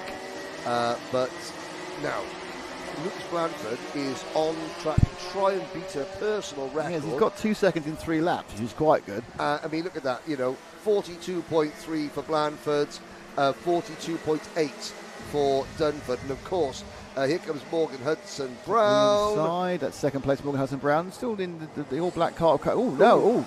What's that about? Work together. What am I doing? Don't go past me. And then what happened there is Coburn's gone past Hudson Brown. Yeah. Dunford as well, sorry. I'm wondering if there's maybe more to that meets the eye. No, it seemed like a pretty simple mirror signal manoeuvre. Inside, there we go. And gives him room on the exit. Oh, he got nudged. He got nudged by Coburn. Coburn. He's upset about that. Yes. He's going, don't hit me. We're trying to catch Blanford. He's only getting out, but he's got another second ahead, by the way, in that lap. Yes. That's our leader. We'll let him come through and pick up the rest of the field, Zach. So, and here we go. So, that's the starring role you're going to see from him. Yeah, and to be fair, this is the first season for the Kidix, the Kidix team in the UK. It's sort of, Argenti Motorsport have stopped running a team in themselves, and their supported drivers are now farmed out to other teams. Sam Pollock Racing in the main Kart Republic contenders in the Rotax classes, so in the one class, and then Kidix are now coming on board again. The Kart Republic chassis. It's a very there's a Kidix USA team. There's a Kidix team in Spain. And they're very, very quick. Here comes Coburn again. Up the inside of the hairpin. This time, nothing says I spend all my money on making my go-kart as fast as possible. Plain black. Well, the other thing that can also mean is I'm really right on the weight limit, and I can't afford the half kilogram of the decals. So he doesn't look particularly chunky, in fairness. So, but that can happen. So you see an awful lot of 177 karts with no decals on them. Oh yes, because they're desperately trying to get everything off the way as close to 177 as possible. And the one thing they won't do is have less beer. Yes, no, because when you get to 177, you enjoy the social aspect of karting just as much as anything else. But yeah, plain white crash helmet, plain black race suit, plain black kart. I've got to say, it does look. It's a rare sight nowadays. He's the Johnny Cash of karting. Exactly. It does look somewhat menacing, I have to say. And in an era of teams, and talk about fun graphics kits, stuff like that. Back when I was racing, the majority of karts just had a plain graphics kit. Now it's very much the exception rather than. When I was racing, we didn't even have Pat Sideboard. Yeah, no. And when I was a boy, when I was a lad, we'd only invented the wheel 2 weeks beforehand. But it does look very. Oh dear! And something broke very suddenly on that go-kart. Yeah, the black one just pulled straight off. That was. Here he goes round the corner. Let's have a look. Are we going to see a chain parting coming? Oh no, there's a puff of smoke. Just gone. He didn't even try and get round. Knew he was in a problem. That is running over. No idea what caused that. There he is, right beneath us, hands in the air, kicking the cart. Oh, okay, that's always an looking at the airbox, holding his head, really upset about it. That's the weird thing. He just knew immediately it was a problem. That's experience as well, of course, in 10 years. I don't think the chains come off, which would be the most obvious one. I think it just must have died. Anyway, I mean, there was a puff of brake smoke. I'm commenting on things which you can't see because they're outside my window. Out front, we now have a 6 seconds. He's going to do it. He's 6 seconds ahead already. We've got a new second-place driver, Elliot Dalton Ayres, who took advantage of Coburn's untimely demise and popped into second place. Henson Brown is now back to fourth. Dunford is into P3. He's managed to get a train of 7 cars over the potential of second place, Henry, so it's not all bad. This is more than half the field together, and there's a change. Up the inside, fourth change and fifth change, but then change back again. Liam Phillips now into P4 with a white nose cone, and there's karts running very, very, very wide. The number 12 kart, Loose Sapphire Leathers, losing a lot of ground there, but it's Dalton Ayres, Dunford, then Liam Phillips. Now Liam Phillips is that an ST Racing livery? John Stewart's team. John was aggression personified in the go-kart. Angry, Scottish, fast. Heavy drinker? The only thing he left out. Yeah. But he was angry, fast and aggressive, which is a very successful kart racer. not always. Not popular, I guess. No, not always everyone's best mate, but hey, I'm not here to be everyone's best mate, I'm here to win. 6.5 seconds with 40 seconds to go. Now, Dalton Ayres checks over his shoulder. Dunford decides not to do anything about it. Yeah, so we've got the second and third brake, and then we've got the brake which is covering fourth on down low. Dalton Ayres, except from Dunford. Dalton Ayres seems to have this quite heavily controlled. Now we're going to get 2 more after this one because they are. Lucas Bamford's easily going to finish before. Yes, 48 minutes. I'm not sure these guys will. Everyone else might not, but they're getting bonus track time. Lucas Blanford's pace is allowing everyone to do bonus track time. They should be grateful that Blanford is wiping the floor. He hasn't quite managed a lap. In fairness, he's not really pushing that hard. He's not even a second a lap faster. Yeah, God. So Call yourself a driver. There we are. So but this just shows the competitiveness of the rest of the field. It's just we've got one complete unicorn out the front. Yeah, this is not the battle for the lead, ladies and gentlemen. This is the battle for second place. You can't see the leader. The leader, Lucas Blanford, is not even. He's in a different postcode. Yes, he is coming out. He will take the. You might see a flashing going across the line. There he goes. Yeah. So the leader has won. No, he's got another lap to go. Oh, sorry. Don't say he's won. He's got another lap to go. Oh yeah, no, mate. Wishful thinking. let's look at the leader. It's only fair because he's absolutely putting a fantastic. We're taking the mickey, but to be honest, it's a fantastic performance to be able to get this far ahead of a quality field anywhere. Yes, is just showing an aptitude with both the kart set up on the track, and you can't. This is why I asked you if he's in the British Championship. You kind of feel this sort of performance is when a top international star turns up to a club meeting. It's just so far ahead in a class that normally is so close. Like he has dabbled. I think I don't know, a budgetary reason. Certainly not. Yeah, certainly talent is not a problem. No. He does have a couple of sponsors. And this is the gap between second. Oh, here comes second. Yes. And it's going to be Dalton, Ayres and Dunford rounding out the top 3. And Phillips, Dukis, Timmins, Ambler and Keaton all finished pretty much on top of one another. 4th back to 8th. Then new Stafford Leathers, Harvey Wilson, Sam Kelbrick. And this is a look back at... I don't know. It's exciting, isn't it? Oh, this is when they all change positions at the hairpin. That was Liam Phillips doing what John Stewart has told him to do. Get up the inside. Be aggressive. Get up the inside. Yeah. Put it in the mixer. So is this the last one before lunch? Yes, it is. I'm calling it lunch. There's no chance any of us will get lunch because of the queue, but Well, I have to bat my eyelids at the ladies in the. Oh, can you do that? Well, can you be kind of Henry's going to do his full cart moms? Hello. Bat my eyelids and see if I can, rustle us up a burger or two. I don't want to be there. It sounds awful.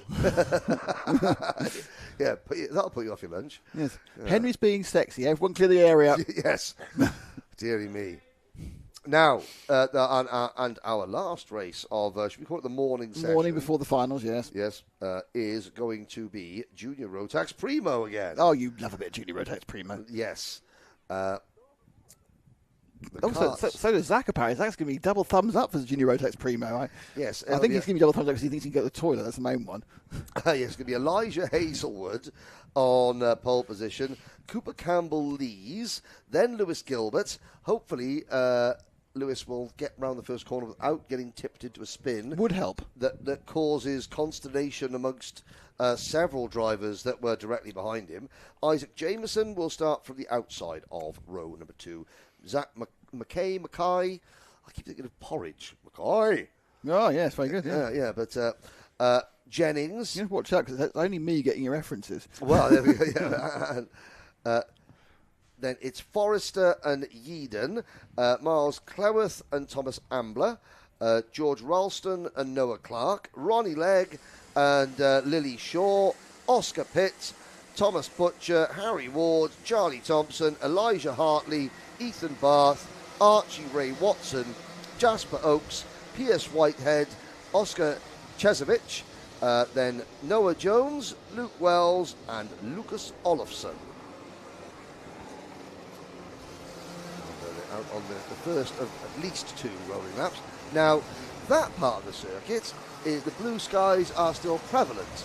As the camera pans round, there's clouds. There's now clouds. Little fluffy clouds. Yeah. Fluffy clouds. No idea we're going that way. The orb, the little fluffy clouds. You've got a kind of I can't think there's an untold history of Henry that involves rave clubs and late night rendezvous in warehouses where you shouldn't have been. Well, there's a lot to be said for five friends, a Vauxhall Nova, and knowing where a phone booth is. There is. Yeah, there is. I think getting 5 in the Vauxhall Nova was impressive. Yes. I think obviously we were much slimmer in those days, weren't we? Yeah, we were a lot slimmer. But then we all had curtains. The haircuts were curtains, and so denim shirts that all went down to just below your waist, buttoned up there. You're painting a sartorial picture of early 90s, early to mid 90s rave culture. Is it 5 X carts? There's 4 X carts at the front, isn't yes. it? That's going to be convenient.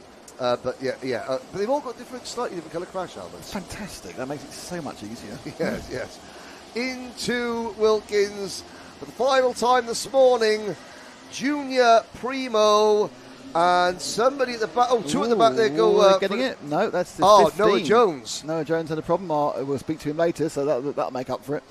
He's lost it on cold tyres, but they've taken this as an official start. Yep. And they sprint round through to the Stratford hairpins, and the first two have made a minor break. We've all seen that doesn't mean anything in the start. Then they're scuffling themselves around again. And there's more karts going the wrong way at Stratford. 4 out of 5 of the top 5 are X karts, but the second place is not, which I think is Cooper Campbell leads, isn't it? Yes, who had a bad start in the first race, drove back to the field very strongly in the number 11 machine. No, it's number 14 machine. It's Lewis Gilbert. No, Gilbert's come through. Eyesight strikes again. You've got to give us a lap to work out what the heck's going on everyone watching at home. Yes, I'm sorry. There's also, just so you know, it's also very bright here, so our contrast, our monitor, isn't as good as it is a nice miserable day at Warden Law. Sorry, it's never miserable at Warden Law. I mean, no, but I mean, the sun... Yes, we are going to complain about the sunshine. Literally, we will complain about everything because it just gives us an excuse not to look quite so ill-informed. Yes. But we are having Elijah Houser in first, Lewis Gilbert second, Zach Jennings in third, and Cooper Campbell leads in fourth, Jameson fifth. But really, it's about the top two at the moment. It's the Hazelwood-Gilbert battle. Noah. Right, it was Elijah. It was George Ralston and Thomas Ambler that had the problems. One on the first down at Stratford hairpin on the first lap, but all the drivers that started this race, 25 of them, are still in it. I have to say though, looking at that, maybe it's just the body, the type of bodywork that the X karts use, but that NASA pack, that nose cone, is it wobbly? It looks a little bit wibbly wobbly. Is that not wobbly enough to get into some trouble though, is it? No, well we have to see it. The bracket shall tell us later on. Now, of course, we did an in-depth look at what these various NASA panels do in the aerodynamics for the battleground that's happened in karting recently. We look at how you flow the air over the driver, behind the driver, using the nose cone and the panel. That's on the Karting Live TV page. We cut it out with our resident aerodynamicist, NASA, from Jaguar Land Rover, and he explained all about it. Has he got a nose drop?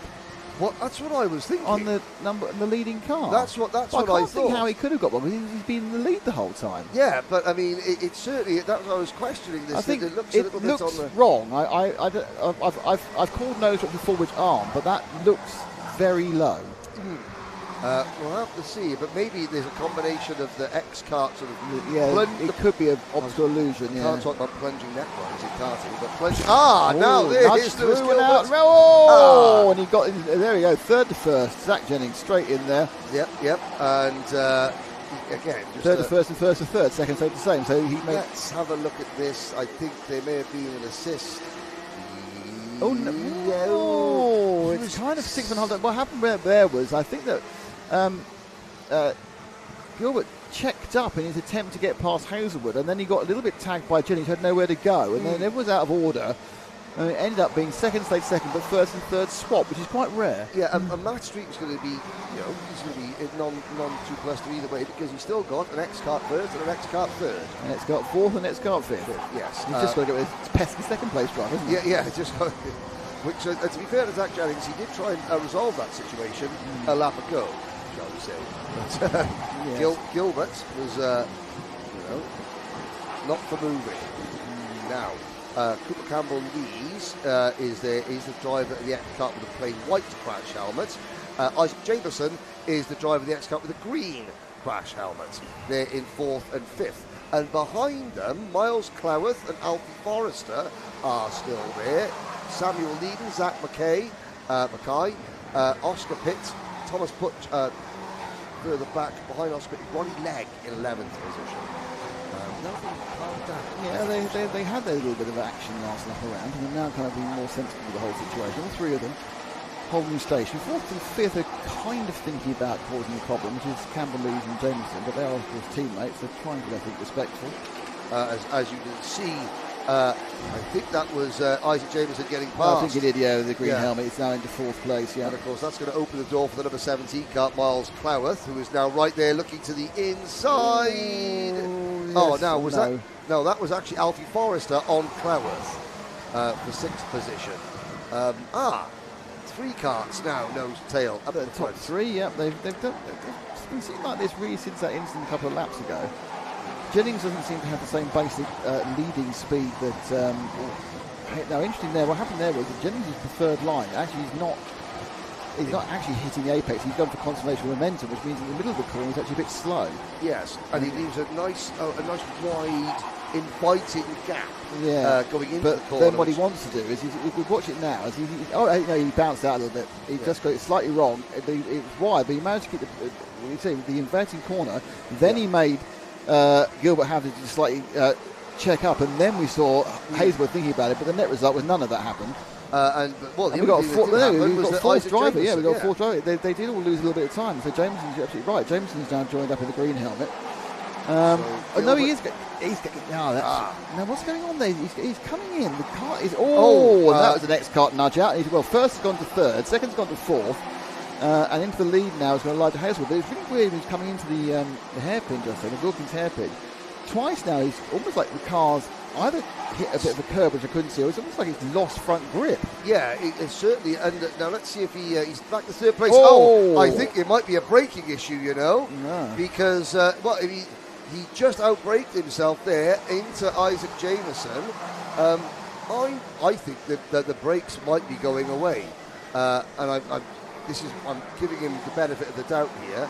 One thing I will say is, looking at those X carts, they're all running really low at the front with that black. I think it's sending optical illusion as well. They're running low, and the way they've angled that black sticker makes it look like they're running really low. So I don't think there's any situation with nose cone. It just looks like there is a nose cone. And you saw on that replay there that Zach showed us, with Jennings getting out of shape at the braking, the back end stepped out, which meant he either missed his braking point or the kart didn't want to stop. Yeah, I mean, if he's overheated the rears, that's an issue. If he's got himself a little bit out of sorts, and he's pressing the brake unconsciously too hard because he's got himself a little bit frazzled. I mean, these are 12 to 14 year olds. We look at them as professional racing guys. We think they're the same as Jason Plater. They've been running for 50 years. No, these guys who are still young, and they still make those errors. They're still running on emotions. And I think he has tidied his line up there a bit. So he was probably just getting a little bit over-enthused. Who's that thing? That's LW. LW, that would be, unfortunately, Luke Wells out again of the race. Wells, and that is down at Stratford. Hairpin. He's obviously, luckily he's decided not to hit our cameraman, so thank you for that. Well, yes. And he is a fine kart. Looks like it might need a little bit of tackling. A bit of love. Yes, during the break before the main event.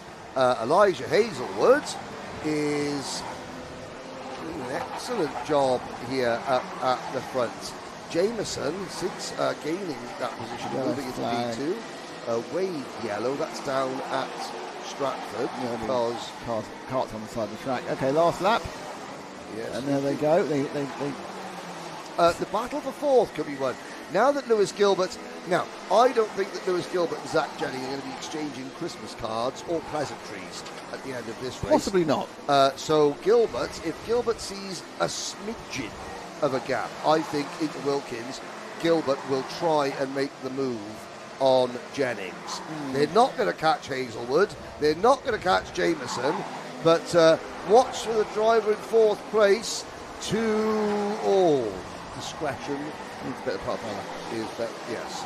Checkered flag. There we go. Checkered flag for the morning, and it's Elijah Hazelwood who takes the final super heat of the day. The junior primo. Second, Isaac Jameson. Good action pack, that one. And also quite interesting tactically on how people were driving. So that's one of the ones that's quite enjoyable to actually postulate about. But it was Hazelwood from Jameson. Zach Jennings was third. Lewis Gilbert was fourth. Miles Schleworth was fifth. Then you got Cooper Campbell, Lees, Alfie Forrester, Samuel Yeadon, Ronnie Legg, Lily Shaw came in 10th. Then you got Thomas Butcher, Oscar Chivich, Ethan Bath, Noah Clark, Harry Ward, Elijah Hartley, Oscar Pitt and Archie Ray Wilson. George Ralston was in 19th. 20th was Pierce Whitehead. And then we had Lucas Olafson, Charlie Thompson, Zach Mackay, Ollie Just Brokes, Noah Jones, Luke Wells, who didn't make the trip, and neither Thomas Ambler. And we are now... Sorry, just final thought for the morning is I'm wondering if Oscar Pitt is is the younger brother of Ethan Pitt, because then we could really call him Pitt the Younger. But, hey, you've been waiting hours for that one, haven't you? I have. Sorry very much. Sorry about that, ladies and gentlemen. But before we vacate... We are going to go and have the excitement that is our paddock show. So we'll be back with you for the second half in about 25-30 minutes' time. And that will be all the main finals at the second round of the Kart Championship here from Shennington. My name's Nick Damon. You've also got Henry Baudet, and we have our fantastic Zach next to me, and Nathan, Connor, and Mark on the cameras. Cheers, guys, and we'll see you off lunch. Well, hello, and welcome to Karting Live TV, and of course to the Kart Championship Round 2 from Shennington, the historic, long, thin track with the hairpins and the turns and the flat bits. Now, I've never been here before. But therefore, I need an expert. I need someone who knows all about Shennington, who knows about the history, the majesty, the fact that the gliders keep trying to crash into the track. Who better than Henry Baudet? Henry, all the way from Wales again, but to one of the most traditional venues in karting. Yeah, we call this the grand old lady of British karting, the Edge Hill Kart Club. It's been here since 1960. It's a real old school track. The tarmac's very weathered. It's quite a simple track, so it lends itself to lots of slipstreaming. You're going to see a lot of close racing, which is going to be great because we've got a record-breaking 180 plus drivers here.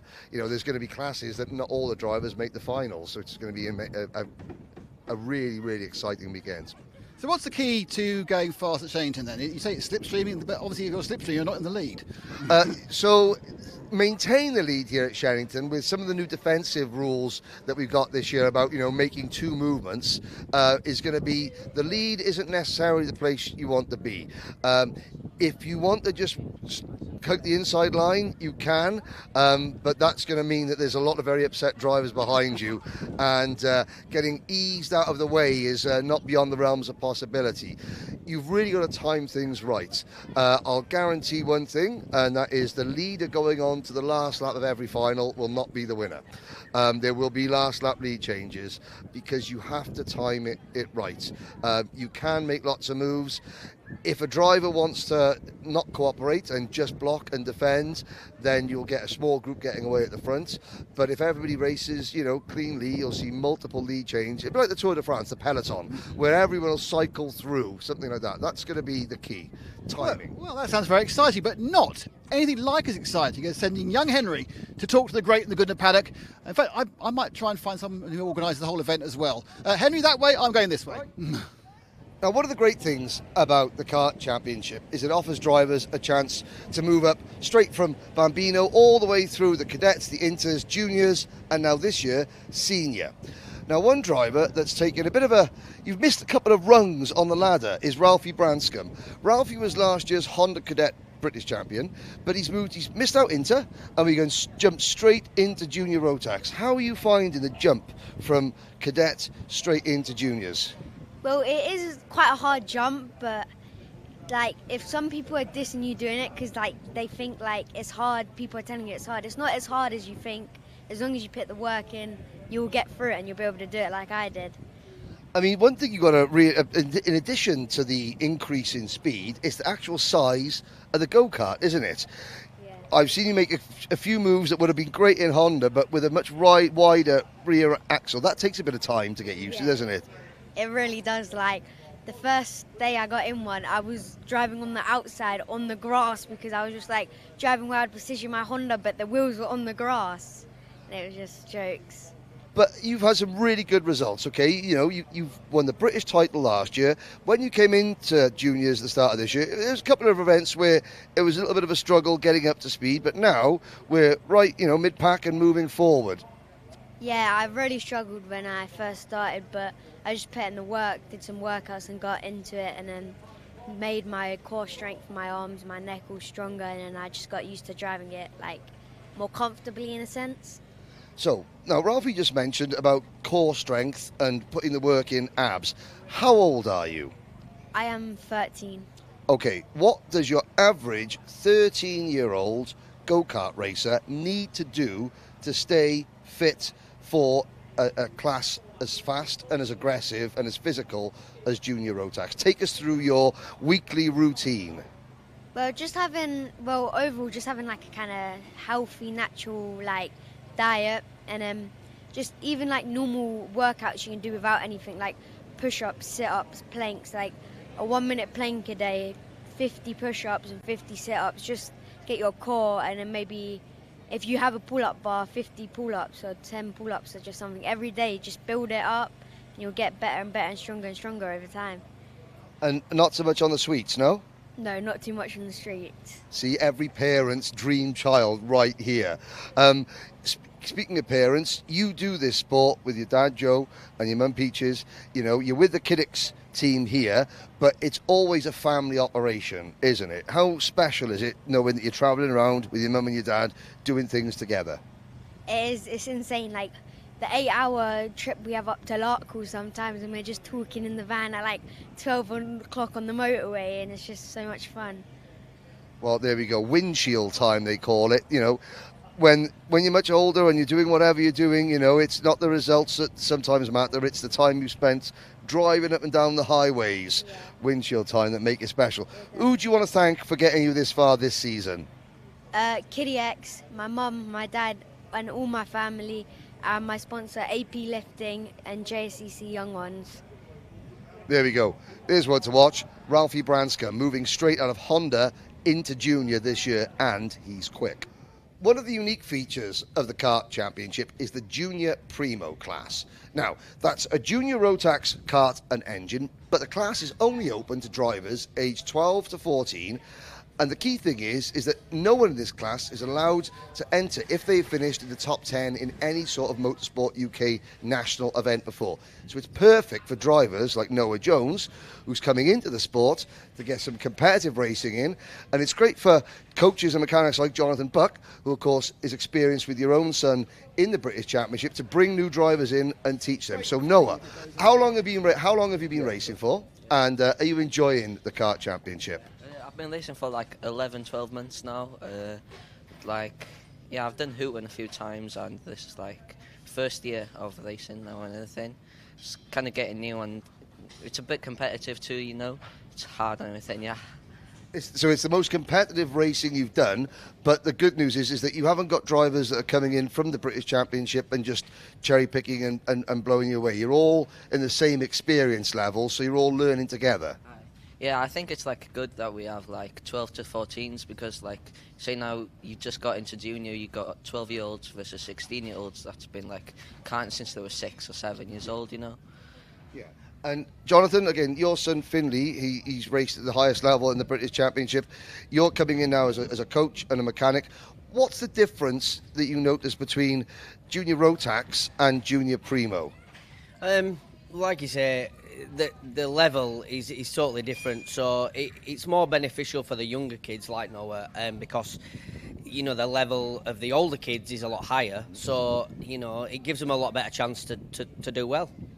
And of course, the team here, you're racing with Ultimate Art. Now they're a top team, Ben and Matty Hingley. So the awning is very professional. You're learning in a highly professional environment, but you know you're kind of gathering speed. Where are you at the moment? Because there's a full grid here, isn't there? Currently I'm starting like second last and everything, but I'm learning, you know, because yesterday I was like 5 seconds off the pace, but I've gotten better and better. They've teaching me lines and where I to brake and everything, you know. And that's where the expertise of yourself comes in, because all the things you've learnt with Finley, that helps. And do you find that Noah's soaking up the information like he should be? Yeah, like you said, yesterday, first he'd never been here till yesterday morning. He's 5 seconds off the pace. Next session is a few tenths off, and he's finding tenths every session. And he's coming, he's enjoying it. That's the main thing. And I think that's a good thing about the Primo, because he can enjoy it without feeling under too much pressure. Yeah, no, I mean, from your perspective, if you've got, when you were coming through cadet and stuff with Finley, if there are drivers out there that, like I say, are racing club level, in cadet, maybe a Honda at Hooton Park, Bayford Meadows, stuff like that, why is this such an attractive proposition for them? What would you say to prospective drivers out there now who want to dip their toe into the water but are a little bit unsure? That's the thing. If you're coming from I Am a Cadet or Hondas or wherever, and you think, oh, I don't want to jump into, one of the big national championships because you think you're going to be, out your depth. Here, you can come in and it's a more level playing field. There's no, massive names that have been racing for 10 years that you're just going to drive away from, So, it makes it better for the youngs, And we can tell that you're having fun, Noah. You're having fun. That's amazing. Are you having fun? Are you enjoying this experience? And what are your hopes for the whole season?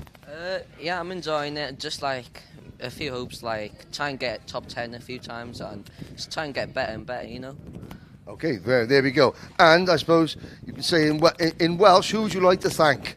Diolch I Ben Hinchley, Matty Hinchley, helping me get some lines and everything, and my mum and dad. That's diolchi is thank you to Matty and Ben Hinchley and to his mum and dad. So there we go. So Noah and Coach Jonathan Buck, there we go. Thank you very much for joining us. Cheers, thanks a lot. Well, we spoke to Joe last time round, and in our desire to, I suppose to curry favour with the organisers, we're going to have a quick word with Darren Beavers. Darren, round 2 of the Kart Championship, and you must be really pleased with how it's gone. First 2 rounds, big grids both times, and it looks like the championship's really established itself. Yeah, no, absolutely, Nick. I mean, yes, round 2 again, just over 180 entries. Obviously, we went to round 1 last month for I think 182, 183. Great numbers. We felt like that was possibly a little bit inflated because we fell 2 weeks before the Rotax British Championship. We didn't expect to come here with any more than 140 realistically. However, 181, brilliant. So to keep numbers up like we are throughout round 1 and round 2 is really positive. In this game, you can never please everybody, but we seem to be doing all right at the moment. And so far so good this weekend. We're running on time. There's a few races left to go today, but we're still running on time. And the finals and super heats to go tomorrow, and we move on to GYG in Wales next month. Yeah, I mean, it's interesting also because a couple of the newer championships or newer classes have really taken off. We've got a fantastic entry in Mighty E and also Junior Primo pretty full as well, and these are kind of things that are more unique to this championship, aren't they? Yeah, exactly. So it's actually quite difficult for me because we now have so many classes. I don't like to reduce the track time, so we can only fit on a double grid for one class. Obviously at the first round that double grid went to juniors.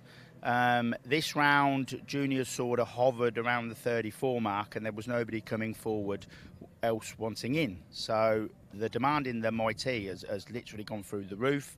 Their class is consistently growing. I mean, 28 here this weekend. There's talk there's going to be 32, 33 of them by next month. So we gave that double grid to Mighty. It's great to see the new drivers in Mighty coming along. I mean, I'm sure you've seen Karun Chandok's lads like here. Great to see him here. We even had a little visit from Dave Richards this morning, came along, shook my hand, took a couple of photos. So it's great to see people like Karun Chandok and Dave Richards in a go-karting paddock because they're normally in bigger paddocks than ours. But no, really good. And like you said, Junior Primo, something I brought in 12 months ago. It took a while to grow, but this round, very popular. The kids seem to like doing a year in that class before going on that bit more brutal junior grid, Now, we're at Shennington here. It's not a track we've been in the last couple of years. I mean, how is that track selection made? Because it subtly changes each year. I mean, is it what's available? You want to go somewhere new? Someone says, oh, you should go here, it's really great. When you sit down with the rest of the team, how do you decide where the rounds are going to be? I don't know if I can tell you that. That's my secret. It's very difficult. Putting the right calendar together is very, very difficult, and it's about working with other championships. People think all the championships are sort of against each other and trying to nick business from each other. It's not like that, actually. When all the championships work well together, everybody can plan their year and have a good year, I mean, not clashing with certain other championships is a big one, and also trying to fall at the same venues as other championships helps too. And this year, part of it, I worked with other people and it has like helped. Another part of it is just luck, really. I mean, you've got to get your dates in there early these days because there's such like high demand for the dates, and there's only a certain amount of weekends every year. But get your dates in early, work with a couple of people, and hope for a bit of luck. And this year, I think we've got a very, very good calendar. Next year, I mean, I've already started working on it, sort of trying to secure dates at certain venues. But until August, September comes, there's nothing really ever set in stone until then. Of course, a big ambition for you to get a round at PFI this year. Absolutely, PFI, great place. A lot of people see it as one of the best kart circuits in the whole of Europe, really. So to go there, yeah, great.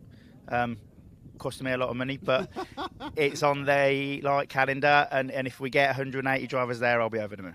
Now, I know we're only at round 2 of the Summer Championship, but we've had winter events in the last couple of years. Is there a plan for anything in the winter? At this moment in time, I can say we will be doing something over winter. What, we're not too sure yet. We've been approached from Warden Law.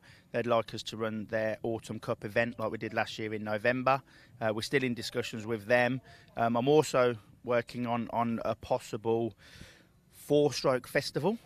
Again, not confirmed, but we're getting great support in the Honda Cadet class, as you would have seen this weekend. Again, another sold out grid in Honda with a reserve list. There's actually a little lad over there who didn't get a place on the grid, but he came in the hope somebody may not turn up. But he's just here spectating this weekend. So I want to do something. Obviously, the Mighty grid's growing, the Honda grid's growing, and do something a little bit different with that over winter.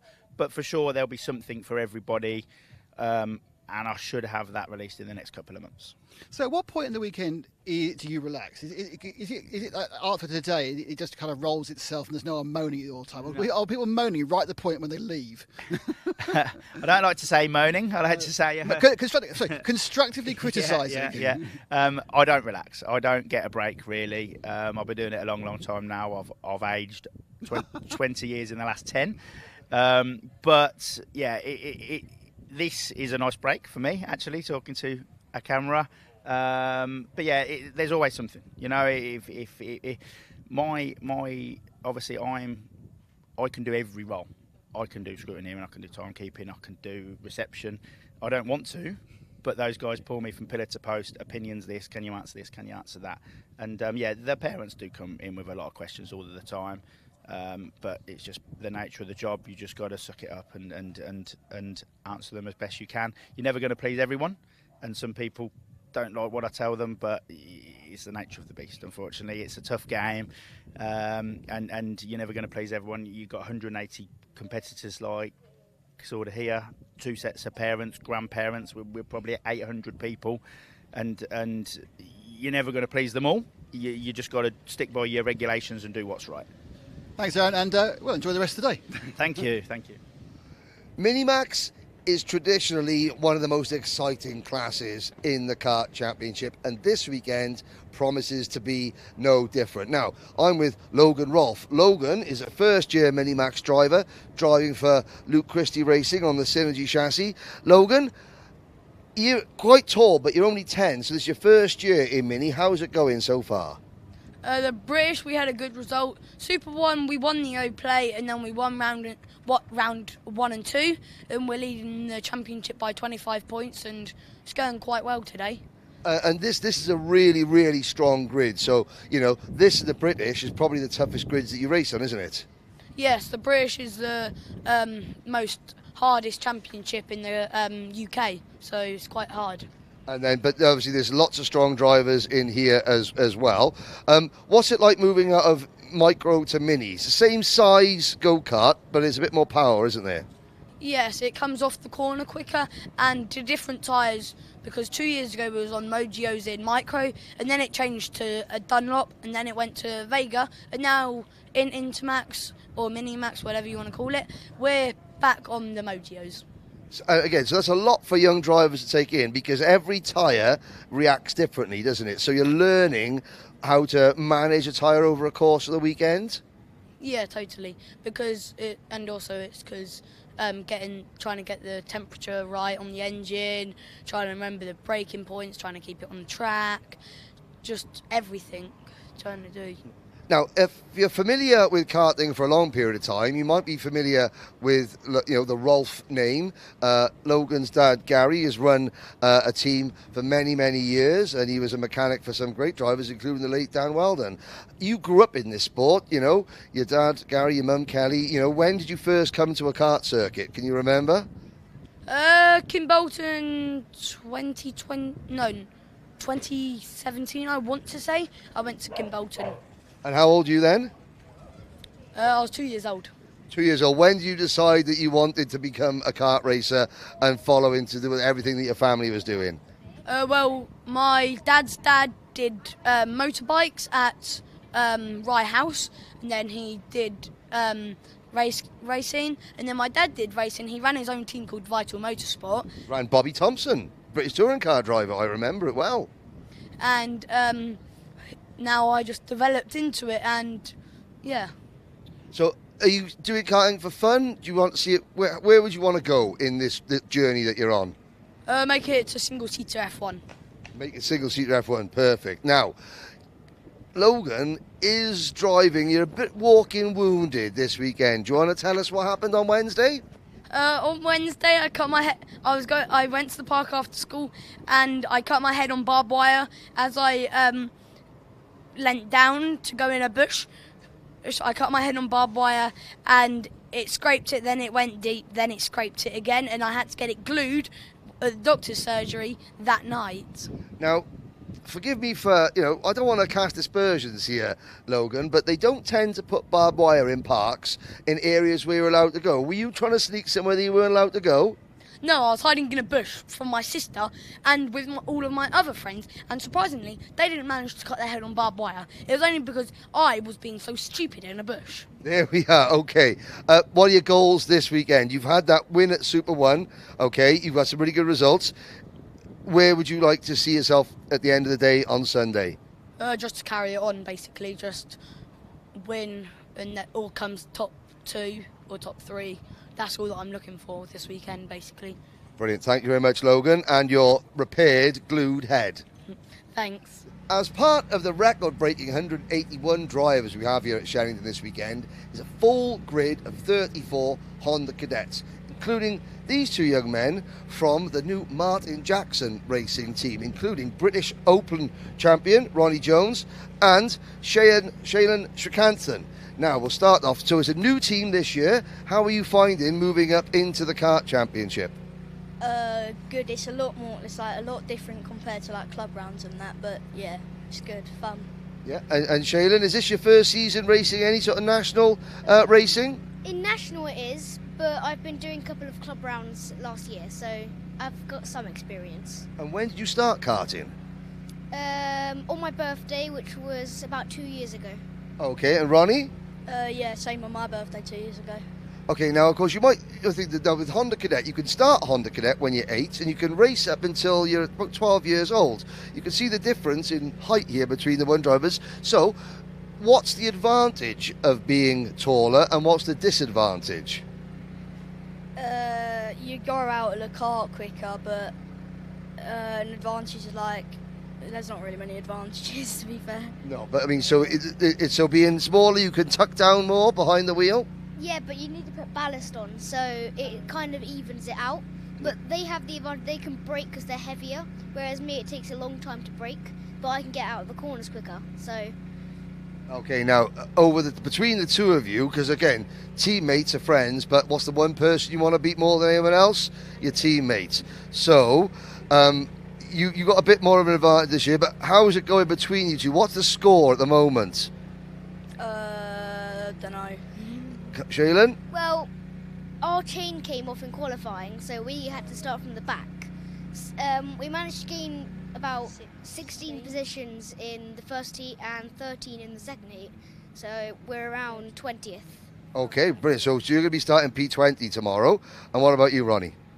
So first heat, so qualifying, I qualified 9th, and then the second heat, first heat I came 2nd, and then second heat just now something happened and I was up in like 5th, but then I dropped to 9th. Now, you've got the O on your kart, the O plate. since you've put that on, you won that at Wilton Mill. Since you've got the O on your car, have you found yourself driving differently? Does it give you a little bit more, has it a bit more pep in your step? Yeah, it just makes you feel a bit happier and like knowing I can like do it more. Yeah, that no one else can run the zero in at all. So, goals this week. Huge grid of Honda cadets. Okay, you had a bit of bad luck to start with, Shaylin. Is all your bad luck over with? What are we hoping for? Well, I'm trying to get a top 10, which will gain me, like last time we spun off. So hopefully we can get better than 20th, because that's where we finished last time. So anywhere better than 20th is good. Okay, so Shaylin, anything better than 20th? What about you, Ronnie? Top 5, hopefully. That's what I want to. Yeah, top 5.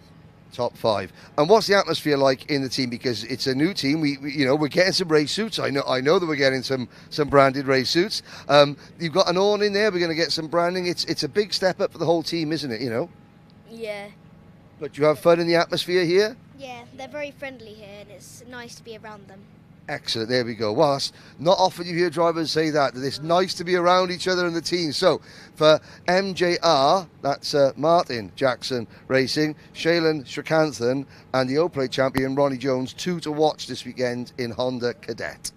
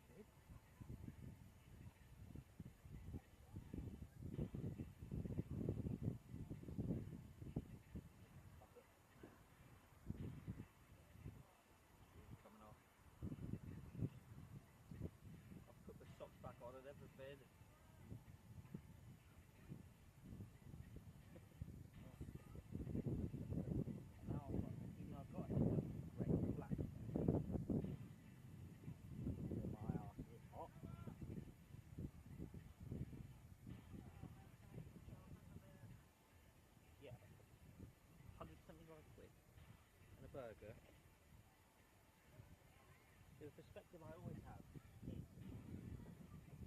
taking out a day rate of a first ground salary that I was on at First Sight Media. It was £110 a day. And a lovely day watching a load of racing and being paid more than their salary. So, you know, sometimes I should check my 300. I don't get out of bed for £300 really.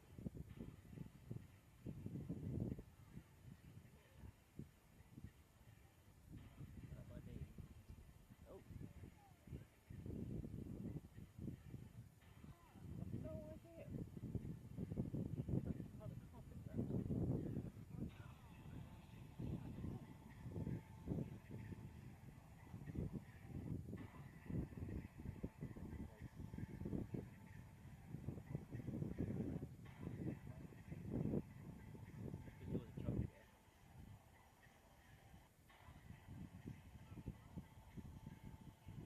That was a bad time to go on stable.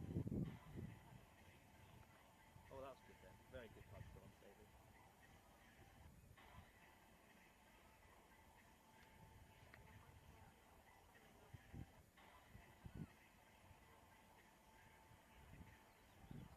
Because the sun's gone in. It's like it knew I took my socks off.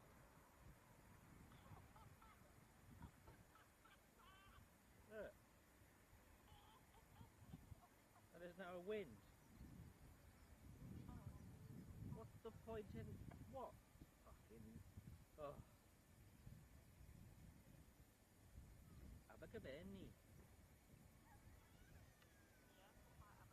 Yeah, I don't know. Pretty tired, you know.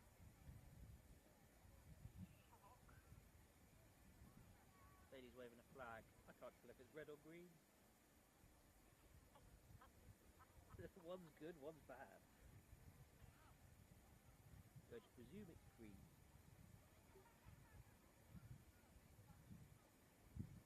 There was a red flag race because the kid went smacking into a wall of tyres, which all of our cameras missed. Should have been picked up by me. I picked it up after, but because you followed, you know, whatever, so you're looking at the leader or whatever. So he was in like 20th. So I didn't see it until I looked out for my camera and he'd already crashed.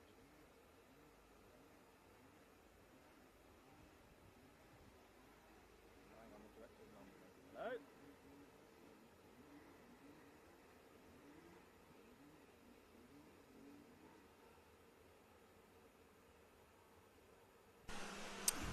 Welcome back, ladies and gentlemen, to the main events here at Shennington, the second round of the Karting Championship.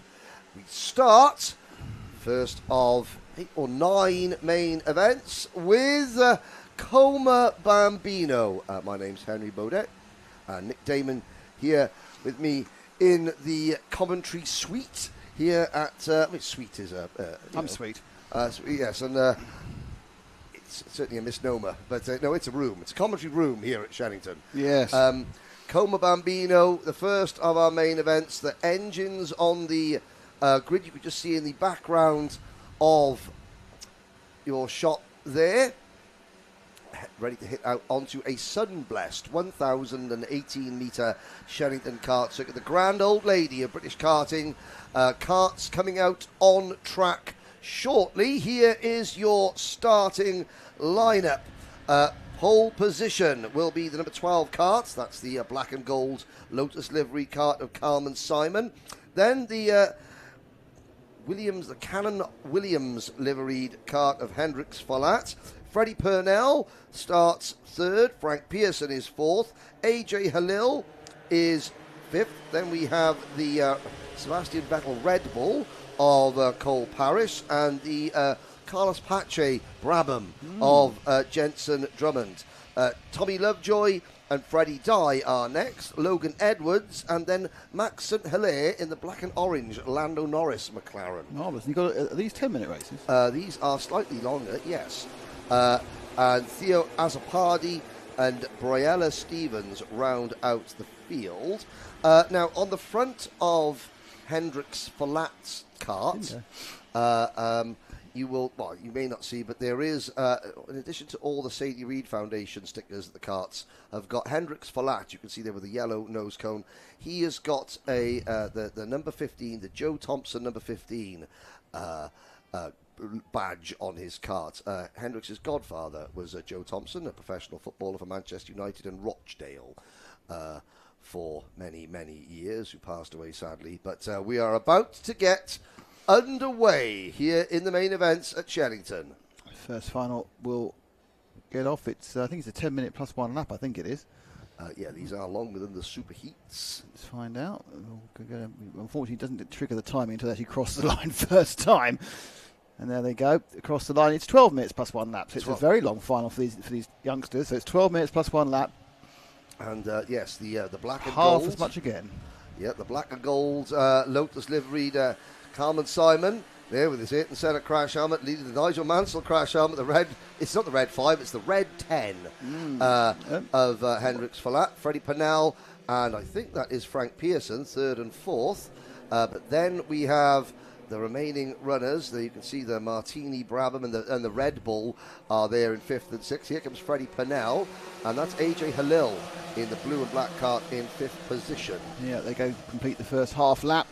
And this is a long run for these small kids. 12 minutes. Yep. It's it's a lot of effort for them to put in, a lot of concentration they need to have. But it's Cameron Simon who, of course, led the whole of the second super heat, who's now been in the lead for 9 minutes. Yes.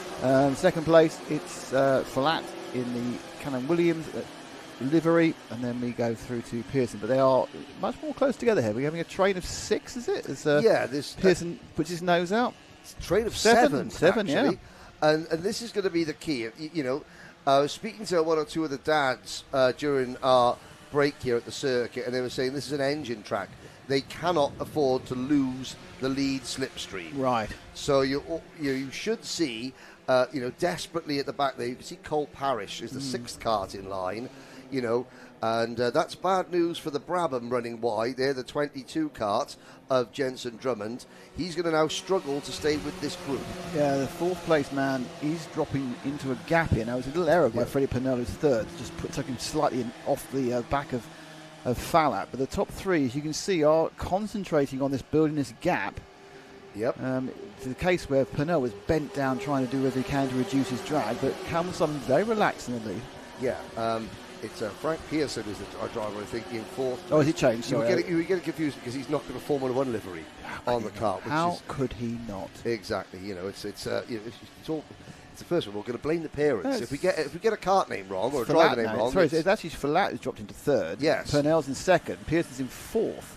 And side by side, that's not what you want to be doing. And again, you can see AJ Halil quickly slots back in the line. Cole Parrish, you can see there with the Vettel. And look, these 7 have already put 3.5, 4 seconds for the rest of the field. You can see it's the number 18, the black and orange. He's sort of Max St. Hilaire. He sort of spoilt the whole McLaren look by sticking a Transformer sticker on the on the side pod. I want to say even Autobot or a Decepticon. I think he's an Autobot. As you can see, the rest of the field, they're trailing their way into Hanger Corner as we wait for the lead group to come out across the line. And this is Purnell just working as hard as he can to push Simon away. Falat in 3rd, and then Cole Parrish now pushing AJ Halil into 4th position. So Pearson's back to 6th, and Drummond is 7th. Yeah, they're running down towards the hairpin, but it is very much now, as you say, a break again at the top 2.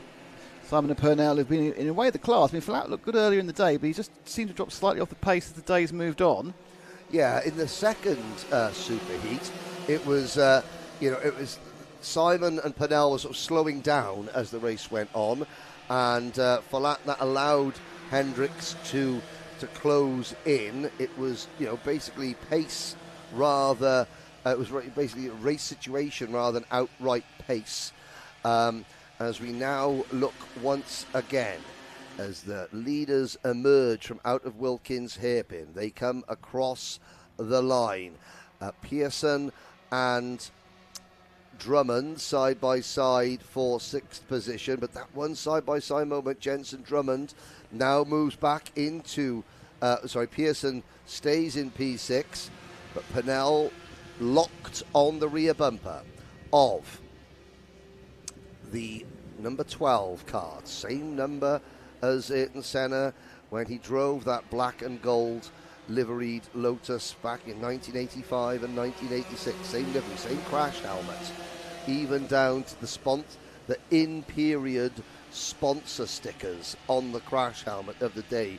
Fantastic attention to detail from, have to say, a growing number of the Coma Bambino parents who are there, and there's the Sebastian Vettel Red Bull moving into 4th position.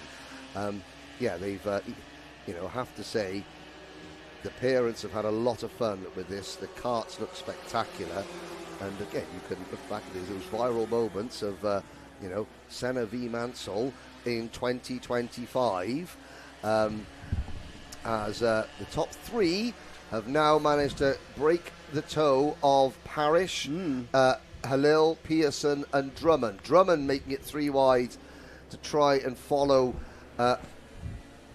Parrish into the lead of the second group.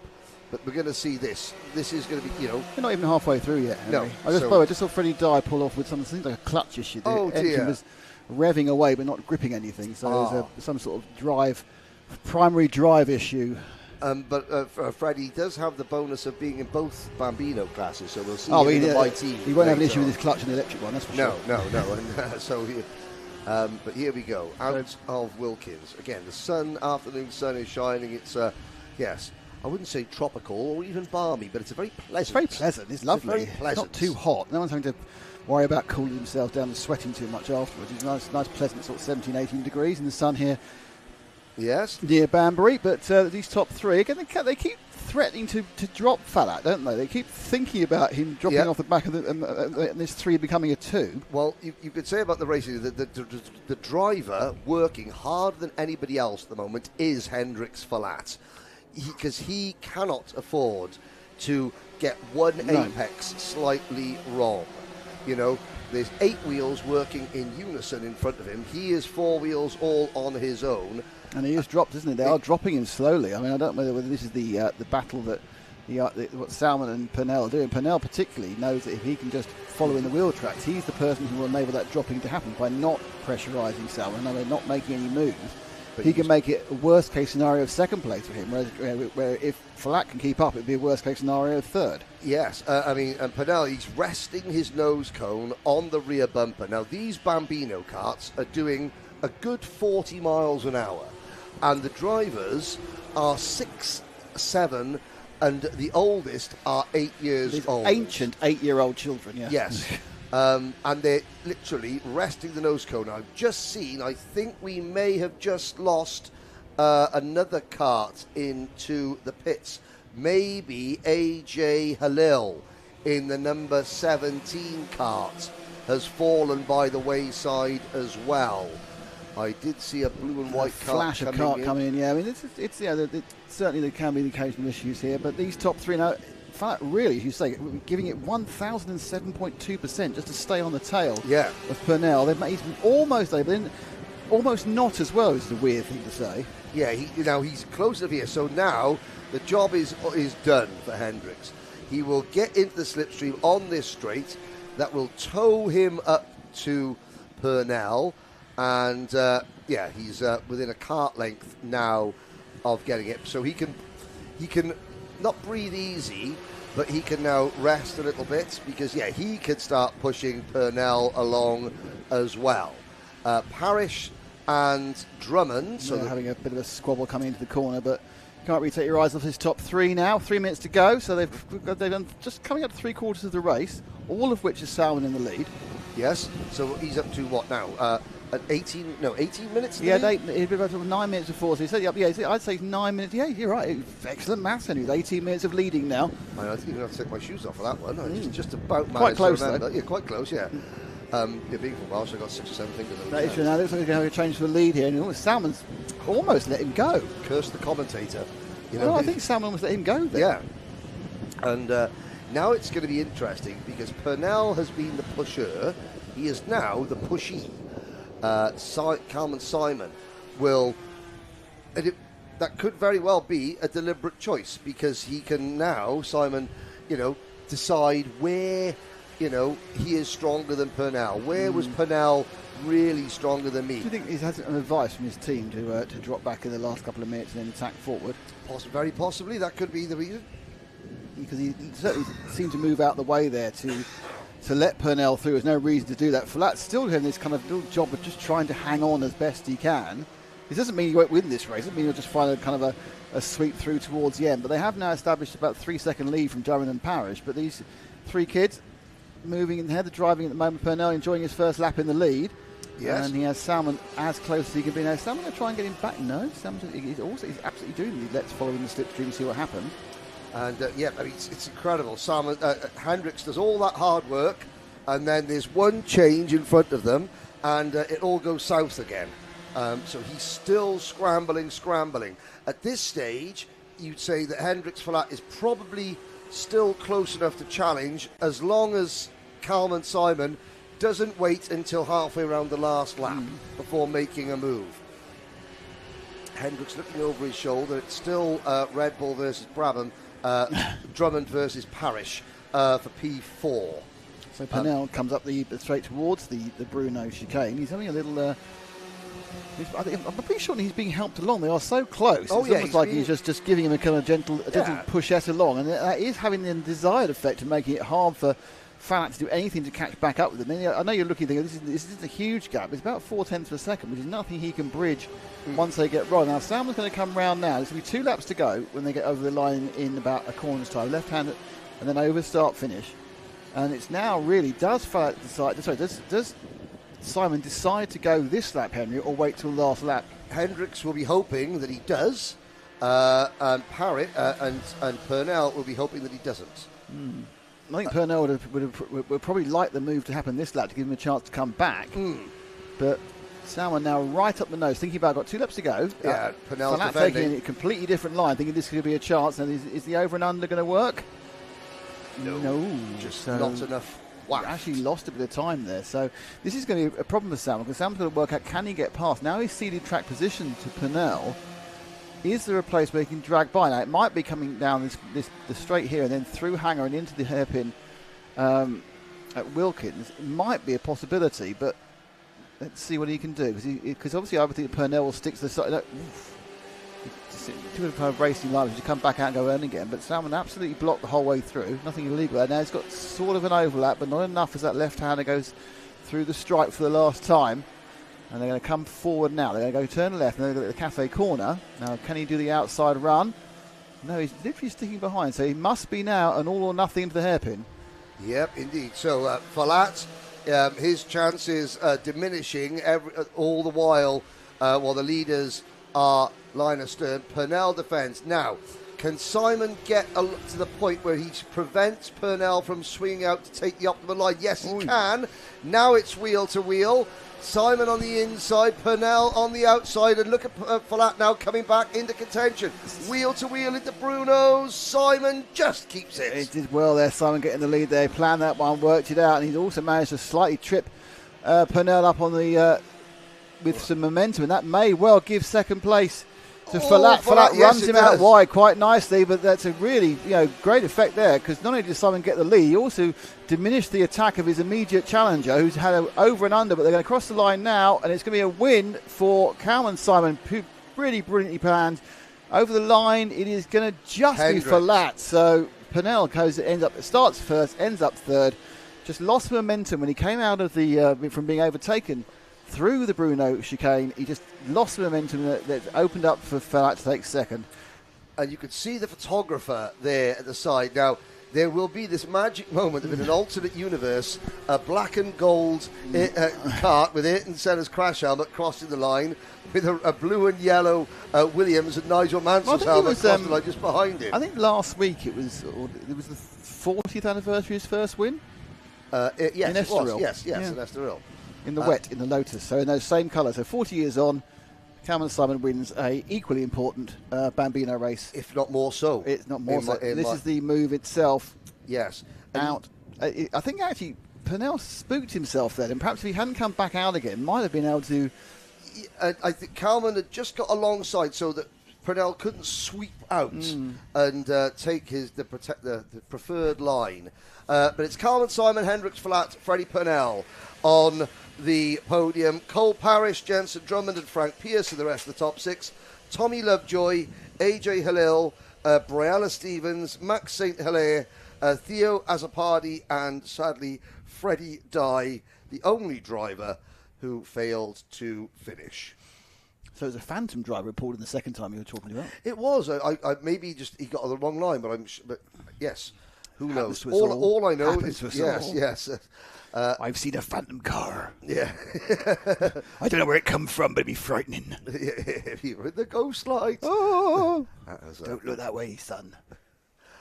Sounds like a villain from one of the famous 5 TV adaptations. I think I'm much more a Scooby-Doo villain, to be honest. Mm. You don't want to go in that abandoned fun fair. Yeah, no. I'm the caretaker. There's no reason why I'm digging a mine underneath whatsoever. No, and I would have gone away because there'll be a haunted clown. Yeah.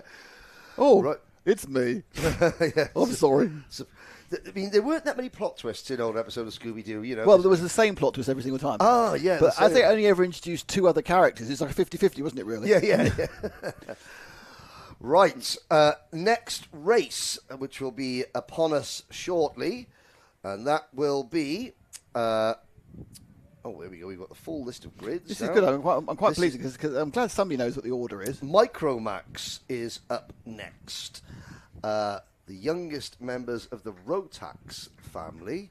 Oh, and having a look down there, I think Max St. Hilaire was a little bit... irritated. AJ Halil was a little bit irritated because something went wrong with his kart. I don't think I think that he did come in and went back out again because AJ, he was in that group and then he finished 43 seconds behind. So I think, no, he's getting a hug, that's nice. Well, that's all that matters at the end of this is that, you know, you see that, you see the racing and then you realise, yes, they are going to go back to school and on Monday the teacher's going to say, all right, today is colouring. Yeah, well, I think they have to like learn stuff, don't they? Phonics, which seems absolutely ridiculous. Yeah, I mean, I was. My stepdaughter is a primary school teacher at very early years, and she was trying to explain phonics to me. And I said, just teach him to read the old-fashioned way. Yeah, like the words. Yes. On the page. No, it's way too complicated. But I don't remember there being a lot of illiterate people when I was younger. No. I mean, you always had the thick kid in class and the smelly kid in class, but that was pretty standard, you know. Well, there's an old. I can't do it live, but there's an old. It's not politically correct anymore about, you know, if you're what was it? I was saying if you're middle class, sorry, if you're working class, you're thick, and if you're middle class, you're dyslexic. Ah, right, okay, that was the That's the non-understanding way we have now. We understand things much better now. Yes, 40 years on, we're a much more caring, sharing society. Yes, we are indeed. Doesn't caring mean and sharing. that's untrue. Micromax. Let's see how much caring and sharing these youngsters do on track. Link caring and tenuous. You know, I've done worse. To be honest. Well, Ethan Lloyd and Lewis Colby have been sharing the lead throughout the superheats. Noah Wicklow, he cares very much about pronouncing his surname correctly. Yes, that one. So there we go. We did squeeze sharing and caring into that link between. On the outside of row number 2, by the way, ladies and gentlemen, will be Freddie Blackshaw, Henry Algar and Jensen Darlow, row 3, Ethan McClelland and Arthur Bowers, row 4. Arthur Bowers being coached by David Bellchambers here this weekend. Then it is Zach Andrew and Carter Jackson, not Carter Jackson, just Carter Jackson. Junior Wright and Toby Cannon, Lani Edun and Teddy Roberts, who is out there now, and then Pierce Gauntlet at the back of a full complement, I'm pleased to say, of Micromax drivers. They'll also be enjoying 12 minutes a month. No, Wicklow didn't, to me, feature particularly heavily in either of the Bambino superheats. No, the superheats, but he's second on the grid. Consistency. And also, I would imagine... It must have carried some of the points forward. Lewis Cacoldi, I think he might have been slow off the grid. Right. According to... Oh, no, hang on. Or has he had a... Or did he... Our results don't come into account any sort of penalties that may have been occurred during those races. But the grid that I've got certainly accounts for it. Now, we're going to go around again. Now, is that the S plate? On the... I can't see Lewis Capaldi anywhere. Where is the... Oh, yeah, he is there. Fifth. Fourth. But according to my grid sheet, he would be second. Hang on, that's not going around. Yes, he is second, and he's trying to get back into second place. Yes, and to be fair to Noah Wicklow, he did give an apology. Now, weaving to warm your tyres up is not strictly allowed in karting, as everyone knows. So what the drivers are doing Mostly done, though. is they're just checking their steering. Because it might not work left and right and left and right and left. Yes, so they've just got to double, triple, quadruple check it. So obviously there's a problem with Capaldi, which meant he dropped back several positions. He's now got himself back into position. Mm-hmm. So it'll be Lloyd and Capaldi.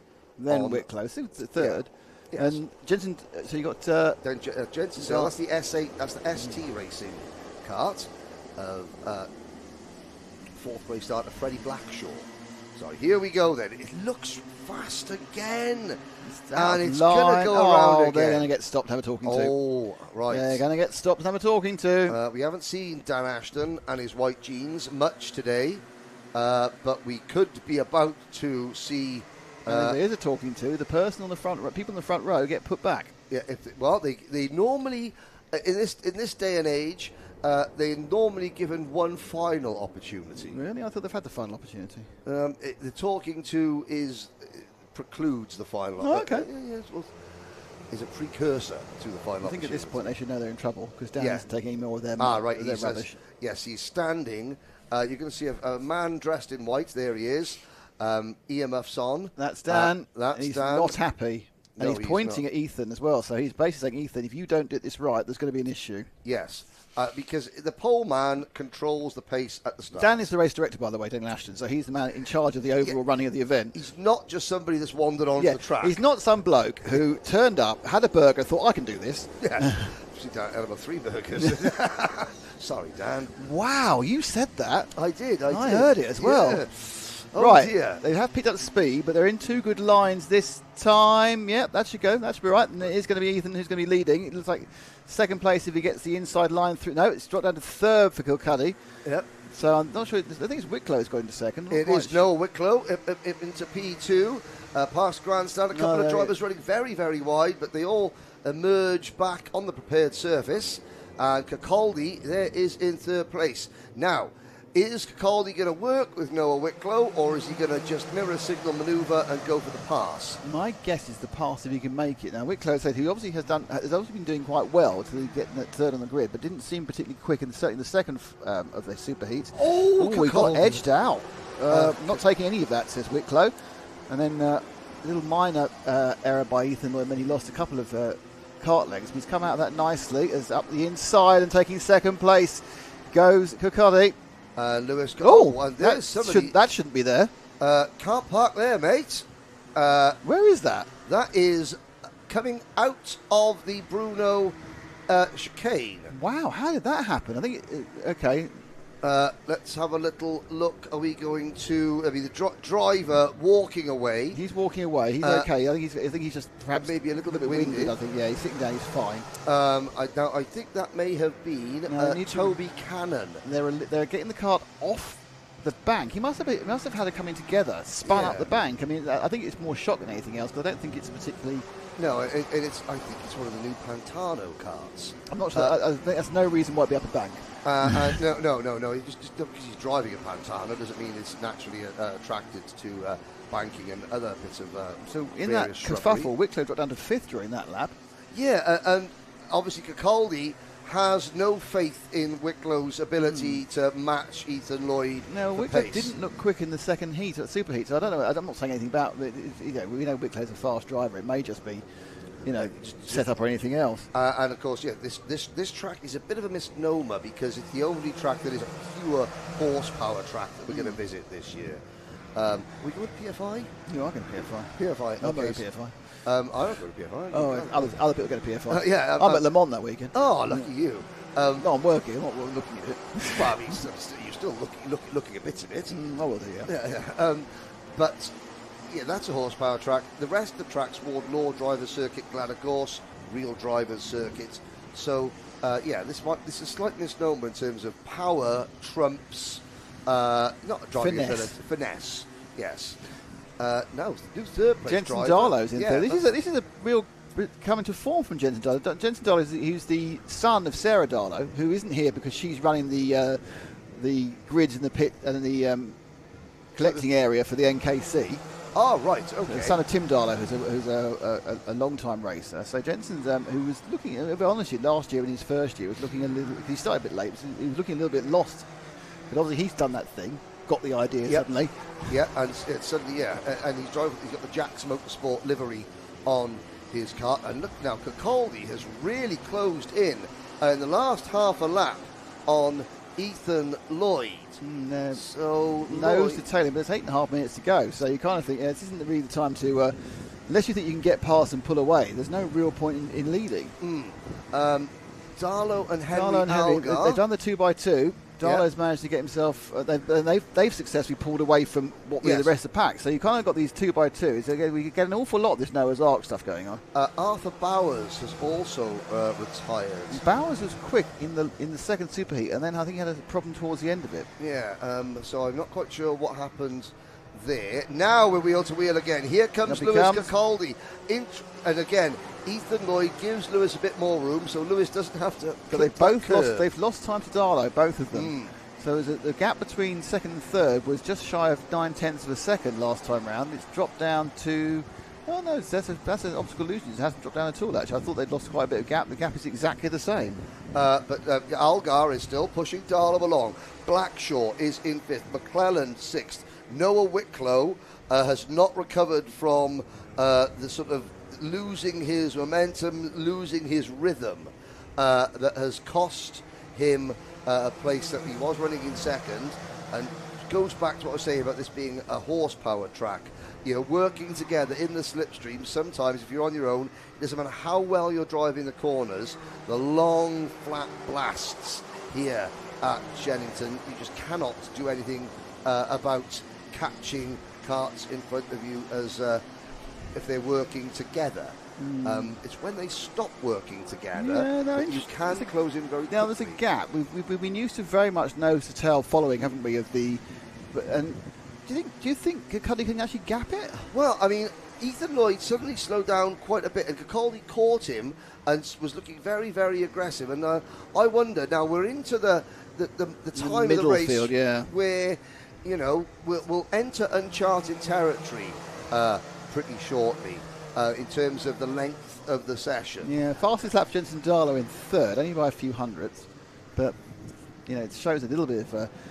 I think these top two, Ethan Lloyd now is doing what he's supposed to, as far as I can be right on the bumper. But I think it's a case of they have a tenth of a second in hand if they actually settle down and knuckle down over the rest of the field. I don't think Darlow will be able to make up the gap, but certainly when it was vice versa and Ethan Lloyd was leading, Kirkcaldy's nose cone was never more than about, you know, a cigarette paper's width away from Ethan Lloyd's rear bumper. Yeah. Now that Kirkcaldy is leading, Lloyd can stay in the slipstream, but he's not pushing Kirkcaldy along in the same sort of way that the Scotsman was pushing the number 66 car along. Just wondering if Lloyd is less happy being 3 inches off a bumper and happier being a metre off a bumper.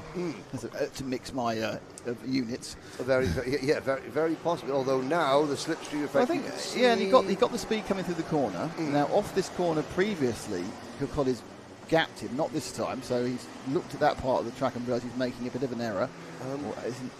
Dan Ashton looks concerned about something, but I think we're okay. I think he's still tidying up from that previous incident. I think it's possibly the situation.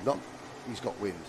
That's normally what happens when Dan looks a little bit perturbed. Right. Yeah, he's got wind. I suddenly thought, what's something going to get a cyclone coming around or something? No. It's just probably his lunch repeating on him. Side by side for third, briefly, Darlow and Algar next. But now, again, Ethan has had maybe a couple of laps just to cool off a little bit. Now he is driving with a bit more purpose, shall we say.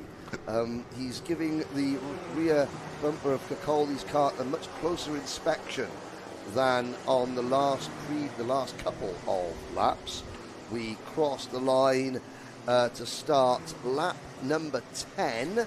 But we're still a long way away from the end, aren't we? We've got 4.5 minutes before we get to the +1 lap, and this is the thing, really, isn't it? These guys are in uncharted territory. This is probably the second time, if they did round 1, they've done a race as long as this. Yeah, and we've got a change with it. Algar has now gone into P3 at the expense of Darlow. Blackshaw is not a million miles away from Darlow in 5th. Then it will be McClellan, Wicklow, Junior Wright, Zach Andrew, Teddy Roberts, Lani Edun, Carter Jackson and Pierce Gauntlet, the remaining runners. Arthur Bowers is still running. Is he running despite having broken? 2 laps down. Must have stopped and tweaked up the end and sending back out again. Yes, which you can't. There is a repair lane here at Shennington, so maybe Arthur Bowers came in. Well, obviously he came in, thought something was changed or put back on or fixed. Yes, put back on probably. And tightened up. Out he goes, yes.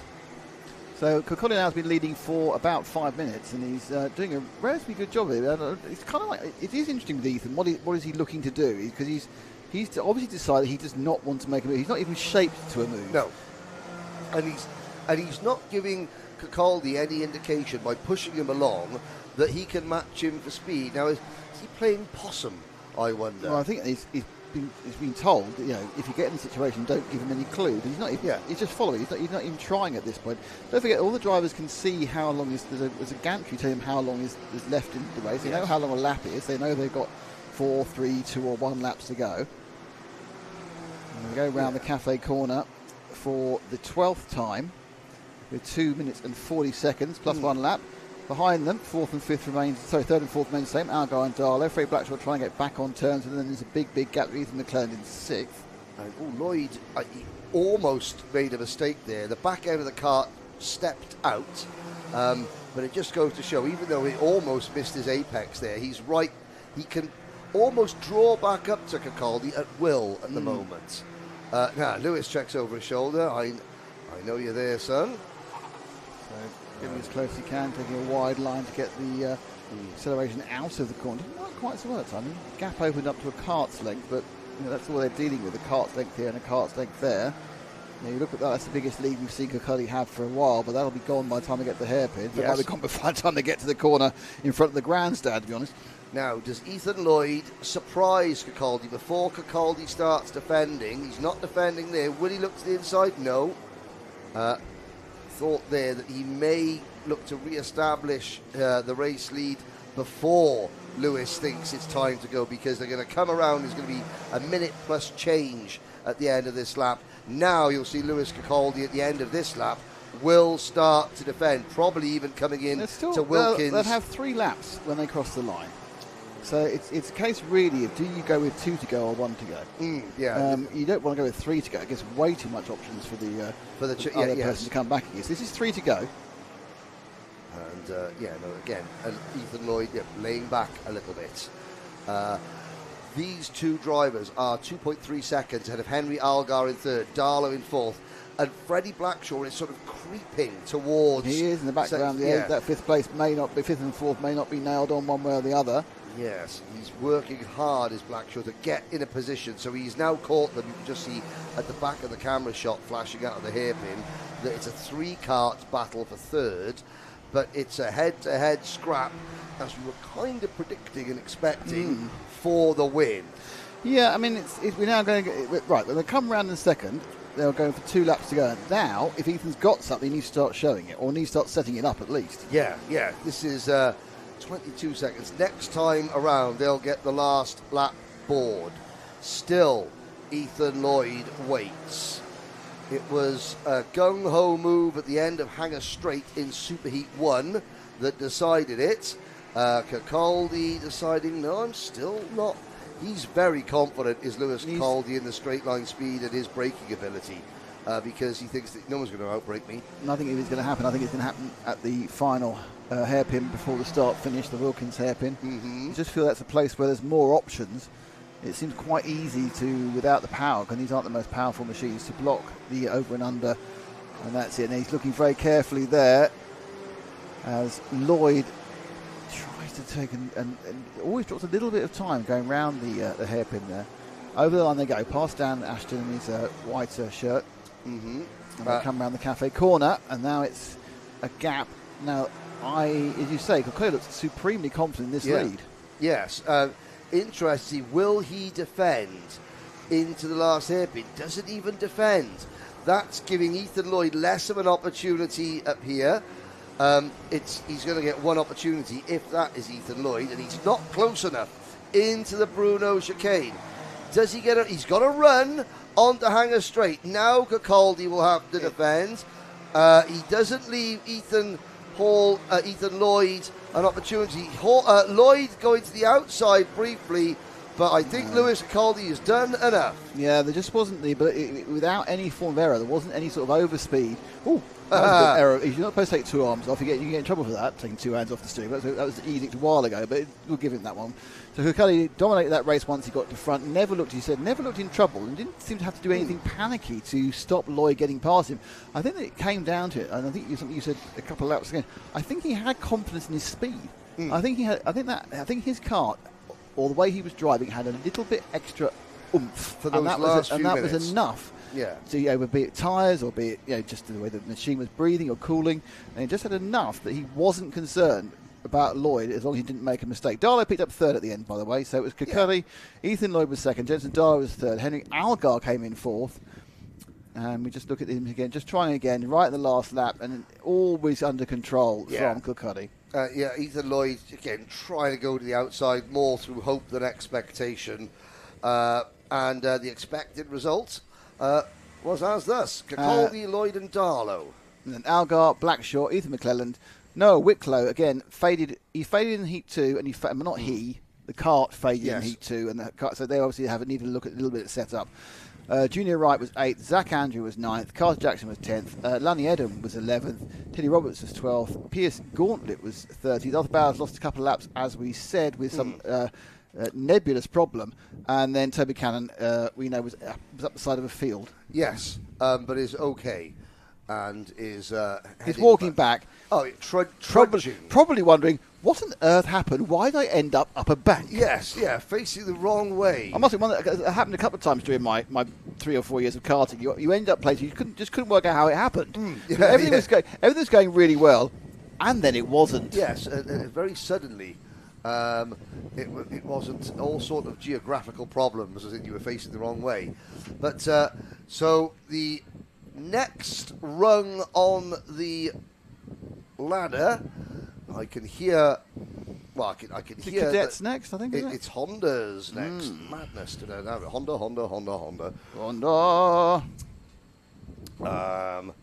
It will be now 33 Hondas in total.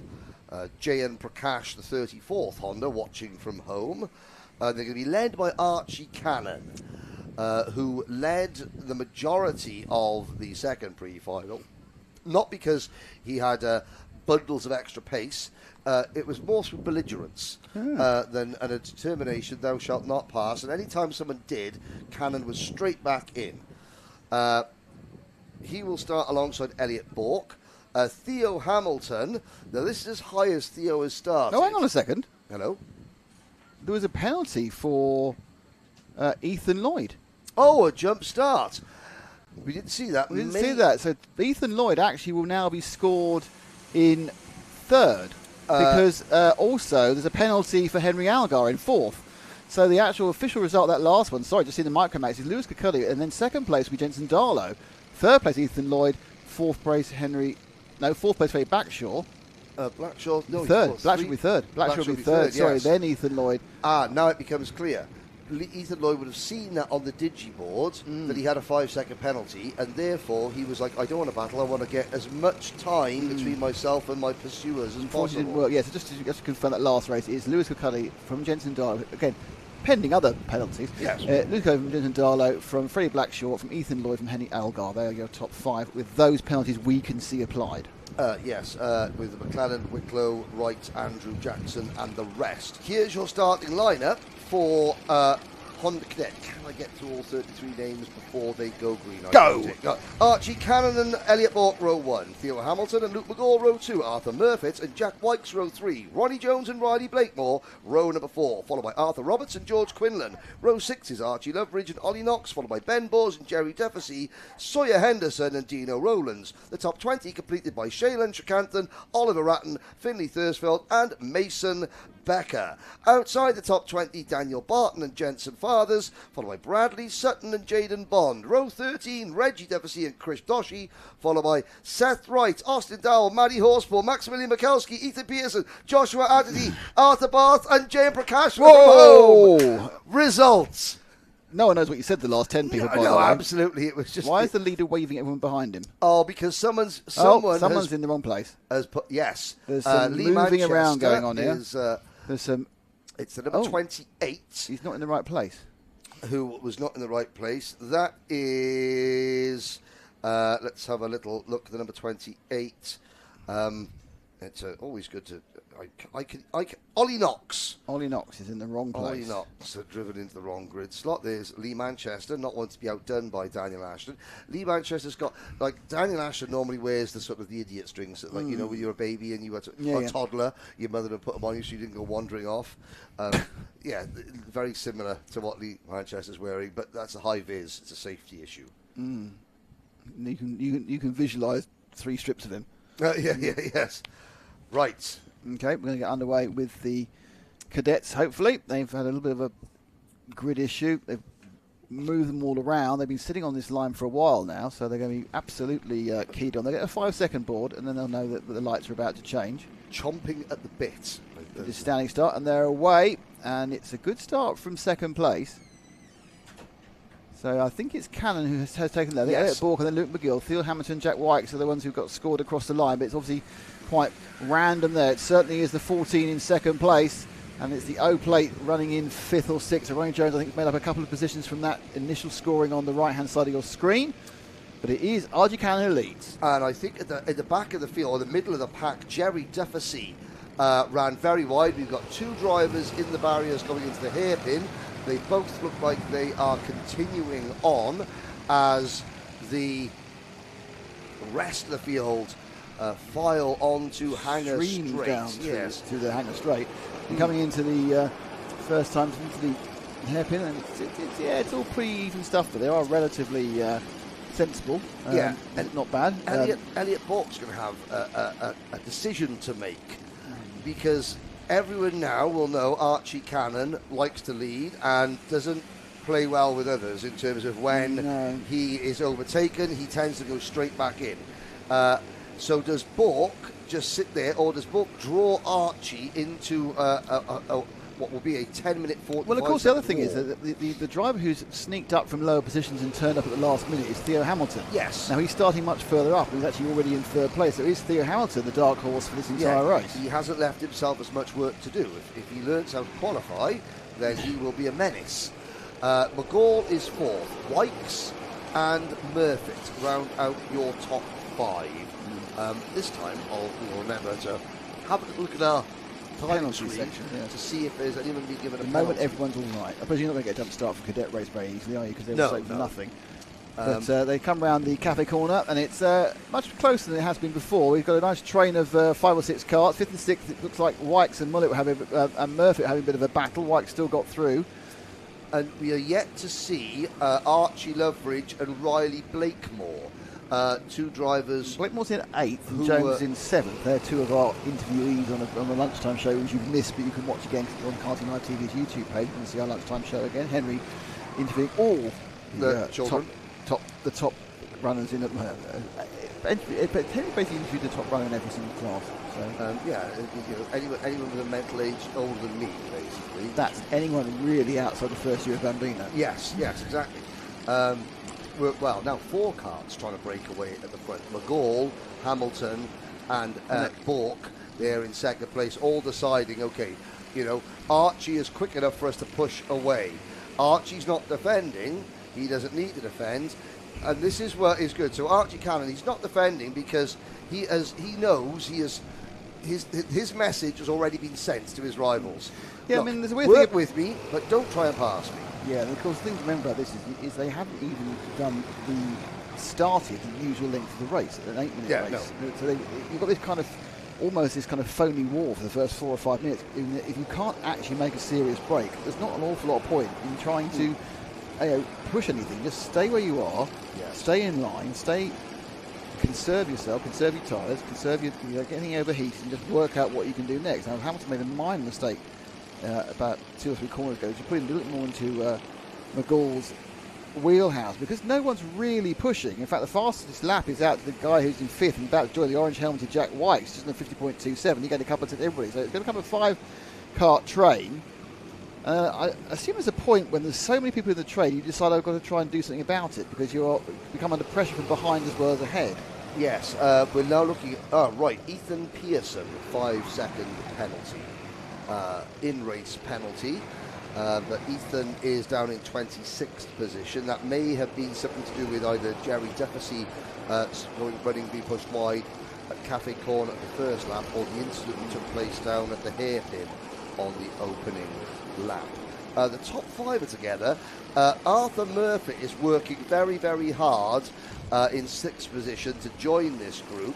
At the same time, everybody else, led by the O plate of Ronnie Jones, is falling away ever so slightly. Jones, Loveridge and Blakemore. Now, Loveridge is the current British Championship leader. Blakemore and Jones also featuring in the battle for the podium at the first round of the official British Championship. So we know they're fast. Can they now sort of work together and head up to the front? Cannon, a lot of these drivers, Cannon, Bork and McGall, are all competing in the Vera Tools British Championship as well. So there's an awful lot of experience here. But these 6 karts are working in unison. Yeah, I mean, I think they've all kind of got the memo that there's not an awful lot of point squabbling at this early stage. And to say early stage, we're still not halfway. And it's a case of, there's a couple of groups that are broken out. You've got 34 karts out there, or 33 have actually taken part. So it's a huge grid.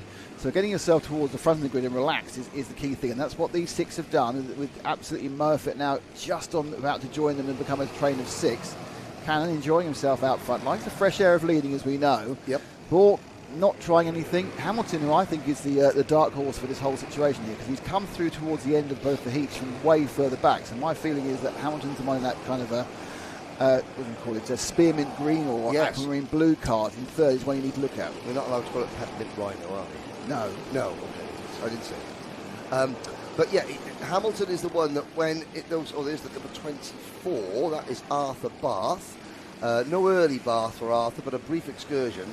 Hamilton is the one who, in the critical moments, makes the right decisions, where to put his car on the final lap or 2. Right, lead change number 1. Finally. How long will that last? Well, it lasts more than one corner. It took half the race, and they've now decided to do that. But the 5 are still in line. Just we now have Bork ahead of Cannon.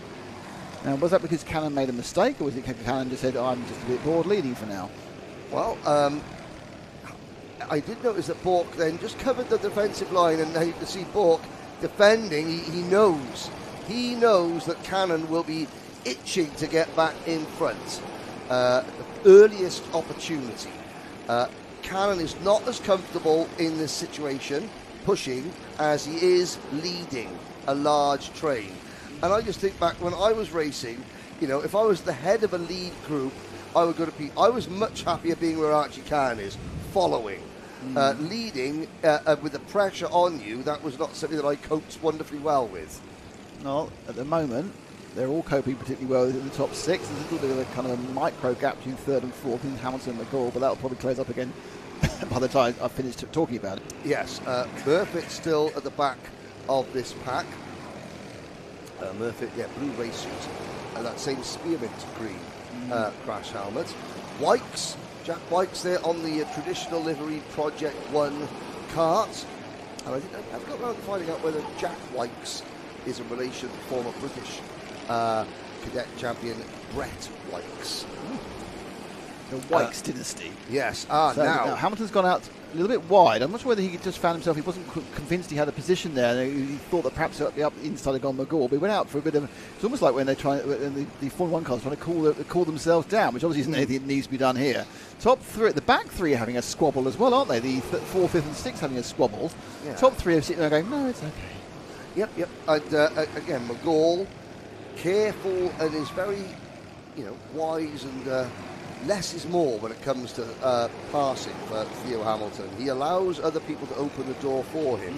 He's made a lot of positions up in the last couple of laps of each race, but without actually making any passing manoeuvres. He changed for 4th, sorry. Yeah, no, happening there.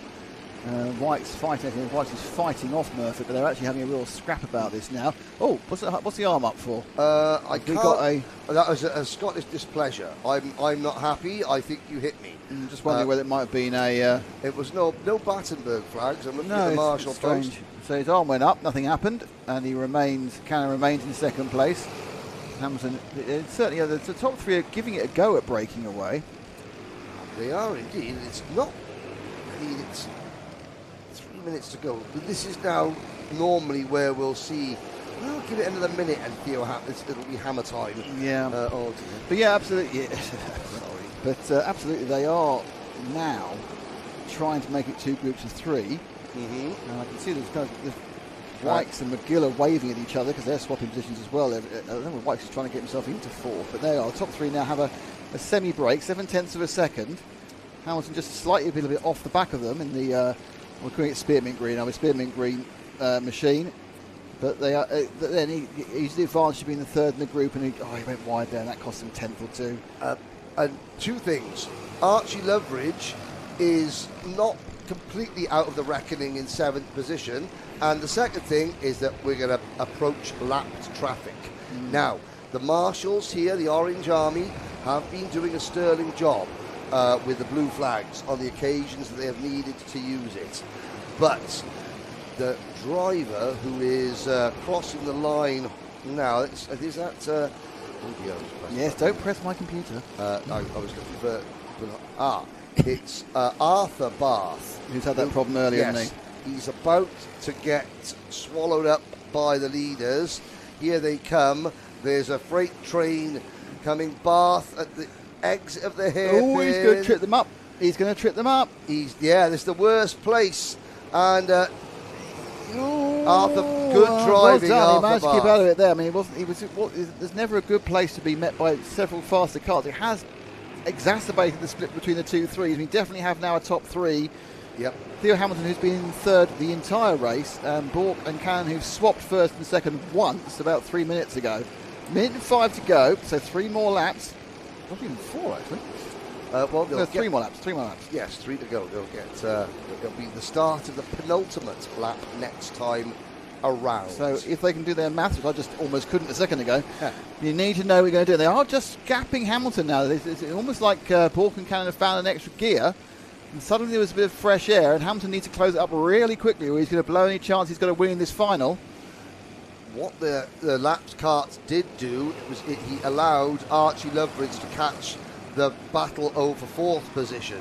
So we've got these 3 battling for the race lead, and 4 more drivers battling for 4th place. Wykes, McGaw, Murfitt and Loveridge. Blakemore is 8th, Knox 9th, and George Quinlan is 10th. Ronnie Jones has slipped back to 11th, Ben Bowes, Arthur Roberts, and the rest. 10 seconds to go. 2 laps to go, and look over the shoulder there by Bork. Cannon follows him round. This is kind of a little bit of gap to Hamilton, but I'm just wondering whether that's the gap that Theo actually wants it to be, because he's not panicking about it. But now they're going side by side, thinking about it, going into the hairpin for the penultimate time. It is now Hamilton time, as they say. He's looking to make his move. He's done it the last couple of laps before. The overhand is probably not going to work, because the 3-kart situation has kind of blocked him slightly. Looking across the track and then blocking it all the way through, not illegally. Elliot Bork was drifting. He wasn't trying to drip block, just getting that line, preventing a chance for Cannon to come past. But now, going into the hairpin, that's a great chance to get by. Yes, defences are stout and watertight from Elliot Bork at the moment. And he's going to hug that inside line. We haven't had a Slim Shady today. That's a full round the outside.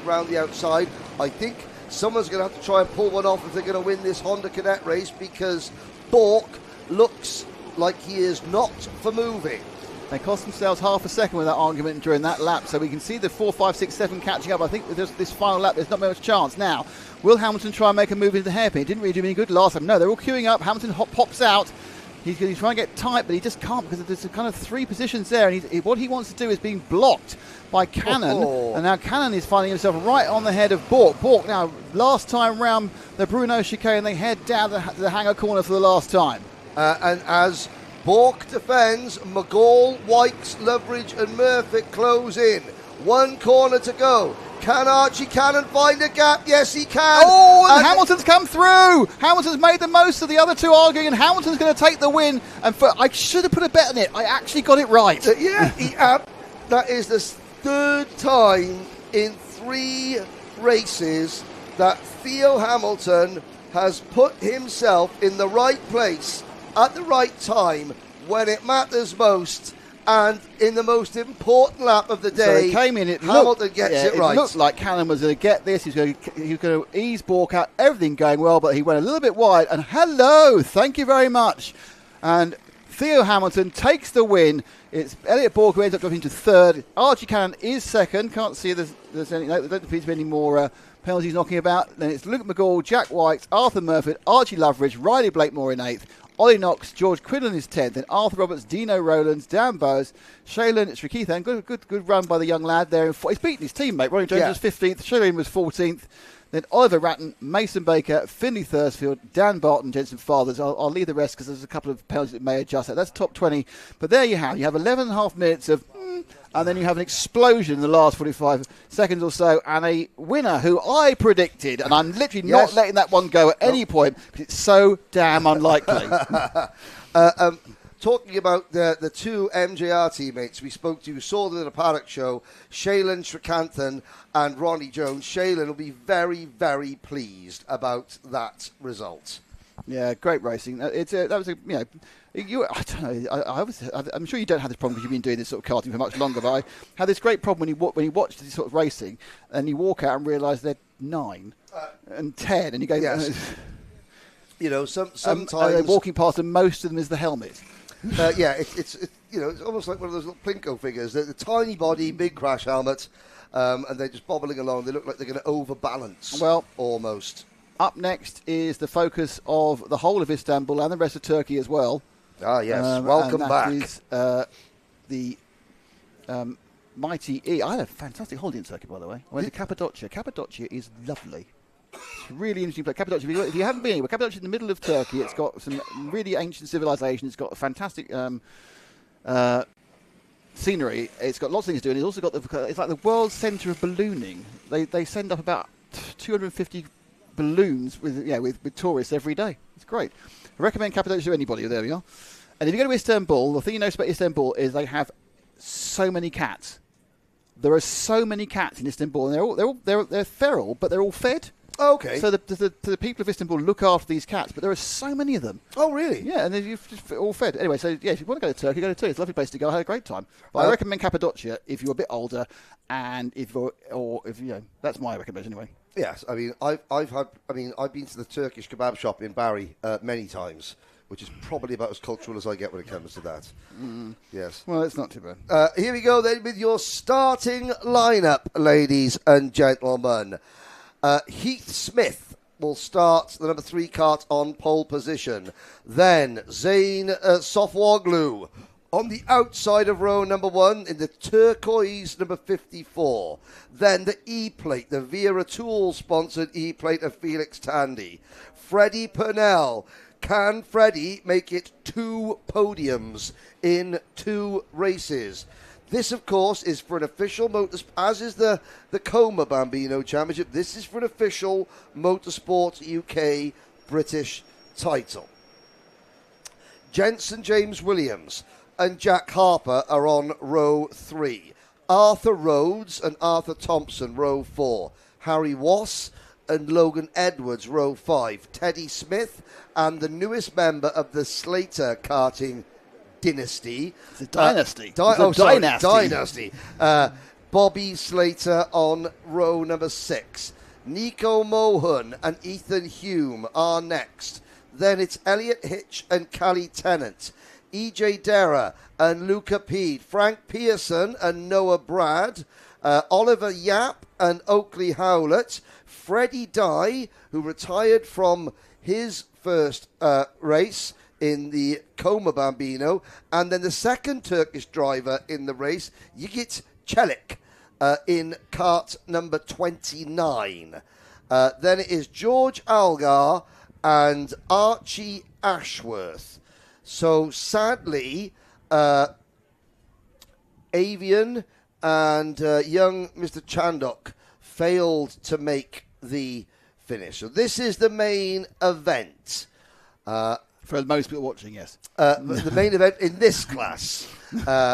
Okay, so I mentioned that Felix is in third. Obviously, I haven't quite worked out where the points are awarded, but maybe there was a post-race penalty after the first superheat. It doesn't matter because anyone in the top 5 is ready to go. Yes, indeed. This is going to be 12 minutes plus 1 lap. Mighty Bambino, the biggest field there has ever been. They had to actually ask the MSA for permission to extend the field. Yep. To get the 26 starters they've got, and off they go. Ignore the time, it's going to change now. So Heath Smith does have the lead from Zane, and then it's Freddie Purnell, and I think Felix Stand's actually in third. But unless Purnell gets a run, it does. So Purnell moves into third, and Felix Tandy in fourth as the karts wind up in that electric way. Spinner at Cafe Corner, and rolling 2-3 again. karts, but they're all back under power, or are they? Marshall still heading towards the scene of the incident. I think the one driver might there. Now we've got our first lead change, are we? No, I think so. No, Fogler's going to drop down to Zane's going to drop down to third. He just nips in front of Felix Tandy. Oh, it's way too wide there from Purnell. I think Purnell's going to find himself eased out. So a much more kerfuffly start we see in the other heats. They're all scrapping, and you can see here now we've got and that's all gone badly wrong for several people, but mostly I think it went wrong for Felix, who got edged out into 1, 2, 3, 4, 5, 6, 7, 8, 9. So watch this one again, because it wasn't his error on the outside in what looks like a black car. There is colour to it. You'll see there's an error made behind, missing the braking, and then it just knocks out the E-plate, and it was that second kart, which I think that is Jack Harper. Yeah, so that's one of those. This is the whole point about racing. You can be where you think you want to be, and then things can go horribly wrong. And we are under a Battenberg flag. The 48 has had to retire, unfortunately. Is that now? That would be Oliver Yap and Arthur Thompson. They were the two drivers who I think spun at Cafe Corner. Now, so this is a safety kart situation, a full course caution. Zane Sofwoglu will effectively now be the safety car. Yeah, they run at what's supposed to be half speed, but these Bambinos run a little bit quicker than that because they are obviously not massively ground speed fast in the first place. But, I mean, to be fair, everybody is correctly obeying the rules. It's Sofwoglu from Heath Smith, Freddie Purnell, Jack Harper, Harry Ross, Felix Tandy. You said it was a little bit more rambunctious. Well, it was definitely Jack Harper who ended up making a mistake which took Felix Tandy down 2 positions. But that's racing. But this is the first time that all the front runners have been racing together, because they have been split into 3 groups. Red flag. Red flag comes out. Now, there will be a full restart, because we'd only completed one racing lap. So they all stop again correctly on the grid. We're not showing you the incident. Obviously, we don't know. I think everyone is running apart from Arthur Thompson and Oliver Yap, and they were the two drivers that spun coming out of Cafe Corner. Now, of course, this broadcast would not be possible without the help of our sponsors. On the bottom right-hand side of the screen, you can see our sponsors, Minerva's, Minerva's OTM. A big thank you to OTM. Also, thank you to Row Motor Oil. Rover. Rover, of course, I do know that. Weird. I think Rover model, Samsung as well for providing my 52-inch TV screen, which are going to be delivered apparently. Scan S, well, they are now after I've given them a sponsor. Scan computers, and of course Thrustmaster. Yes, Thrustmaster. For your thrusting on computer games. Yes, and Iyama. I was going to say displays. Yes. And the Junior Saloon Car Championship. I tell you what, I will maintain journalistic integrity, Nick, and I will go and find out what has gone on. Oh my goodness, I'm going to start doing that. So I'm not sure whether because both the carts have been brought back. Now and I've seen one. I think I saw both the lads being okay as well. I'm not quite sure what's causing this, but yeah, the red flag for safety. You can see that on the grid now. They should have regridded them back to the original order, not the order you saw. After that first goal, you can see that as you see there, Zane Sfoglu is back into the outside of the front row, so he's starting second, and you do have Heath Smith back in the pole. This is going to be a complete restart. I think it'll be a complete restart at 12 minutes, but we'll have to wait to see that when they get rolling.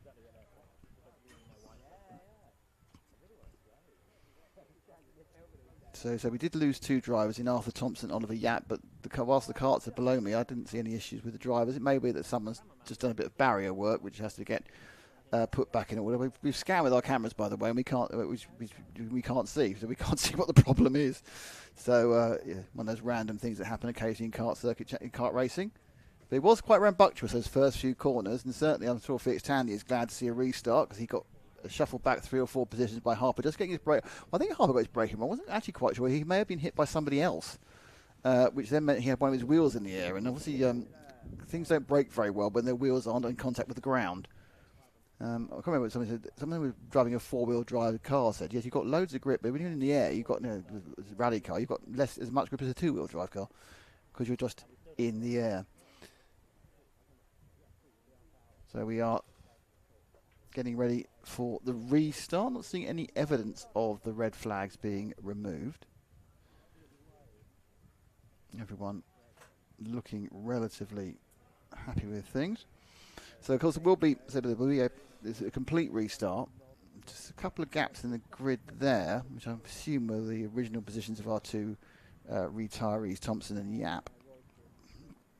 So obviously these electric carts, these Might E's, they have the battery. You don't need to charge a battery out. The battery isn't actually charged at all at the event. They have enough battery power to last the entirety of race day. In fact, I think the entirety of Saturday and Sunday. So they just basically they're charged after practice. Then they have their heat, their practice, their qualifying, their heats, their super heats, and the finals all on one charge. So that's the mighty and very popular program this has become. It's interesting because it's about marginal gains now. It really is. It looks like we're about to get going again as the driver assistants are pulled off the grid, and we are going to get a full 12-minute restart. So ignore that set of timing on the side. That's all gone. That never happened. It completely did not exist. They're walking down to see it. So these young lads have been sitting in their carts for a while. They've had one start. They're going to get another one. They've had some ideas of what they've seen the other drivers and the way they're going to drive this particular element of the race. Now, will they go off in a more orderly fashion, or will they continue being feisty? That's the key question for this Might E Bambino A final at the TKC Round 2 in Shennington. We're casting live TV. And we're just waiting now for the official go for this restart. They've got the wave. They'll get the 5-second banner quite soon, and they'll ease off the line, and there they go, and they're away, and it's a solid start. Good start from Heath Smith. Better start, in fact, than last time. It looks like also Felix Tandy he's going to have a problem holding on to third place. He's so Sofoglu hits a nice second, and now it's Tandy having a bit of a battle. Again with Purnell. There's been quite a lot of coming together with people, but it does look like this time Tandy may well have managed to claim third place, Henry. Yes, Sofoglu takes the lead. New leader, Zayn Sofoglu. Now, old leader. Well, sort of half leader. Oh, is he going to? And there's a number 49. having a spin. Now, I went down, I spoke to both drivers that were involved in that earlier accident and their parents, and they're okay. Both drivers that went out at the start are absolutely fine, standing up. It was a precautionary check. Right. It was nothing more than that, but as we've looked away, now it's down side by side. Zane Sofawoglu up on the curb. Oh, down to fourth. But new leader, Heath Smith, Felix Tandy, Jack Harper, and Zane Sofawoglu. Now, Tandy, of course, in this class where the progeny of so many famous racing names, and Ed Peed. Yeah, exactly. Yes, 100%. Yes, are in this race. Sofoglu, now look at the inside. He's going to get two positions. So Sofoglu in the blue cart moves up into second place. I think he's going to. Oh no, he went wide, 3 wide, but he's going to have enough momentum.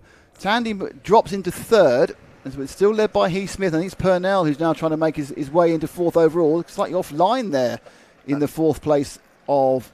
Is that Harper who's fourth place? Yeah, he was offline. Yeah, Harper is fourth. Purnell and Arthur Rhodes. Side by side, Arthur Rhodes for the Tommy Weyer racing takes the team lead. As new leader. We could be saying that quite it's quite a bit. times.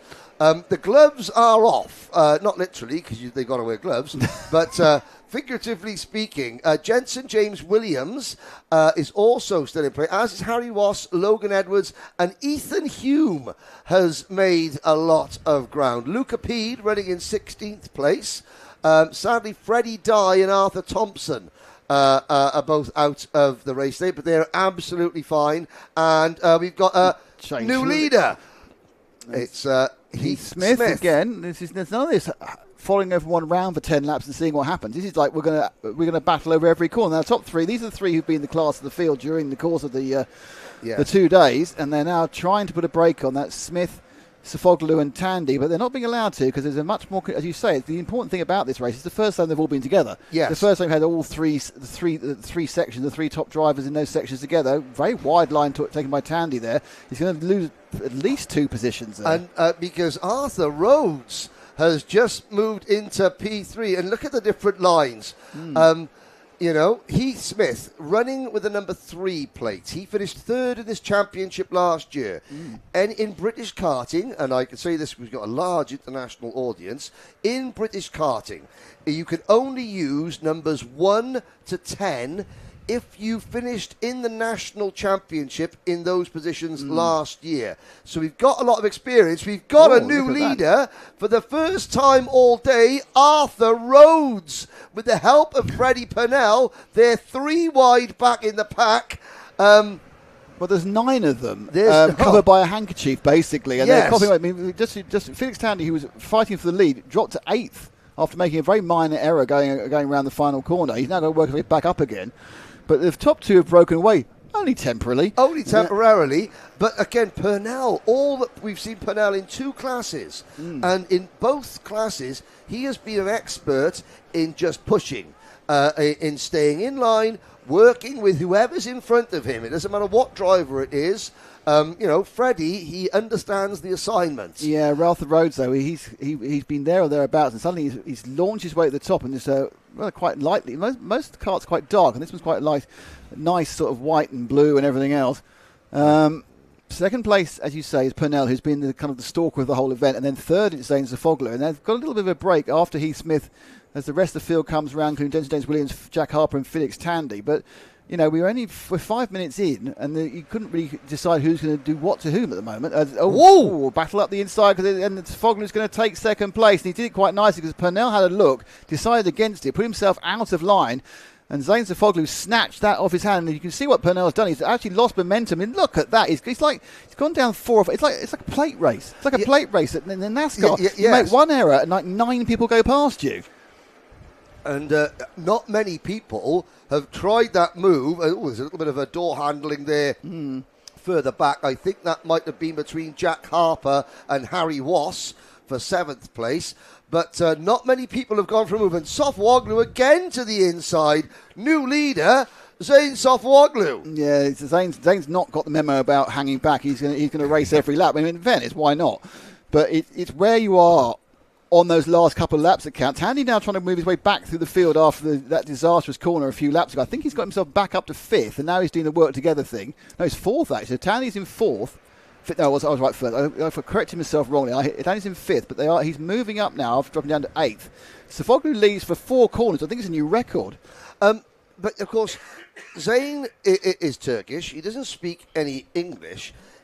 He's the only driver here that has probably never heard of Shennington or anything beforehand. The rest of the drivers, even though they're only young, they would have tested here or they would have heard about it, and they would understand what you need to do at Shennington, well, or what is the the given the general rule of thumb. Well, yeah. Zayn's like, it's just a different. It's a circuit. I don't know the history. I don't know how you are supposed to drive I'll be honest with you, it. Henry. I'm not sure how many 7, 7, 8 year olds understand the history. I think there's a kind of basic have cartwheel drive. Have cartwheel drive. I think they've got a lot of racing smarts, but I think it's this concept of just following in a train.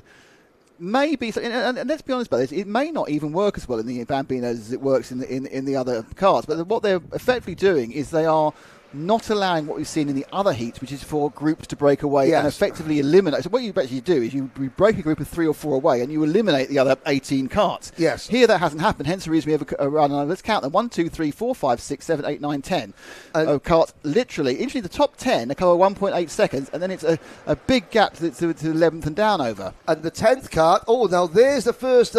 little mistake there. Someone facing the wrong way. Yeah, Harry Ross getting sideways coming out of the corner, and I think that... I think Tandy lost a position in that as well. Yeah, he's gone down to 6. So Rhodes leads. Yes. It was Logan second. So the top 4 have given themselves a little bit of a gap, but there's still over a third of the race to go. Lots of encouragement from the side, and lots of dads waving them on in that way that's so useful. Sofoglu now lining himself up to take the lead into the hairpin. And he's going to just sweep round. I think he'll keep it because I don't think they're going to try and over and under. So Sofoglu leads again for about the 5th time. And we've got that brilliant gold and black machine now trying to move into second, which is Jenson James Williams. Yep. Not happening. They've got the 2 very identical colours of Harper and Smith in 4th and 5th, and Tandy in 6th. And how those top 6 managed to make a they've made a break. So the 6 now have made a break, led by the bright blue Sofoglu machine and tailed by the mainly black Tandy car. Rhodes to the inside, new leader, Arthur Rhodes. Normally at this point of a standard internal combustion race, I would say let them run until they run out of petrol. They'll be running for a very long time. Yeah. These batteries last a long time. Sofoglu's going to take the lead again through Cafe Corner. Yep, and now Jenson James Williams will get a good run out of Cafe Corner. The 2 teammates, Harper and Smith, what do they do? The karting coach watching at the side. Here comes Felix Tandy back into P5. Yeah, he's got a position there. He's had a couple of issues, both of them at the exit of the Wilkins hairpin, and I think one was him, and one was somebody else had levered him slightly where he didn't want to be.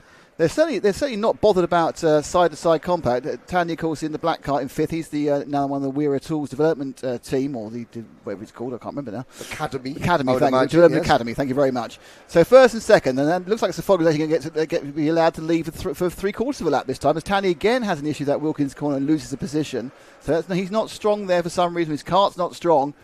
And 2nd, it's Rhodes now, and 3rd is Jenson James Williams. Great work just off the camera by Ethan Hume and Freddie Purnell to work their way back into the lead group, because we had dropped to 6, now we're back to 8th.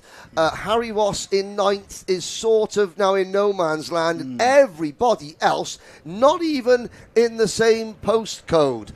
Hitch, Tennant, Smith, Mohan, Peed, Pearson, Slater, Edwards, Algar, Deera, Chelik, Ashworth, Bird and Howlett. But it's all about these 8 drivers. 2 minutes to go. 2 groups of 3 seeming to form now, which is going to be a problem for the people in the second group of 3. Jenson James Williams showing great pace. We saw it sporadically towards the second, the superheats, but he's looking quick in that kind of uniquely coloured car. But it's still Sofoglu's now actually. I think he's actually led this for 2 laps. It's a new record. Yes. Sofoglu's out the front. He's got Arthur Rhodes, who I think is now thinking about the waiting game. And then you've got Jack Harper and Heath Smith in 4th and 5th, who are both quite aggressive young racers. And Tandy off the back in 6th. I think I'm not sure if Tandy's got quite the kart underneath him he would want. He's looked very, very fast in earlier parts of the weekend, but he doesn't seem to quite have that now. But I could be completely wrong. And in 3 laps' time, he could have won. Because anything can still happen. Rhodes is very, very good coming into Wilkins hairpin. He is not going to get past there by Jensen James Williams, the number 82 of Arthur Rhodes. Watch as he'll get into the slipstream of Sofuoglu. Lapped traffic could play a factor. Now, Zane is going to have to defend into this corner. Rhodes looking aggressive. Will he send one to the inside? No, not this time. I think he's not sending. I think Rhodes has suddenly realised that this is he needs to think about what to do on this. He's about to start the penultimate lap. So this one and one more. And it's kind of worked for Rhodes because there's been these micro gaps behind him are opening up, and now it's a top 2 and then a 4, 5, 6 behind them, 3, 4, 5, 6. There's a yellow flag waving at the Bruno chicane. There's been coming together. 2 karts have had a problem there. And that's going to eliminate one potential passing opportunity. But it looks like there's a battle for 3rd, and then this time out wide goes Rhodes. Doesn't really make an aggressive move for it, just kind of shows in front of the kart to Sofuoglu. But Zane... Now, this is the point where there is a wave yellow flag. There's been instant the previous lap, and so a couple of karts to this left-hand side here. You might see them. There they are. The driver's walking away. Everyone's fine. Lapped kart, Nick Damon. No. Well, he hasn't been lapped yet. Sofuoglu taking the inside line. Now he's gone defensive. Penultimate lap. He's got a few more corners to go. More importantly, Tandy has found his way into 3rd somehow, which is a remarkable achievement. So he's found himself into 3rd over his last. I think that yellow flag may have confused some of the drivers. Some of them eased off more. They haven't got to ease off, by the way. So Tandy gets himself into 3rd. I'm not sure if he can get close enough unless there's an issue because they've got half a second, and half a second is like a mile.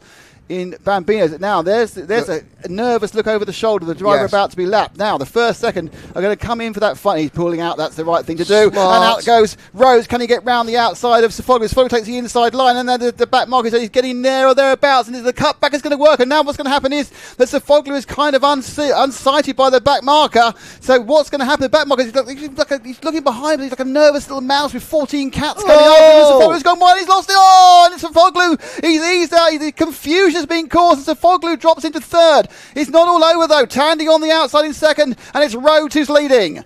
Into the final 2 corners through Hanger. Rhodes has it. Sofuoglu in 2nd. Tandy leaves the door open. Tandy's going to lose a huge bunch of places. Drag race to the line.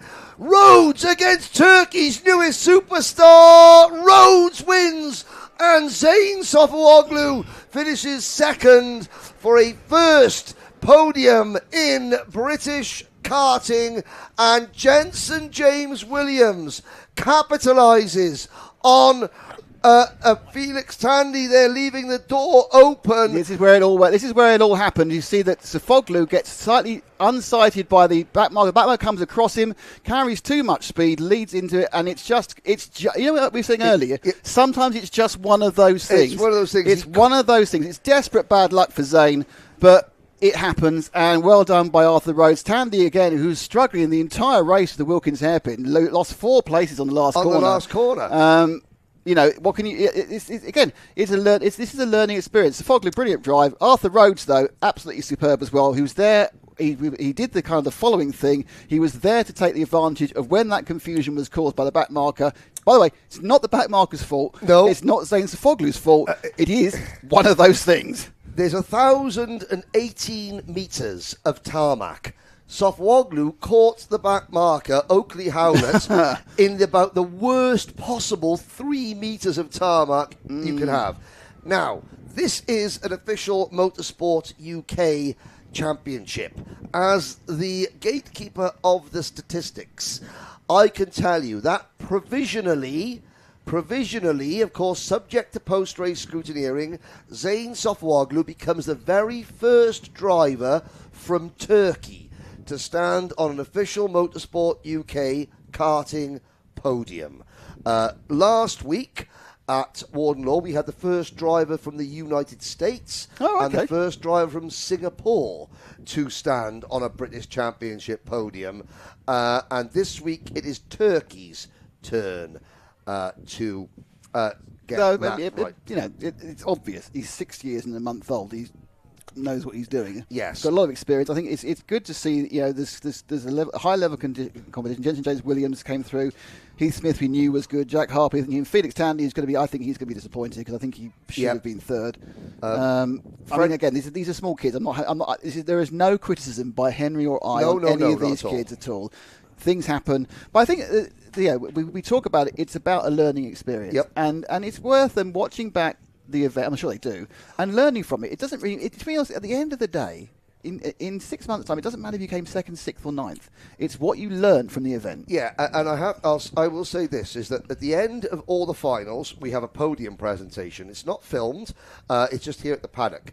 In Bambinos, every driver gets a participation medal. The drivers, and there will be some tiers down in the Parc Ferme area now, within about an hour and a half, all the drivers will be at the podium and they'll be playing together, messing about. They'll be playing football in the field whilst the mums and dads pack the carts away. The disappointment doesn't last that long at this age. No. Because, which is one thing. Yes, but karting teaches drivers that life is not fair and you do not get what you want every time. Yeah. The second Turkish driver, Yiğit Çelik, he is 18th as well, as you look on your screens at the final finishing order. Frank Pearson and Bobby Slater were the two drivers that had a problem at the Bruno chicane with a couple of laps to go. Freddie Dye also retirement. Arthur Thompson and Oliver Yap both are absolutely fine. They were in the paddock in the Parc Ferme area when I was down checking on them. They were like, yeah, we're okay. Oliver was more concerned with, was he allowed to take the little bit of rubber build-up off the treads of the tyres? Right, that's always there good to know. Yes. Where are we next? What's our next... Our next little stop on this karting journey we're taking you through is Intermax. And this could be one of the highlights. If that race wasn't a highlight... Hint, hint, Joe. Joe Bradley. I'm not sure if Joe can choose one he isn't involved in. Who knows? Well, I mean, contractually, is he allowed to? I mean, I don't know. We haven't got any contracts, so it's fine. Oh, fair enough. Well, Intermax, Larry Price will lead the field to the line. Jensen Sale will be on the outside of row number 1. Noah Jebson and Cameron Tipping are on row 2. Oliver Barton and Luke Millward on row 3. Why Millward still so far back? Well, of course, this race is an accumulation of points across the weekend. Even though Millward was second in his second superheat, the penalties that he accrued earlier on are still returning to haunt him, although he's on the outside of row number 3. Logan Rolfe, a driver to watch after not taking part, or after failing to finish his second superheat. He starts 7th. Then you have James Fabricius, Ronnie Smart, Charlie Queenie, Noah Clare, Lucas Esser, Jamie Walsh, Rudra Gokunlaith, followed by Ben Hunt and Jackson Hilton, who I hope are right. It looks like Ben Hunt and Jackson Hilton may not be out there. Okay. The last two drivers, Jamie Walsh and Rudra Gokunlaith. We've had a few offs and damages and carts that are broken. Yes, as always. So, but no drivers are broken. That's the key thing. We appear to be in a zero broken drivers situation. Yeah. We're all touching wood, by the way. Yes, there we go. Into the tram lines, Larry Price leads them at a turn. They're not going to let that one go, surely. Let's have a look. That was very swervy by Price at the front there. Drivers, well, I mean, Dan Ashton might just be thinking to himself, okay, well, it'll just be a penalty. They passed the line on the yellow, and and if he didn't jump the start, I mean, he shouldn't. Perhaps he's allowed to come across that quickly. It just seemed a bit too much. I mean, I am observing Shennington. This is my first time here, so I might be wrong. Well, I mean, we saw it in the Micromax race with Ethan Lloyd getting a penalty. I think Dan Ashton's gone, look, you've been told. I've told you numerous times. If you still do not want to play by my rules, I will let you go and just penalise you. So we will look at the start line. But at the moment, on track, Price, Sale and Jebsen in the number 121 cart. Now, that's a very smart livery, that turquoise and white. That's the Javelin Track Day sponsored entry. Sale in the luminous yellow. That can only be described as a parent's colour. I want to know where my child is at all time. Don't knock luminous colours. They are fantastic. They are. The aged eyes. Now, Yes. Millward's in fourth, and we saw Millward had the pace in the second super heat to catch up. So he's got to make that little gap. And then you kind of think, well, if Millward can avoid being in the being in the headmaster's office, he's got a chance of getting through and possibly even winning this one. Sale takes a bit of a heavy hit on the curve there, bounces across, but he's not overtaken because he's effectively, so that was Price was, he's sitting in front of Sale and Jebsen. They all just ease together. It was half a second between third and fourth last time, and now it's down to 4/10. So that catching up has been done, and they got more than 10 minutes. And I got to say, at Warden Law, when you had so many drivers from the British Championship, and again, Luke Millward is a driver in the official British Championship, so is Logan Rolfe, but so they had a lot more drivers that were here at Warden Law testing for the British Championship. Larry Price showed them all that the level of talent here in the Kart Championship is nothing to be sniffed at whatsoever, by taking it to all the big guns, the likes of Spencer and the KR Sports and the Dan Holland that were there. Jensen Sale, likewise, impressive. Wave yellow flags going into Hanger Corner. Somebody is about to drop off the timing screen. It's James Fabricius, but Fabricius, he does come round, but down in 30th position. Yeah, 4 seconds he lost in that lap. Yeah, so that was a brief excursion as we look up the straight towards Bruno's again. Sale looking comfortable. They've all done a little bit of splitting down. So we've got 6 in the leading group, but that group's not particularly tight. The top 2 not too far apart. Jebsen now getting more concerned about Luke Millward, so the blue and white concerned about the green and white. First two now having a bit of a squabble into Wilkins' hairpin, but I get the impression that Sale is much more of a I'll follow rather than we need to overtake at every possible opportunity. Yeah, that was a brief frisson before they decide to lock horns properly in a few minutes' time. Millward, I wasn't expecting Millward and Rolfe to be charging at the order, but I mean they're not, closing in and running away with it, which is a testament to the drivers. In fourth. I think if he could get through to third, I wonder it's whether if he can get past, he can bridge the gap to the top 2. And Rolfe is there in 6th position behind Cameron Tipping. Tipping, I noticed, with a new nose cone. Rolfe, of course, with a new brain this week. Yes. You've now seen the story of how he managed to. He was hiding from his sister in the park, and then managed to find some barbed wire and cut his head open. Yes, massively. and it was glued. You can't have stitches. We can't have stitches because otherwise it would be a no-no to race. So they glued his head together.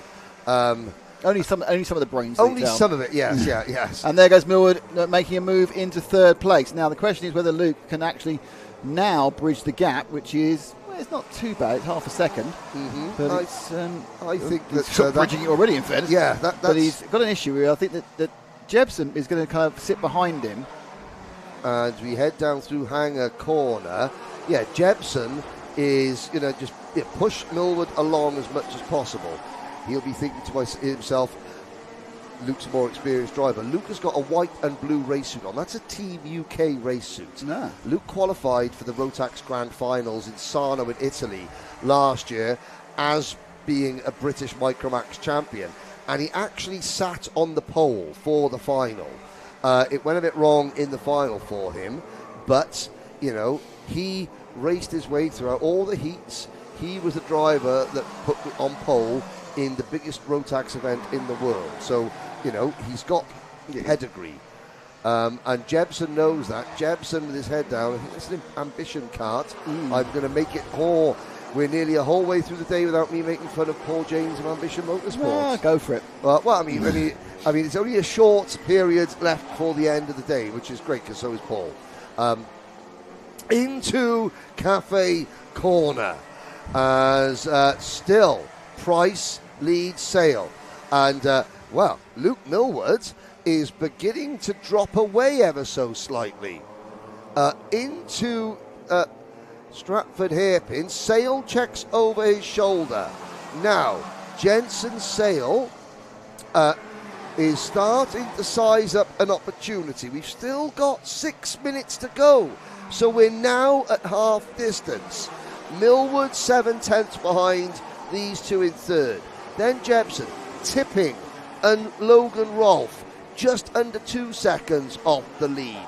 Then there's a big gap back to Ronnie Smart in 7th, Oliver Barton in 8th, Essa is 9th, Claire, Kine, Fabricius, Gokulnath and Walsh. In fact, Walsh and Gokulnath are having a great battle for what is effectively, 13th and 14th place. But that's a good thing that the fight is on for last place, because, no matter what experience level, where any of these drivers are in terms of their karting evolution, as it were, they've got someone to race with that is sharpening their racecraft. Now we go through Wilkins, out towards the start-finish straight again. 5 minutes to go. Still Jensen Sale does not make his move. Millwood, head down, trying to close in. Price not defending.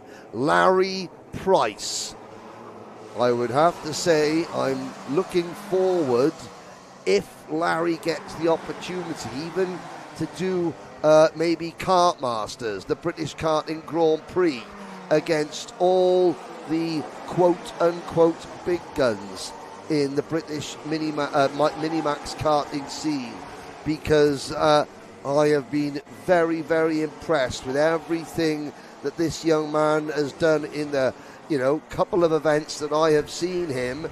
And yes, let's see now as the shot pans out to see the rest of the leading group not falling away.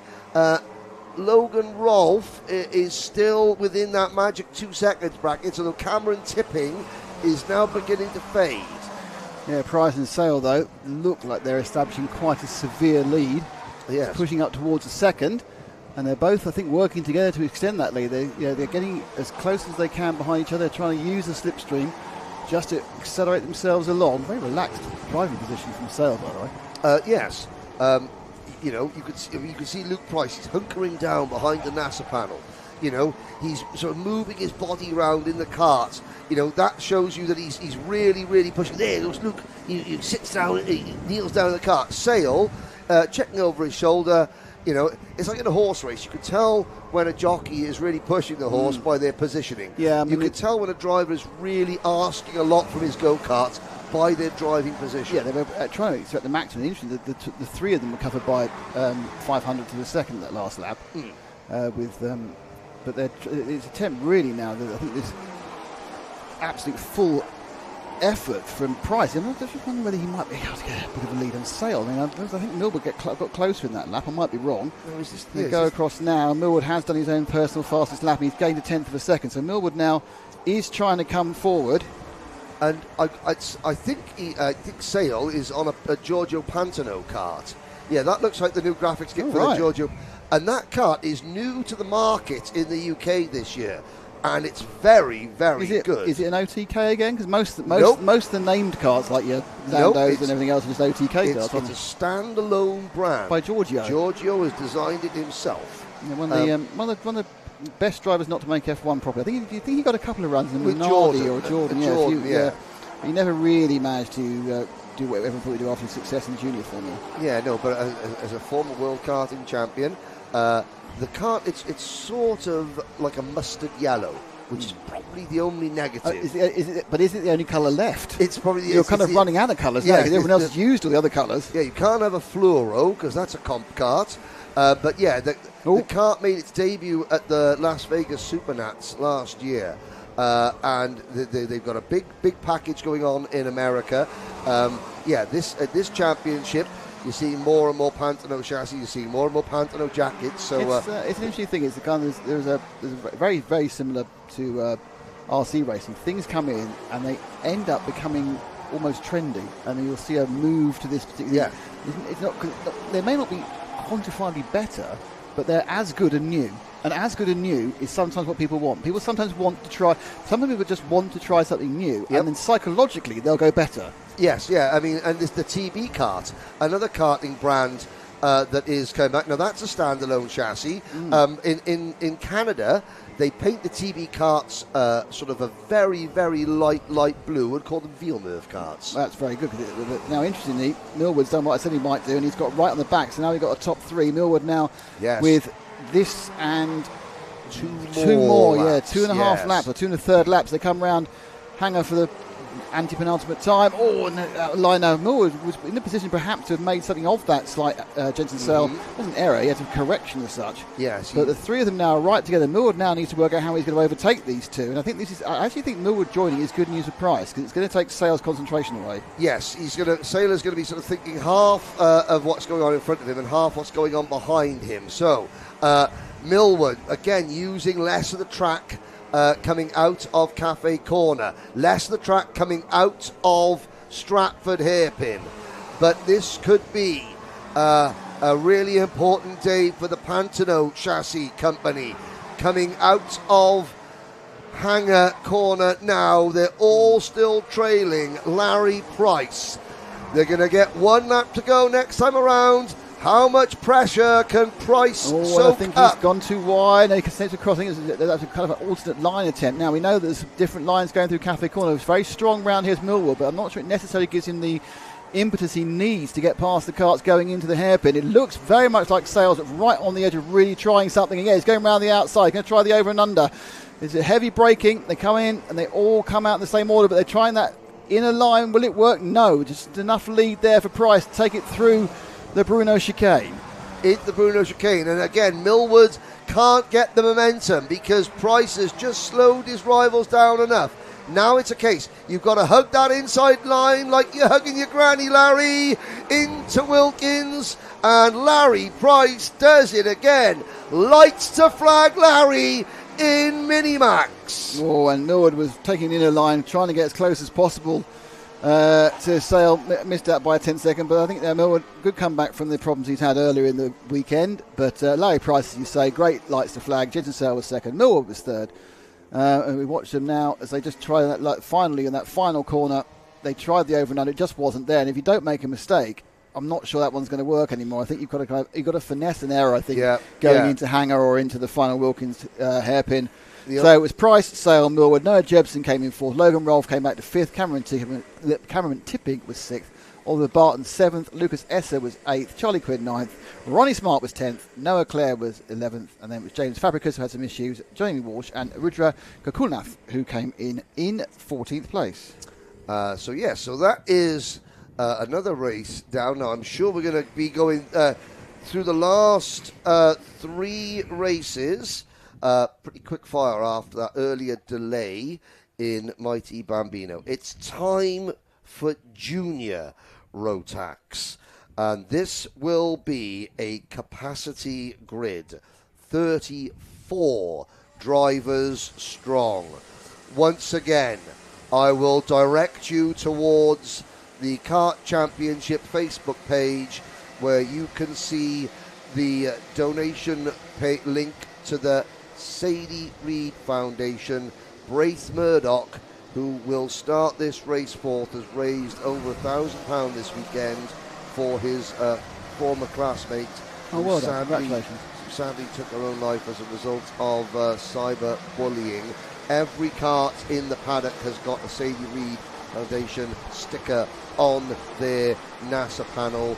Please go and have a look at the Facebook page, the post. If you want to donate, then the foundation will be extremely happy. Now, the racing. Riley Bishop and Marcel Poppercool, row 1. Jack Robinson and Braith Murdoch, row 2. It's going to be Bishop on the X-Kart against 3 Cato Motorsport machines directly behind him. Then the very impressive Amy Peacock. She starts P5 alongside George Cole, Daniel Hartley and Alfie Lambert are next. Jack Dimbleby and Max Greatrex, Charlie Very and Lewis Sumner, Ralphie Branscombe and Thomas Harper, Jake Anders and Lewis Holt, Adam Jodatis and Tyler Richardson, Laurie McBee and Isabella Stansmore-Wilson, JJ Plowman, Olivier Fabricius, James Tate, Ellis Dealey, Riley Mason-Lewis, Zach Kane, Shea Hilton, Mason Rudman, and then Kevin Ivanov, Archie Doherty, Marissa Teague, Jack Harrison, come on. Harry Hadley, and we're away. And I didn't get in time for Hayagriva Golkanate. Well, that's 2 rows in its own. Yeah. Here we go, and it's Riley Bishop there was nearly eased out by Poppercool, I think, but I think he's got back at the end. And he's all over the shop and chopping the car into the first hairpin. And a remarkably clean start, I have to say, by all 34 drivers. Well done. Maximum grid. We've had a couple of first lap issues in both superheats. I mean, we're not at the end of the first lap yet, but we're past the first few. Yeah, we've got a breakaway of 3 again. Bishop, Popcorn, and I think Robinson, and we need to just confirm that as they come over the line in a second. Yes, Robinson is with the white crash helmet. Poppercool has got the red crash helmet. And Braith Murdoch, the third of the red and white Cato Motorsport karts, has got he's got a sort of a red and green crash helmet. Yeah, can't think they should have alternate colours, shouldn't they, for their various karts? So they all look the same, but I suppose that's not the point of liveries, is it? Yeah. Reverse liveries. That's quite good, actually. Right, you're in black and white, Popson. What? Yeah. But the car in black and white isn't. The car in front is an X car. That was an excellent pickup, by the way. The car in front is an X car. So yeah, pulling away as well, Bishop. He's looked strong throughout the day, and he's already eased out half a second. Now, there shouldn't be a work of a moment if Poppercool and Robinson cooperate with each other. They should be able to get that back again. They have broken nicely. It's a whole second now back to 4th place Braith Murdoch, and then it's Dimbleby, Lambert and Peacock. Peacock dropped a couple of positions in the last lap. It's quite scrappy back there. Yeah, that looked like Jack Dimbleby and Alfie Lambert squabbling with Amy Peacock over 5th position. Now, of course, that's all well and good, but it is allowing the podium, the pot places, to pull away and change for second. Okay, well, Marcel Poppercool has had a couple of laps to try and chase down Bishop. That hasn't worked, so we'll allow our teammates to have a little go as well. Yeah, but that costs time, though, doesn't it? Even that swappy costs time. It cost them about just under 0.2 of a second they lost to on that Bishop. Lap. And, of course, it's not helped by the fact that Bishop's just set the fastest lap of the race. Yeah, is not much. You're not going to catch up the guys at the fastest lap of the race, in fairness. Yeah, and still behind them now. I think Braith Murdoch has established himself in P4, but it's a battle between Lambert is 5th. It's a battle for 6th, which is between Dimbleby Peacock and Lewis Sumner, which is pretty tasty at the moment. There's some scrapping going on behind them, absolutely. The top 3 looking relatively standard. Let's just drop back to the next batch of karts on the screen. There we go, not that one. They've all split. There we are. There's the battle, like the 6th, 7th and 8th scrappage. There they go. Yes. Having a right old go they are. Jack Dimbleby has got that sort of, it's a black, it looks like it's a bit of a Jackson Pollock painting, which is, it's got a black canvas and has been spattered with lots so of often you have Jackson colours. Pollock as a reference in a karting commentary. Well done. I do like to have my post-war... Post-war impressions. Yes. It's key to a good day for all of us. Now, one driver that is out of the race there, we'll see him falling on the order. Riley Mason-Lewis has sadly retired from the race. It's still... Second and third, it's still Robinson and Poppercool, and they're still dropping time to the man setting the fastest lap, which is Riley Bishop. So Bishop now leading by 1 3rd seconds, and he gave another 1/4 of a second in the last lap. So it looks like Bishop has just got the pace. Now, the only thing that's going to change that if he's got is perhaps tyre pressures and karts coming on later in the event. But as it is, Bishop dominating this one. Well, I mean, the junior and senior Rotax classes have been the domain of the X-Kart team, I have to say, with Lucas Blanford in seniors and Riley Bishop in juniors. Have to say, it's been very, very impressive indeed. Cato Adams, who is the runner who runs the Cato Motorsport team, he's got 3 very impressive bullets in his gun, none of them have been able to, get the crosshairs and focus in on the X-Kart just enough. No matter how much they try, no matter which one of the three has been leading the Kato train, those pesky kids. Those pesky kids. We're back there again, aren't we? We've gone back to Scooby-Doo. Yeah. Well, you know, we're men of a certain age. It's going to happen. It's eventually, yeah. That or the Roman Empire, isn't it? Yeah. Don't mention that. Yeah, no. What have they ever done for us? Yes. Well, it's the aqueduct. Anyway. Yeah. The roads. Straight roads. Down the straight comes Riley Bishop.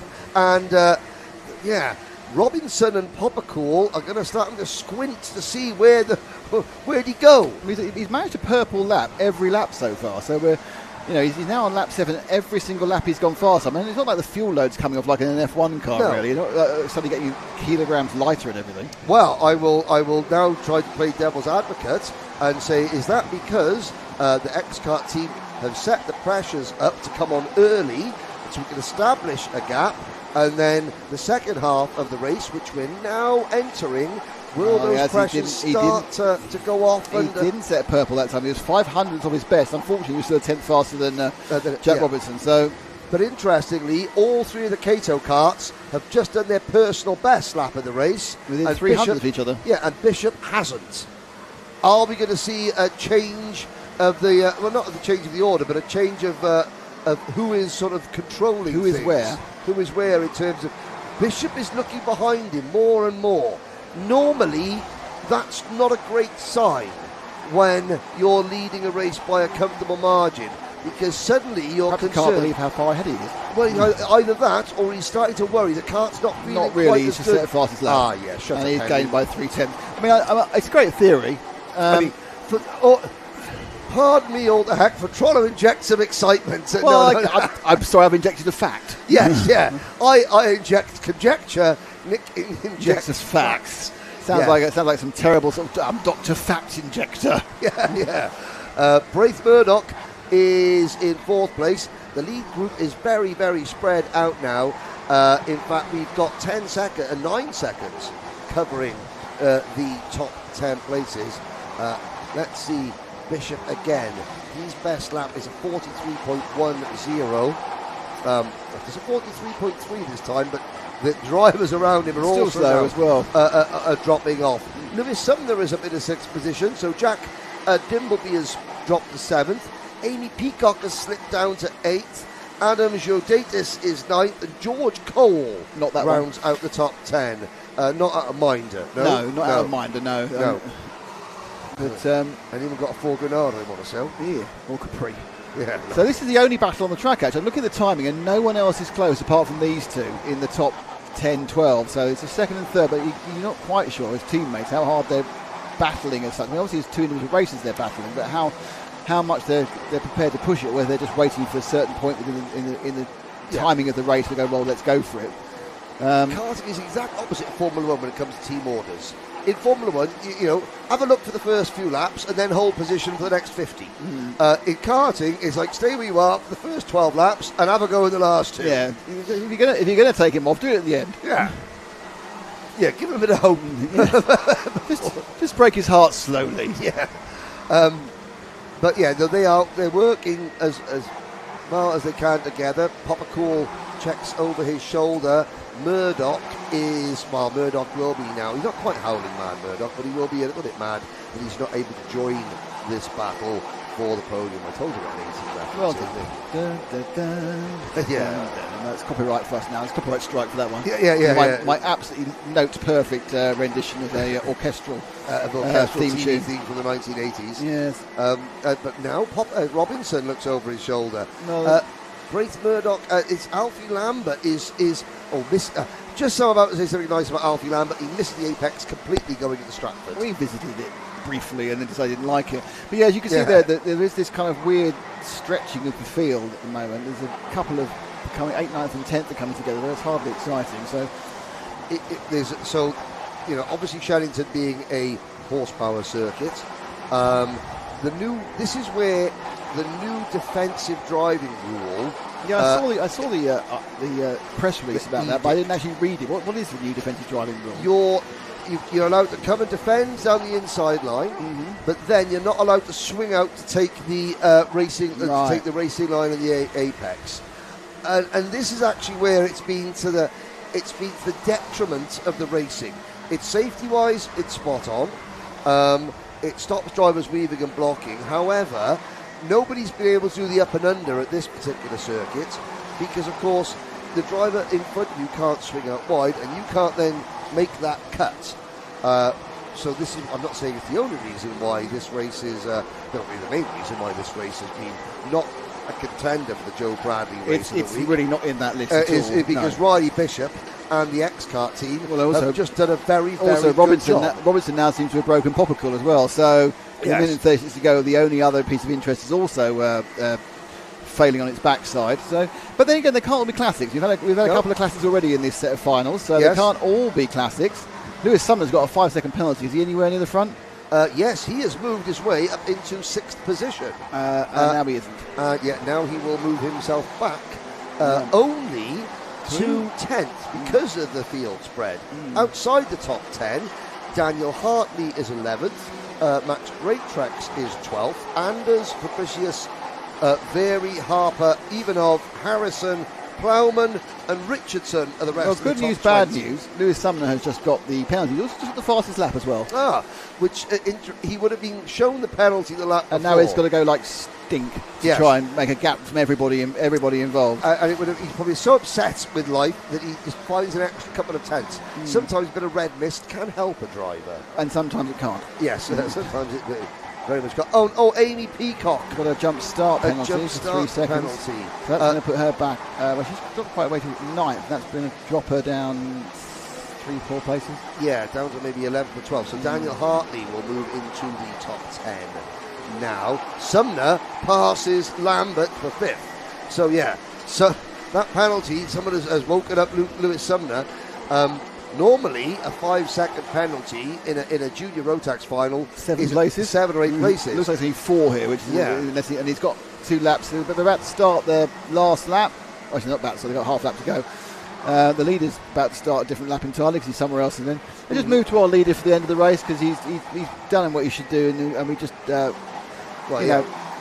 giving the pursuers plenty of coverage. But now here is the pursuee. Onto his final lap, Riley Bishop.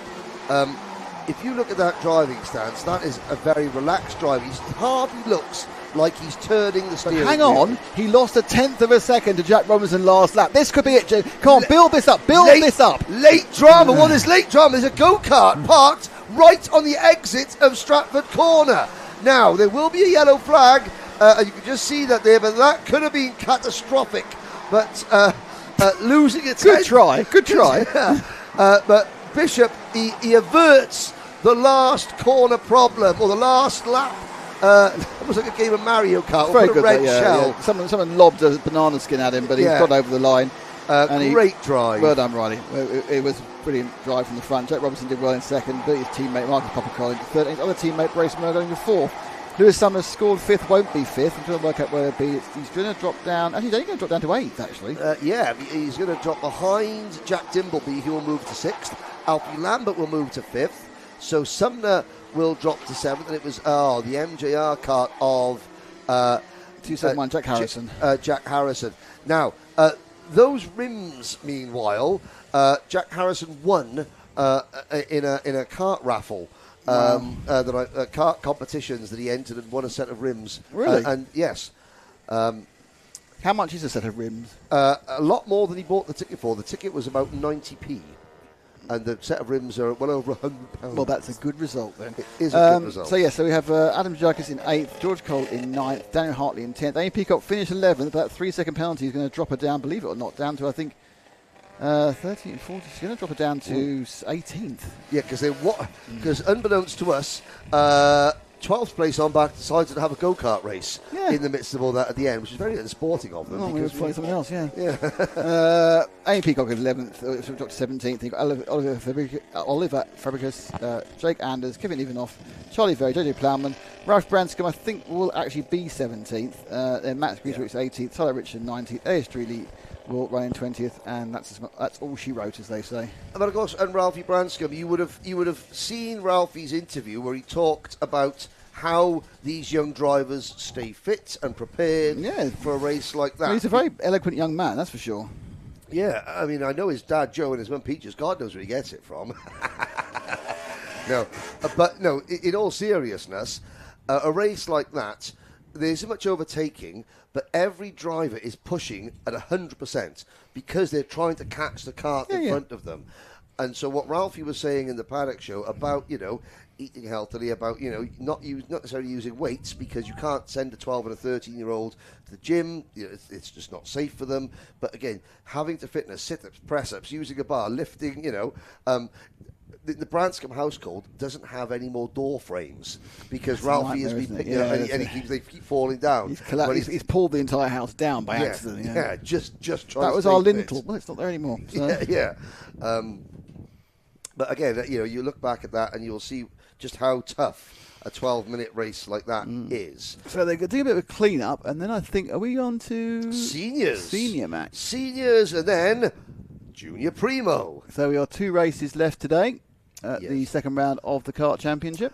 Now, what viewers on the Karting Live TV YouTube channel and the Kart Championship YouTube channel, I don't want to alarm you, but after Riley Bishop just dog-walked the rest of the junior Rotax field, we now move ahead to senior Rotax, where his teammate, Lucas Blandford, has won by more than 6 seconds. Do you think there is a chance of tying one arm behind his back? I mean, something, that could be a thing, I'll stick my head out the window. Oi, Lucas, make it entertaining. But this is down to Kyle Dunford, to Elliot Dalton Ayres, Morgan Hudson Brown, Ronnie Coburn et al. To do something about it. Has Blandford shown his pace too early?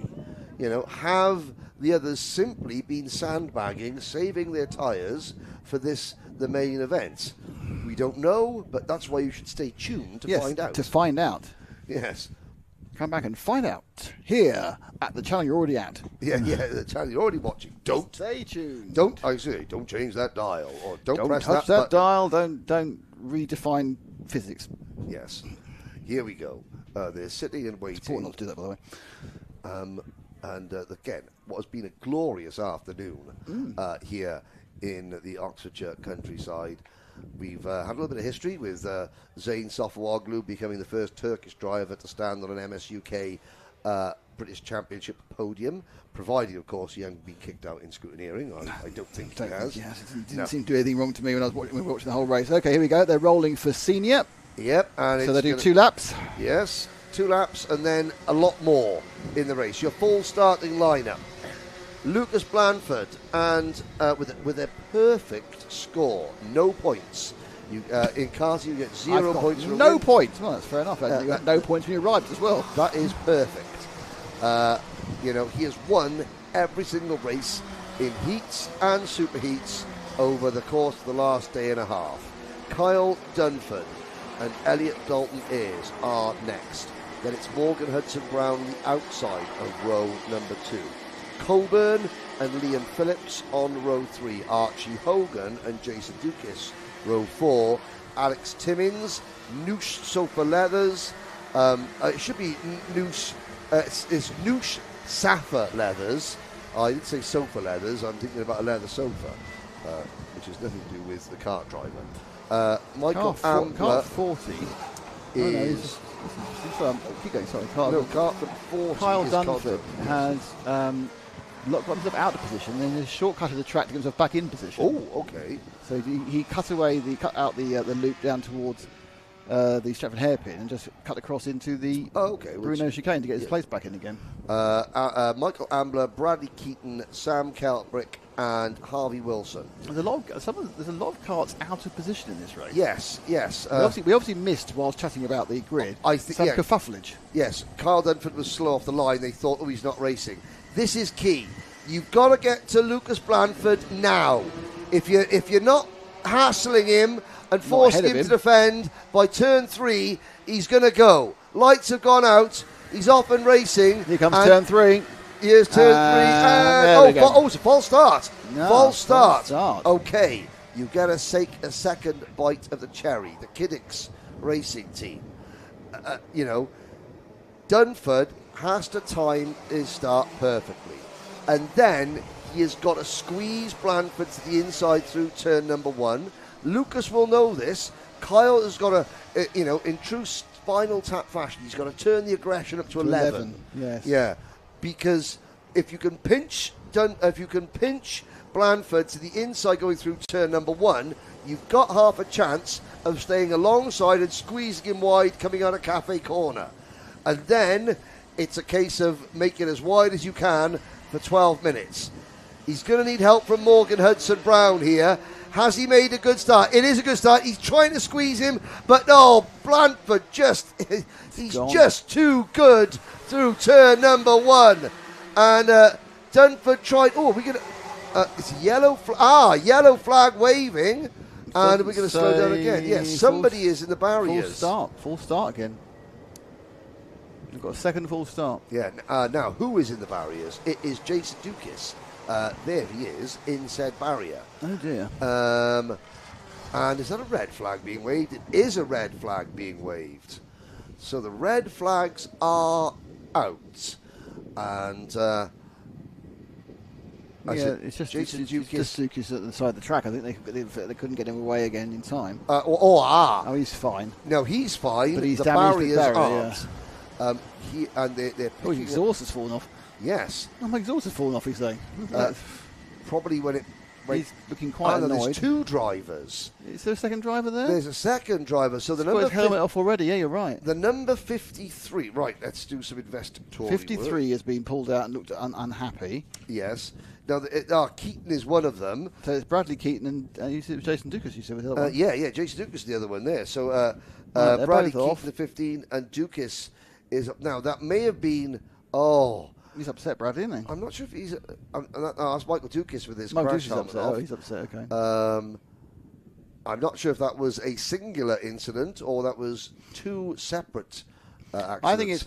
you know what I think? I think there is an... I don't know if it's just me or everybody. I think there is an element where people don't see where a full start has been called. I don't see anywhere around here, which you see most tracks. Post 1, as you know, isn't...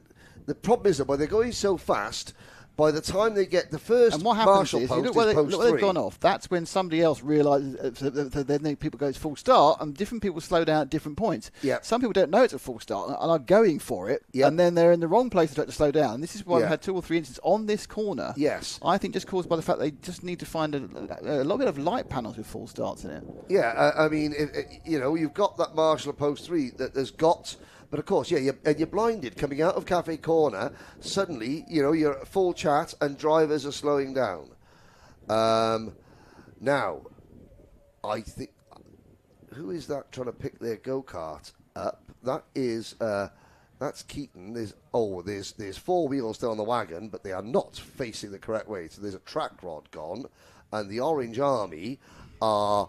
Are they going to let him drive back, or are they going to ask? No. If you weren't running at the time of a red flag, you are not permitted to take the restart. So getting the car off the track. They're running around with the. They're just trying to clear everything up. I mean, I think it's one of those things. Accidents caused by different people understanding when the full start flag is waved. Yes, and they're going to bring the cart off. Now,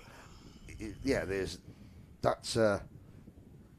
I assume they're fortunate racing. Although now that mechanic is working at a. I mean, I'm wondering if a call has come through saying, right, fit, or are we just trying to get off the track quickly? No, I think they're just trying to clear the track. He's probably realised how much unlucky he's had. Right, just get it in the back of the van and let's get home. He's got a broken track rock. He's 5 minutes away from being able to get away at minimum. Yeah. If he's got one already measured up to put on, which you don't necessarily have when it's not something you do at the time. That's the. Yeah. Oh no, helmet is off, and the 2 drivers are chatting to each other, which tells me they're not upset at each other. They're just upset at the situation. Life. Yeah. at life in general. What has been the hand that's been dealt with them at the senior Rotax final here at the TKC Round 2 in Shennington. Yeah. So the flags should come in now. I assume they're going to roll them round for a lap. Yes, they will have another start. So this is Kyle. Right, Kyle Dunford has got one more opportunity. His second attempt. Here's another opportunity. What if Lucas Blandford hasn't put enough fuel in? Oh, now we could be. But, Blandford knows what Dunford is going to try and do. Dunford knows that Blandford knows what he's going to try and do. It sounds like a really bad pop song. Yeah. Little does he know that she knows that. Anyway. So, I know that you know that she knows. I'm not actually allowed to sing on the streams normally. I get in trouble. Well, that's okay. That's fair enough. I mean, I nothing beats a bit of karting commentary and a bit of a sing-song, ladies and gentlemen. That's right, yeah. Now, here we go. It's roll off for a lap. One of the key players could be the driver that is now second in line, Morgan Hudson-Brown, the ultimate R number 69. If he anticipates the start and pushes Dunford to the line, that will help. And Dunford, that's a deliberate thing. I'm going to set off quicker than Blandford. There's a psychological element there. Yes. Maybe because he thinks, well, I led something. It was a rolling lap, but I led something. Yeah, I'm great. I'm a winner. Yeah. Look at me, I'm a winner. Quick, take a photo. But again, on both occasions, it's Blandford's acceleration through out of Cafe Corner. He's always got a 3-kart length lead by the time we get to Cafe Corner. Now let's see what the next. Now, I mean, of course, if I was Elliot Dalton-Ayres, I wouldn't be pushing Lucas Blandford. Why help the person that has whooped your backside in every race get away at the start? So hang back, Elliot. Let's have a look. Here we Let's go. Dunford does try and come across. Nope. There. Oh, and it hasn't quite worked. He's 6-0 at the inside, runs wide. That's all she wrote. The battle's on for second. We're away, and we haven't got a restart this time. And they have got the full 12 minutes again. Yep. Lucas Blandford, who'll be leading those 12 minutes, is in the lead. Second place will be Carl Dunford, the 40, who had his own weird excursion prior to the start of the first race. Yes. And now they come down and kind of glance over his right shoulder from Blandford, but you don't really need to. Why? It's really weird. He's got this issue. Don't worry about the time. The timing's saying second. He's got a strange issue with an erroneous transponder. Don't know what happened there. Somebody has not clocked up properly. So you'll ignore the. So just take one off all the names. So it says 2, it's 1. It says 3, it's 2. It says 4, it's 3. Let's keep on rolling. Keep on rolling. Now, Morgan Hudson-Brown up into second position for the Ultimate R team. New third place driver. Elliot Dalton-Ayres, wasn't it, going through? Elliot Dalton-Ayres. And so Dunford is back to fourth. Then the ST Racing cart of Liam Phillips. He has passed the man in black. Johnny Cash. No, sorry, Ronnie Coburn. And the next kart in line is number 13 kart, I think, of Archie Hogan. Well, it's a red and white Birrell, and I know Hogan is on a Birrell. Is it the number 13 Birrell? I believe it might well... No, it's Michael Ambler. I do apologise. Archie Hogan has slipped to 10th. Nope. Well, at least they're putting on a bit of a show for us in this second battle, because he's already at 1.7 seconds ahead, Lucas Blandford. I mean, they scrapple around. 6/10 of a second faster on the opening lap. Just showing off. Yeah. But these guys putting on a good battle here. Again, 3 groups of 2, minorly differences. Morgan Hudson-Brown, Elliot Dalton-Ayres are your second and third on camera now. And then we go into the hairpin and just much more than just... It's not for a victory, it is, of course, for points. Yes, and yes. I'm not sure. I mean, I don't know if Lucas Blandford is going to enter the whole season. I think it looks like he's a picker and chooser. So it probably means at this point that if you are doing the whole season, it's very much about maximising what you can get. You know, these are the drivers that, I mean, I think Blandford is a championship regular, but I mean, I can't recall the Kiddix team. Yeah, no, the Kiddix team were at Wardenmore, and Blandford has been a loyal supporter of this series. So, we will have. You're going half a second last time. He's slipping. Not even trying. Dear me. Close on trying. And there's a change there. And change in a block as well, which has brought that 3 sets of 2 into 1 set of 6. Yeah. As Elliot Dalton-Ayres takes the the second place over from Morgan Hudson-Brown, and I think Morgan Hudson-Brown's now lost that one because Carl Dunford has leapt into third place. He's lost that as well, I think, at this point. And this is where he showed in the outside line there, and these drivers have realised, look, what's the point in just sitting there and pushing each other on? Let's just have a bit of fun. The battle is on for second place. Dalton Ayres has it, and it won't be long now before Dunford, Coburn, Hudson Brown and Phillips get their act together and set off in pursuit. You know, like a bit like Smokey and the Bandit. They're in hot pursuit. Suddenly appears to be able to gap this group. Well, there was that one corner where, you know, there was a lot of chopping and changing. Coburn tried to make a move. Hudson Brown and Dunford slid up the inside as well. Dunford has now gone backwards. But out of the... they all go. The pack's quite condensed, apart from the leader. And also second place as well now. So Elliot Dalton Ayres is really spoiling everything by making second not particularly exciting as well. Third and fourth, it's Coburn, Hudson Brown. Remember, Coburn's coming back from a poor grid position caused by that weird failure he had in the second superheat, where he pulled off the track and was very upset, but you can work out what it was. It's about to lose position. Hudson Brown was that? Up the inside of Coburn. And lots of good manoeuvres there, and behind there's the 31 of Liam Phillips. So you can hear John Stewart screaming, you know, aggression, Liam, aggression, push. Liam, okay. Sounds like he wants to start a fight. Well, I demand more aggression from you right now, young man. Yes. If you don't beat someone up, in my view... I'll be very upset. I'll double your invoice. Behind him, Noosh Safa Leathers and Michael Ambler. Yeah, we've got time to chat in this race because what's happening. It's an interesting point you make about what a team manager, what a team coach, what a driver coach actually asks of their driver. Because the word aggression can be interpreted in 2 or 3 completely different ways. I say aggression not in any way a negative sense.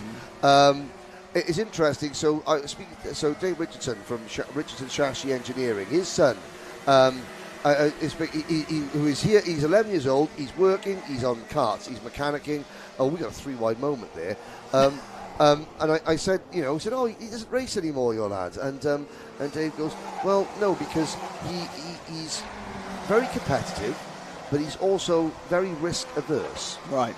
And that's not. You have to take risks. And when team managers and driver coaches. Say on mechanics, to be aggressive, there is, mentioned it earlier, a risk and reward.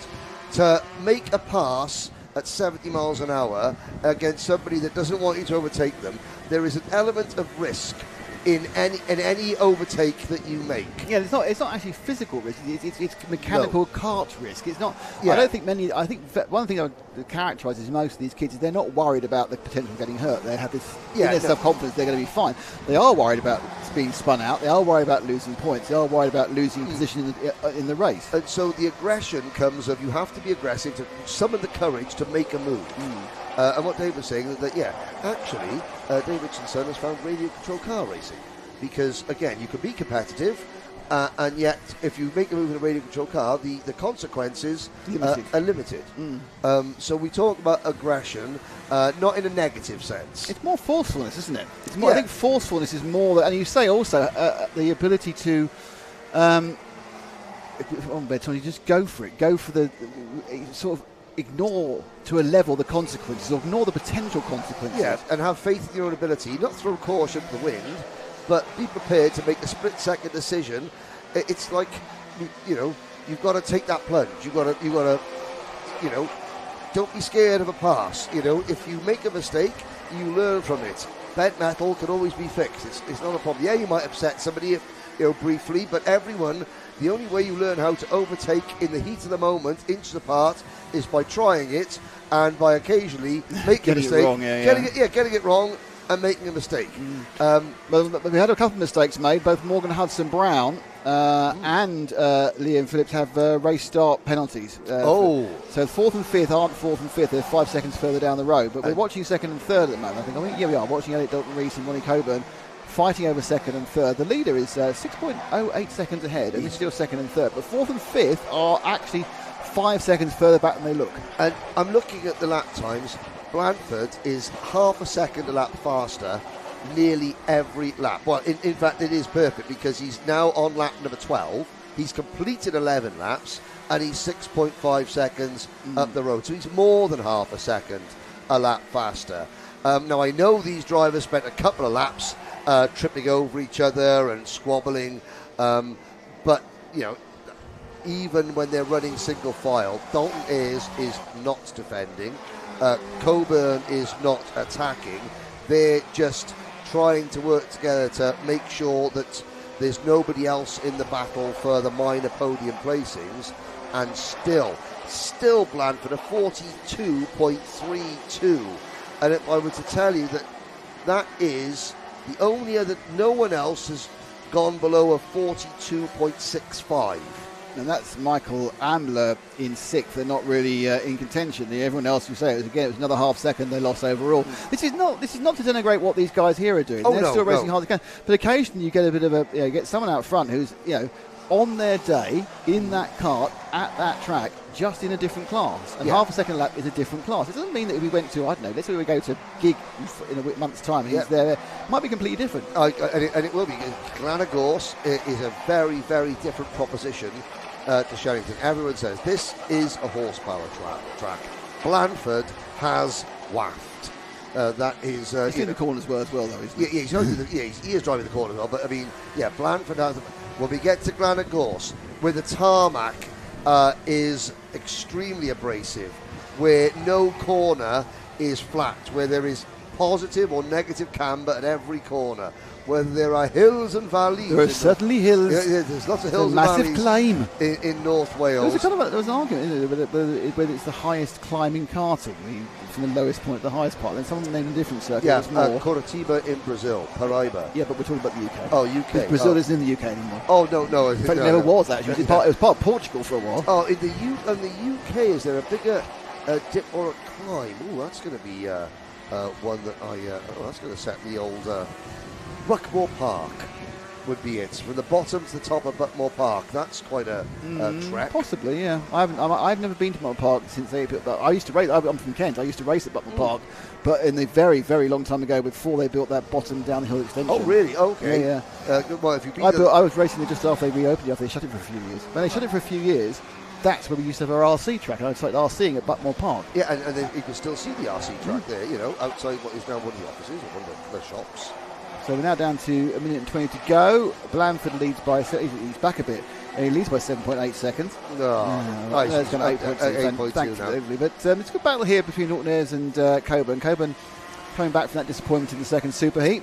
He's got this lap and two more, I'd say. Yeah, Hudson Brown in 5th, and Hudson Brown not out of it yet. You can see now Coburn in that black number 77 starting to ask some questions of Elliot Dalton Ayres. Phillips, Ambler, Dunford, Hogan, Kelbrick, Wilson, Timmins, Safa Leathers, Keaton and Dukas. Safa Leathers out of the race, Keaton and Dukas. Maybe the bridge. No, PFI. That's not really it's not a fair comparison. That's just going round a carousel, isn't it? They dug the hole in the first place again. I mean, it's an impressive piece of track, to be honest. I'm not going to denigrate Penn Fletcher International, but I'm just saying I don't think that counts as a hill. No. But no. So the Buckmore Park's a good call. Unfortunately, because I haven't been there, I can't now in my mind go. Buckmore Park isn't really used for any owner-driver karting anymore, is it? No. The Medway Kart Club has returned with a 6-round championship starting next month. No, starting this month. April. They got it right. April to October. 6 months. 6 rounds. The Medway Kart Club. I had several nip-ups down the back straight at Buckmore Park. It cost me a fortune in a new piston. But this is the days of choking your own carbs in the 1989, 1991. Oh, the ICA is singing at 16,000 revs, and suddenly, bing, off you go. And here's our leader. Yes. As he started the last lap, Lucas Blandford, he is actually possibly in a different race in his all-white overalls. Yeah, I kind of get Evel Knievel vibes from the look, I must admit. Yeah, and I mean, he could probably jump the Grand Canyon if he wanted to. You could say push it home from here. Yeah, he could.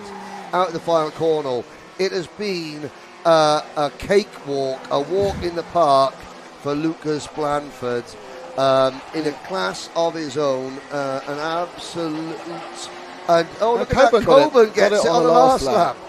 See, as soon as we decide to go and show the leader, Coburn decides to make some action. The one overtake of the race. The one overtake. Well, frankly, I'm going to have all three of them down there for a chat. Yeah. Don't they know who we are? He waited until, right, we're 8 seconds away from the checker flag. They're going to be watching the leader. Let's make a pass. Yeah, I'm going to tell you, missed out on a replay. They've got a replay for that pass as well. Oh, dear. But congratulations, Lucas Blanford, Ronnie Coburn, Elliot Dalton is your podium finishers. Morgan Hudson-Brown, Michael Ambler, Liam Phillips, the top 6. Kyle Dunford, 7th. Archie Hogan in 8th. Then Sam Calbrick, Harvey Williams, Alex Timmins, and Noosh Safa-Leathers completes the order. And it's down to time for the final race of the day, Junior Primo. And I will make a bold prediction. Here it comes, it's bold. It's bold and it's a prediction, and it will not be as tame as the 2 previous races. I think that's both a bold and a correct prediction. There we go, yeah, I'm just hoping you won't be proven wrong. Yes. So this one was due to go off apparently at 16:16. It's currently 16:16, but I think they're clearing the last one overran because of the red flag. Yeah, no. There was a couple of people turning around and running back towards the back. Now, what's going on there? There's people staring. I think there may be somebody having a little bit of a word with another driver at the end of. They're just trying to get them back in order. They lined up in the wrong order for the grid, have they? Here he's put his headset down, so he's going to try and find the gossip. Just waiting for this Junior Primo team to be released. They line them up in the collecting area in the correct order.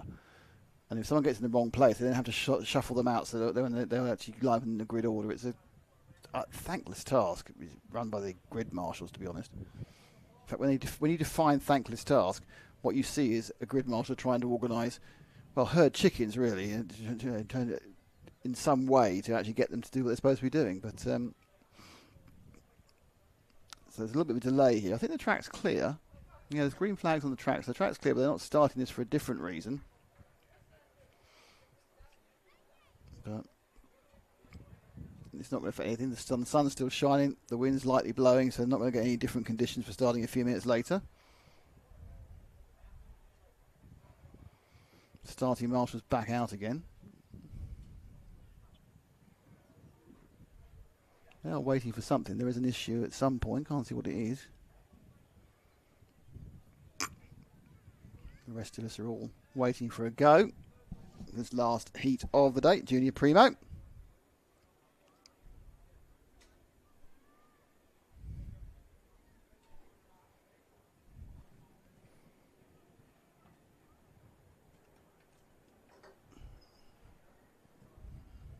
Bit of movement in the car park as some people leave.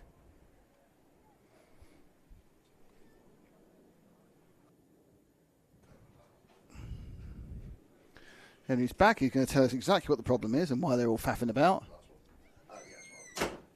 So what's this faffing about, Henry? All is fair in love and karting until somebody gets the ump. What's happened? I think there was a little bit of one or two drivers weren't happy with something that luckily we didn't see on camera. Now I'm looking at the there was no under investigation. Morgan Hudson-Brown with a 5-second penalty. Kyle Dunford under investigation. There was a couple of people asking questions, and there was a couple of people that were somewhat upset. But all is now well, I believe. It happens in karting. It's a competitive sport, and adrenaline can get the better of anybody. Doesn't quite explain why they haven't started the Junior Primo race then. Possibly because race director Dan Ashton is now dealing with the fallout of a couple of lively discussions in the Parc Ferme area that need his attention, his full attention, before we get underway. This isn't helping me get home. I mean, I tell you what.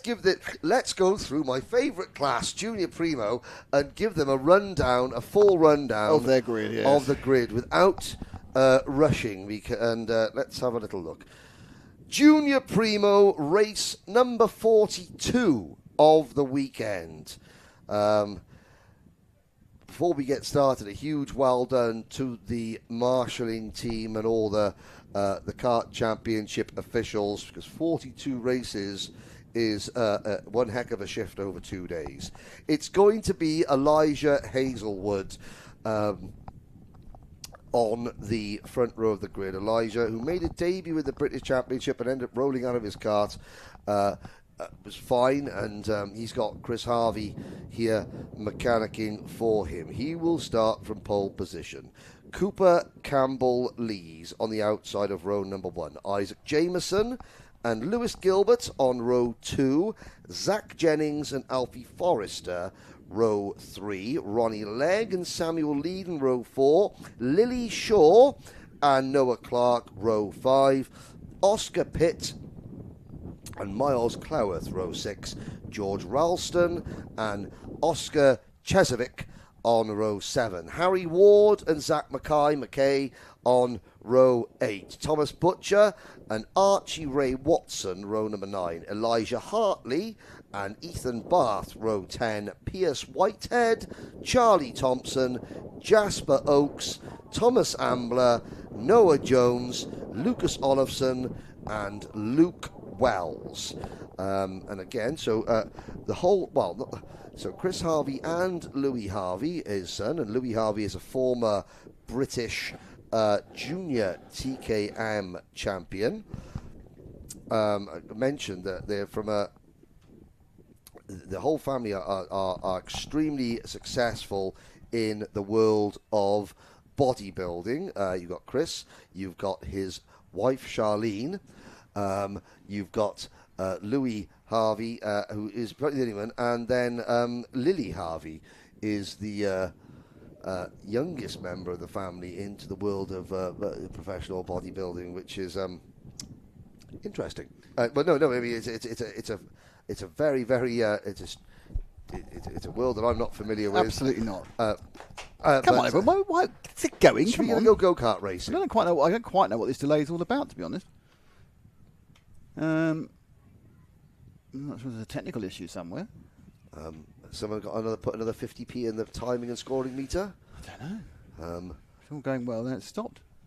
Where are we going next, ladies and gentlemen? Well, the next round of the Kart Championship will take place on, as I look at my schedule, it will be the 17th and 18th of May. In GYG. GYG at Glanagorse. North Wales. Up in North Wales via Cornwall, by Nick Davis.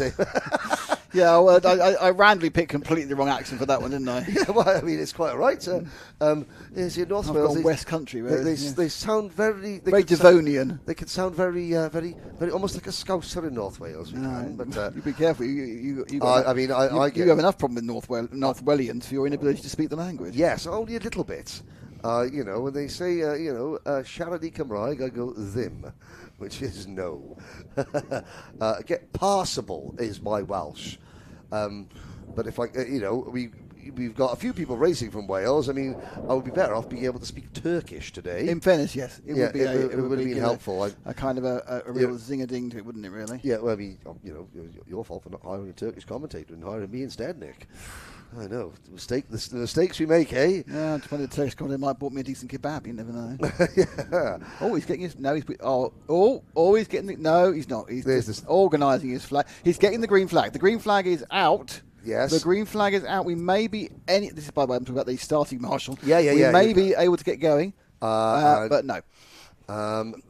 He's holding his green flag, which is good, because the green flag was sitting on a tyre bale. He swapped his yellow flag for the green flag. Yes, which means that he's like... talking about next events. The next event actually for Karting Live TV is also in Wales. Oh, is it at Landau International Raceway, yes, with the Access Karting team. So Access Karting, which is kind of like the real top-level club guys who are racing in a national series.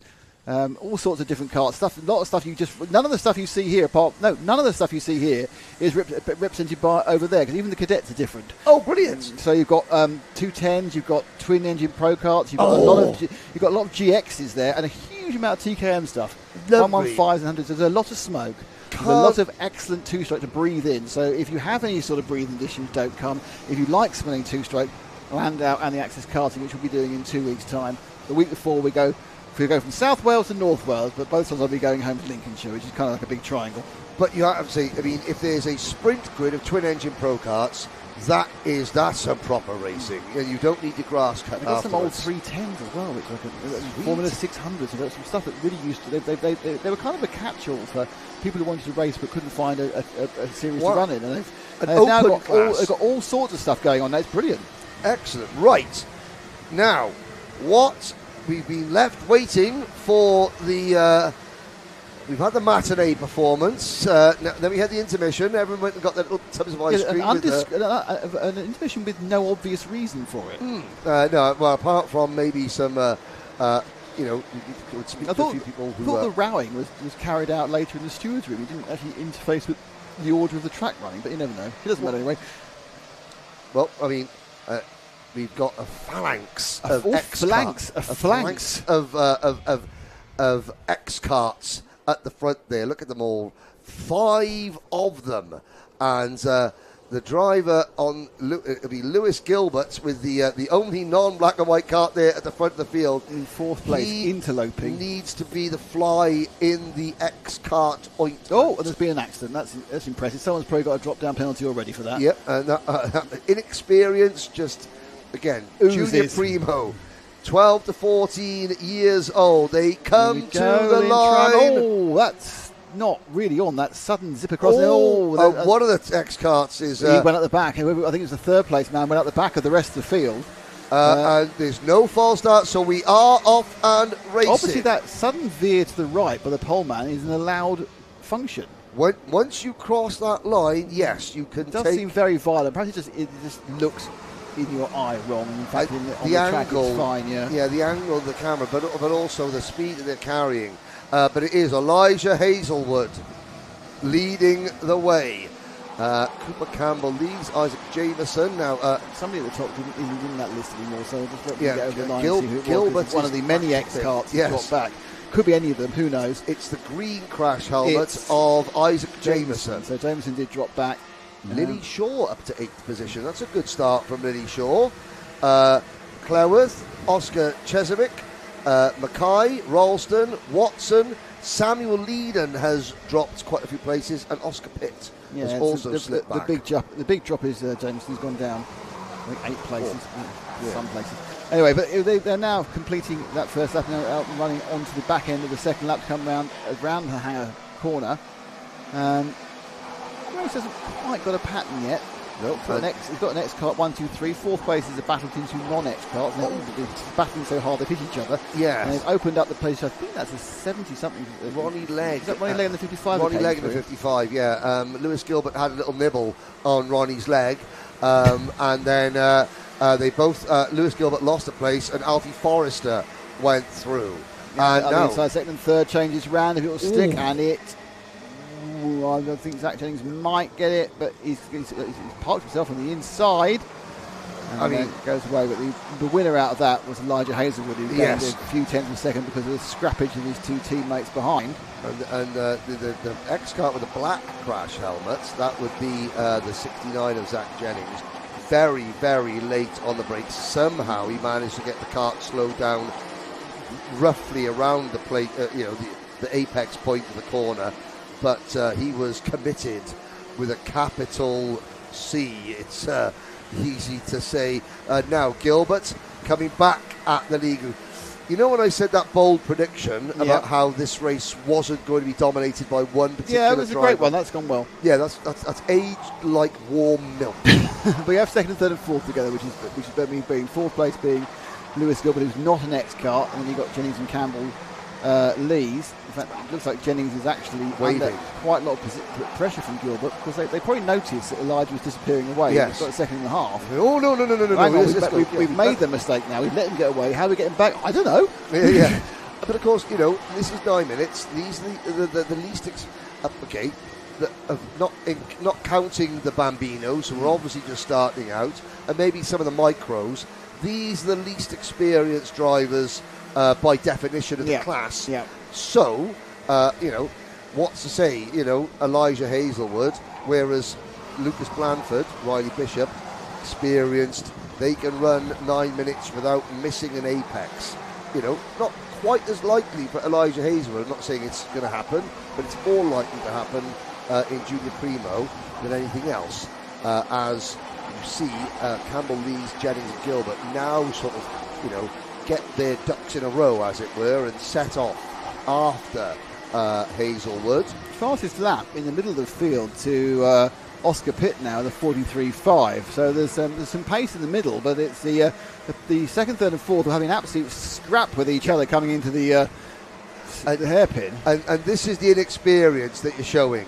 You know, with 8 minutes to go, you know, and teammates in second and third, Campbell Lees didn't need to be defending, and Jennings doesn't need to be attacking. They need to be working together. But it's Jennings. So Jennings now takes that. Whether Campbell Lees got just fed up with it, he certainly got through now, and immediately gaps him. Yeah, but they are 2.1 seconds behind Elijah Hazelwood, who has got that gap. Yes, he's quick, but he's been helped by the fact that the following karts have all been having a massive row. Yeah, and last time around, even with that row, well, there was Jennings making 2 passing attempts and 1 overtake. Yeah, there's a problem with Cooper Campbell Lees. His X-kart is not happy. Not as happy as the others at the moment. No, because Jennings is. I thought I stand up. I apologise. I thought Zach Jennings was being a little bit inexperienced by the way he was attacking his teammate. But now that I've seen both him and Gilbert pass and pull away, yeah, Jennings was. He knew something was amiss, and he thought, I've got to go. Now the lead comes down. Oh well, maybe. Just maybe, down ladies and by 10th, gentlemen. So it took a while, but it was the fastest lap from Jennings. Now he's been released and running in clean air. Yes, maybe there could yet be a battle for the lead in Junior Primo. Lewis Gilbert as well also has been released, so you've got a kind of a chasing pack now coming back towards Elijah Hazelwood. But Hazelwood got a 2-second cushion, which is pretty large in any karting event.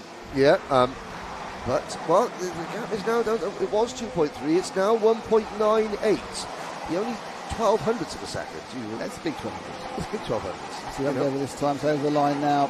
Hazelwood was the fastest lap of the race, which kind of scuppers the gaining. He's getting another 10th back on Jennings. Gilbert slightly quicker.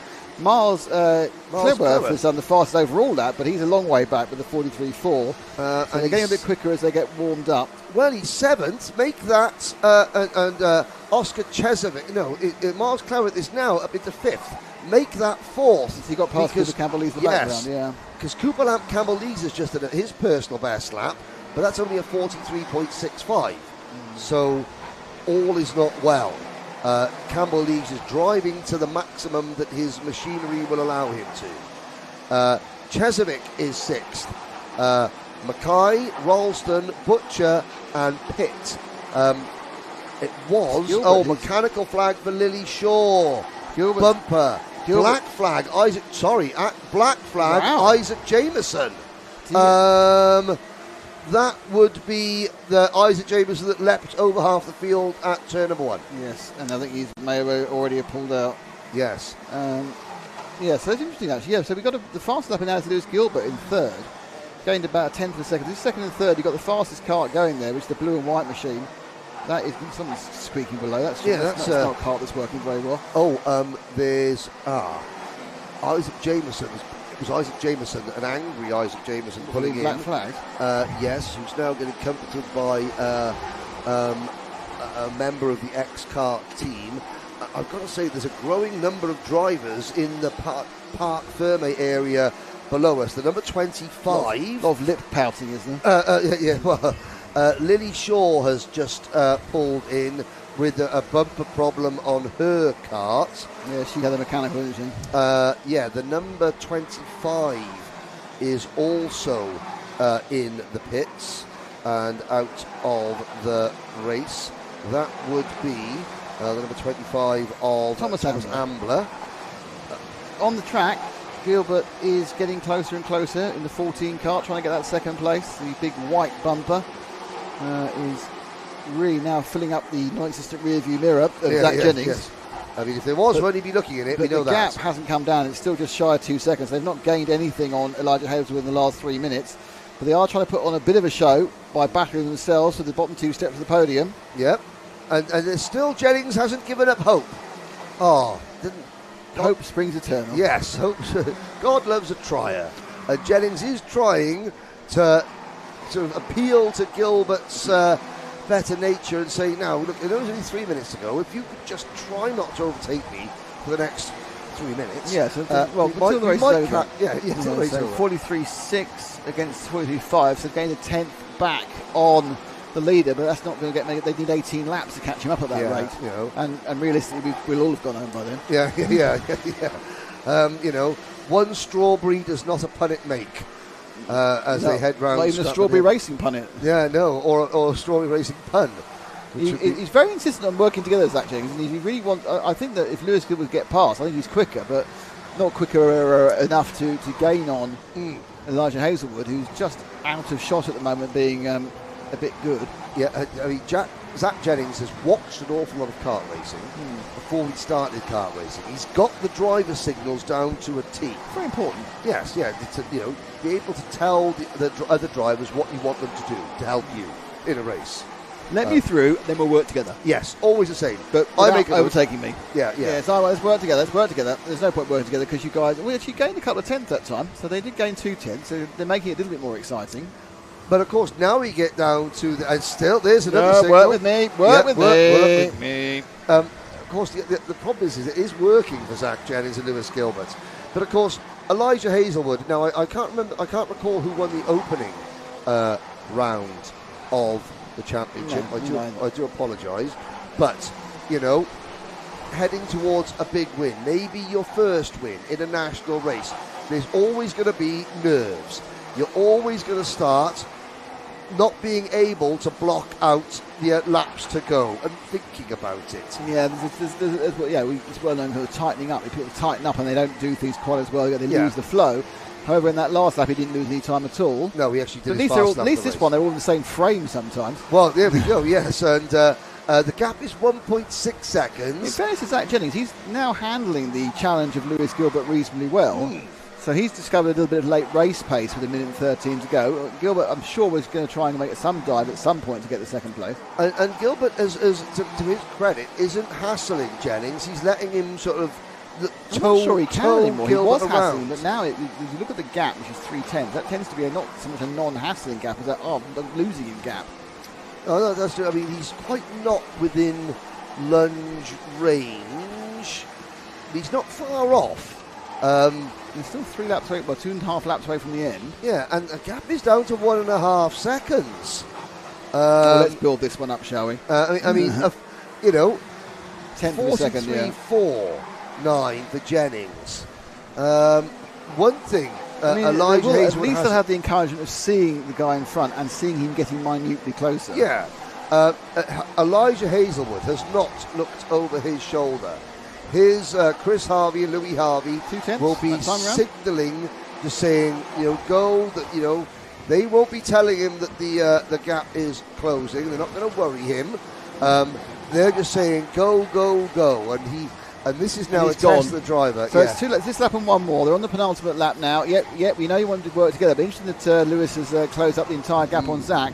They've also got the lead down to 1.3 seconds, but that's very much a controlled drop of the lead. I think Elijah now very much within himself. Don't forget, the idea of motor racing is not to win by an hour, it's to win by the smallest possible margin. Yes. Win by going as slow as you can. Jackie Stewart.